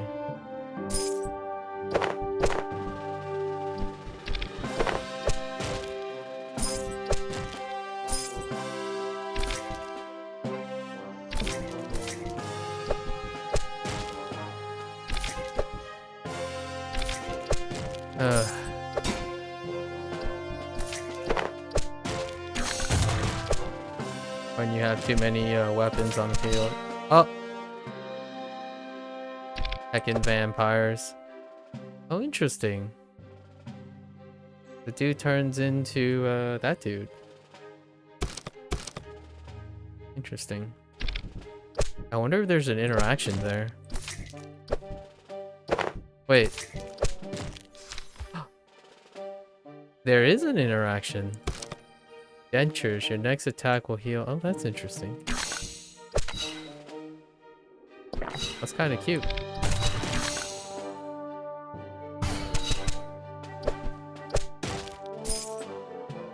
Oh, I don't like this guy. Oh no. This guy does 8 damage. Gold. Okay. Just be very, very careful.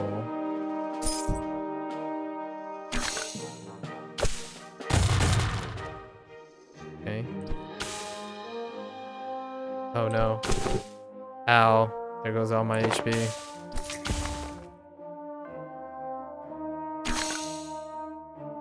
Alright. Sure.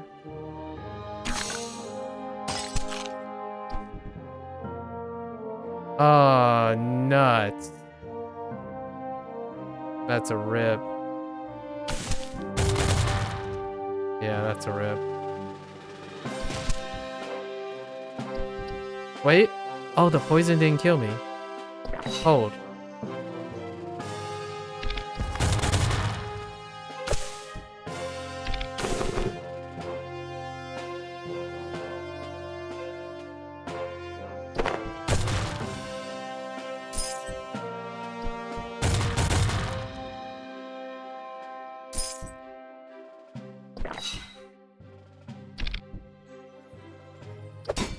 No! Oh, I almost done goofed. I keep forgetting that it keeps me stationary. 1 HP, not even close. Not even close, folks. Oh, I can do this now. Bring that shovel.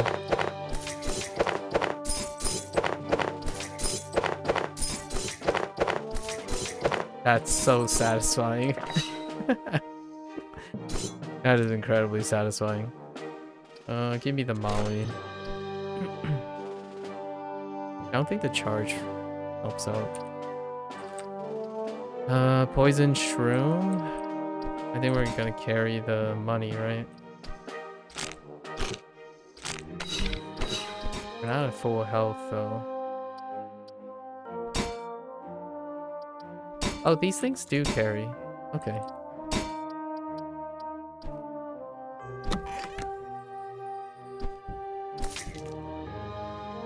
Now we're just going to boss.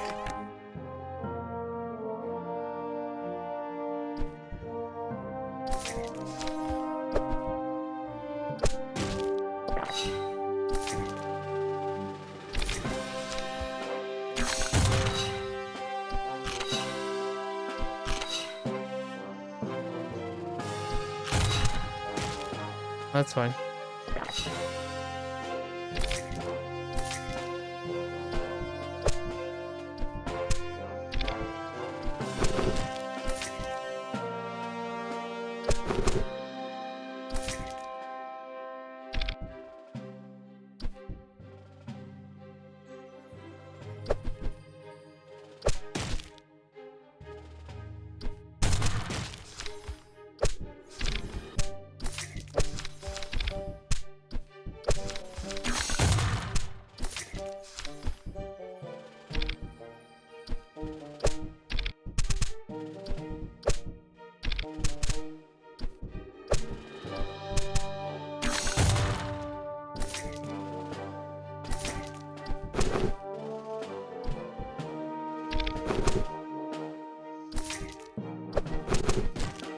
Okay.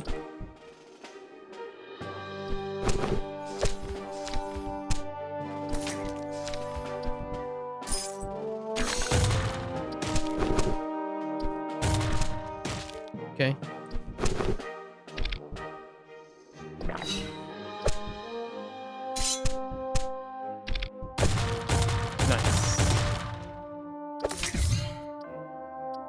Does it go higher? Yeah, we'll just take the hammer, I suppose. Get out of my face.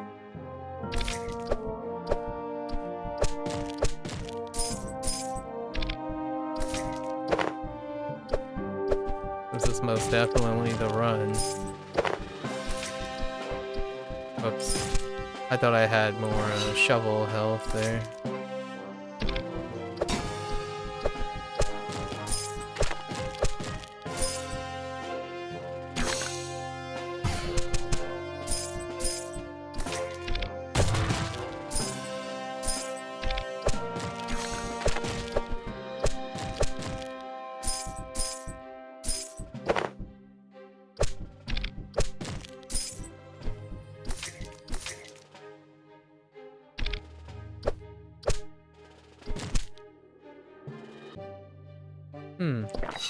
Still didn't take out enough knights yet.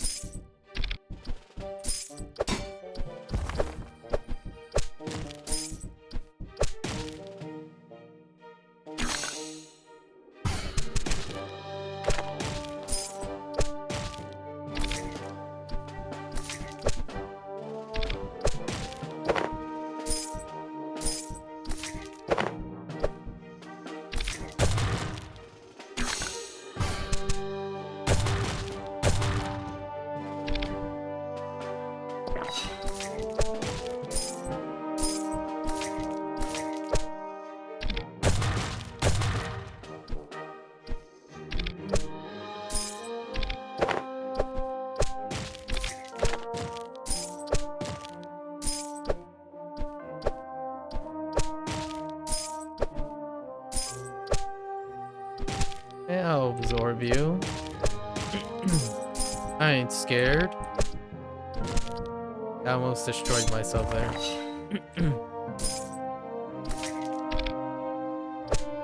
Uh-oh. I'm a little scared now. Give me that molly.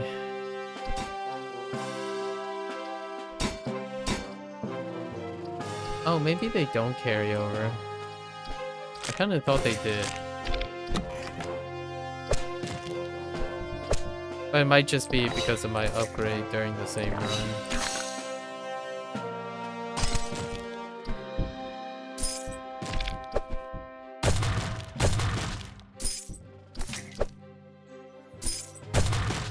No, this boomstick still has the upgrades.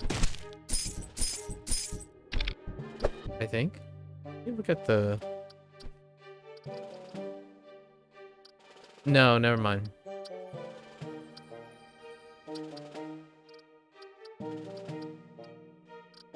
Yeah, no, never mind. Upgrades don't carry between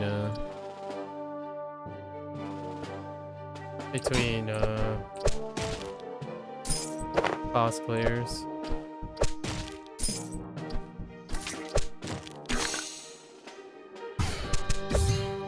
But you kinda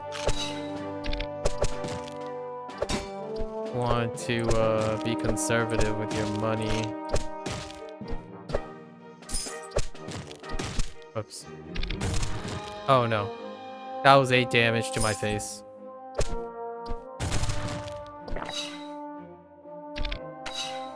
Mistakes were made.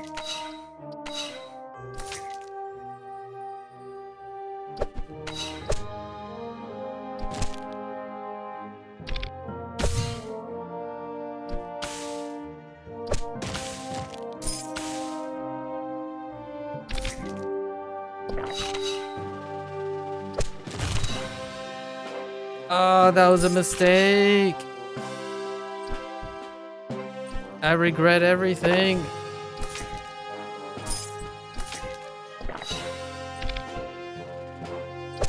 I did it again, dude. I did it again.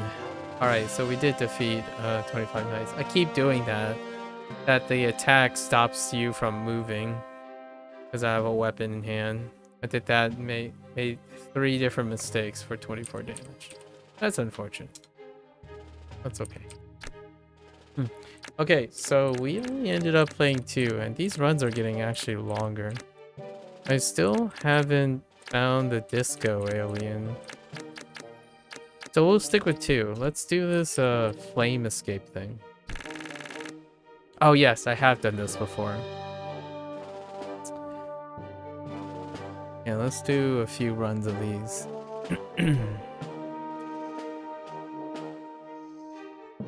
Okay. How does that... I don't remember how this works. Oh. That's how that works.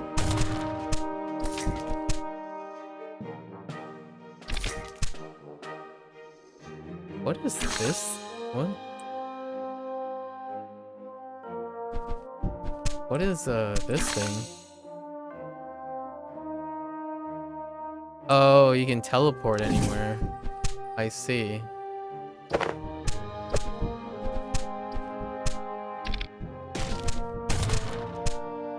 Wait.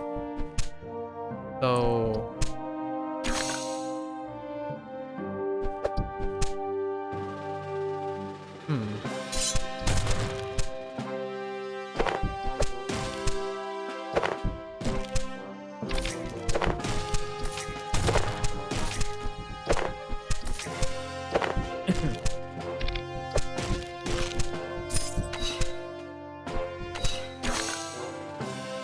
Aha!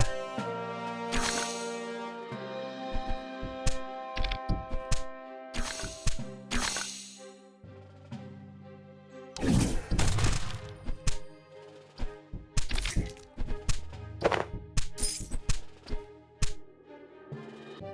there anything that special comes up?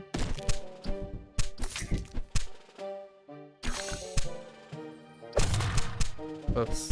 That's not what I meant to do.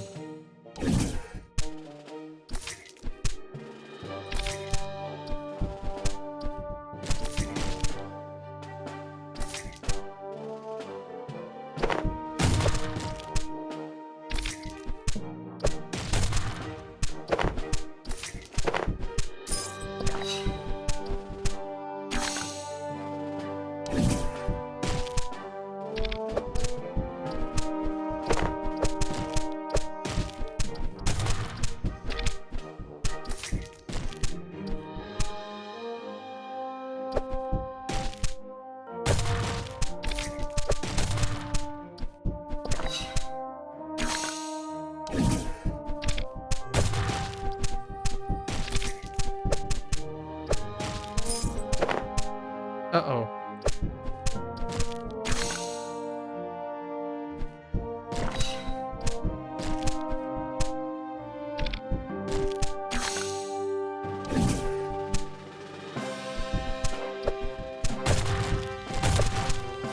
Oh no. That's awkward.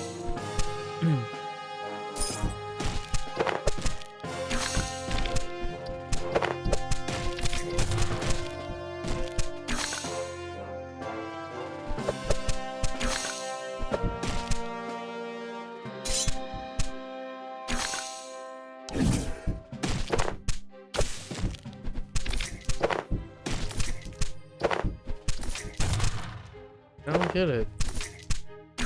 Is there anything I can use this,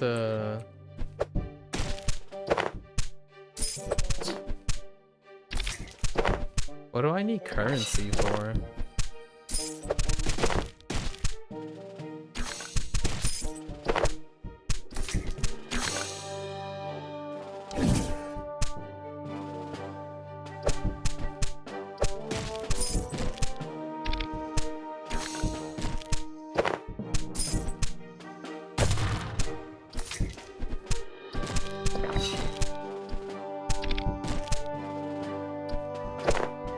Yeah.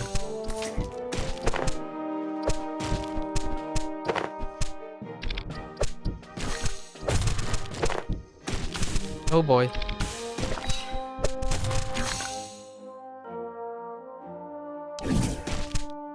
Huh.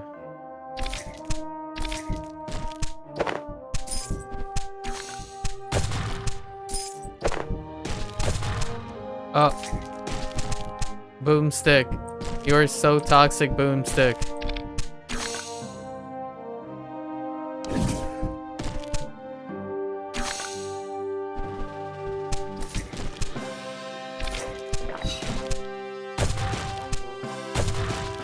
I guess I can go backwards. Oh.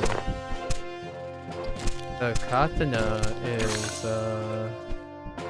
is pretty good.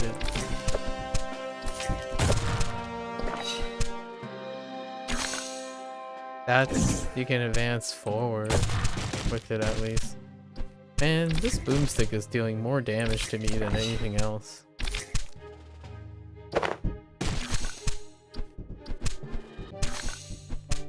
Yeah.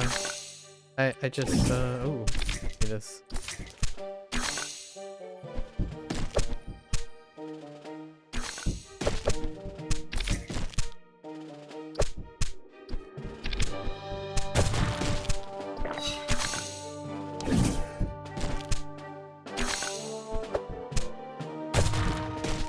Oh no. That is not the way.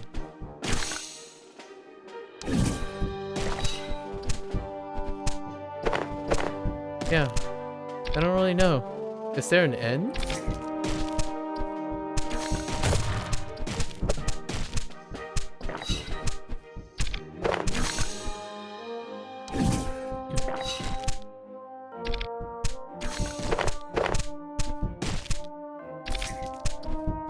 That blaster mob is a little scary.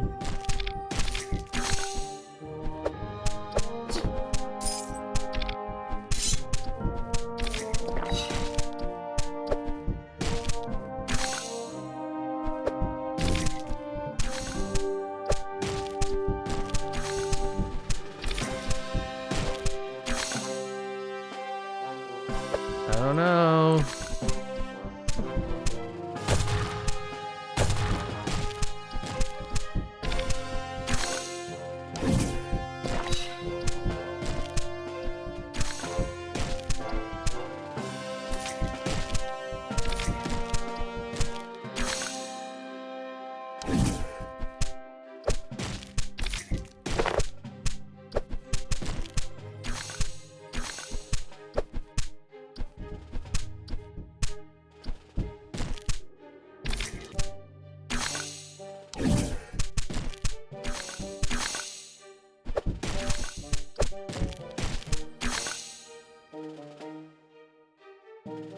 Can I just cancel the... No. I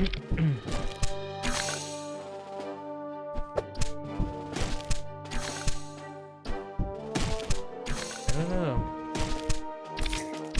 I was kind of half expecting like an end to this.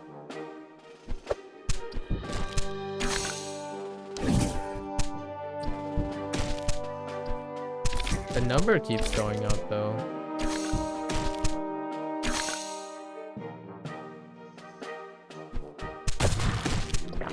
Oh no. That is... The boomstick killed me. Of course the boomstick was the reason. Alright.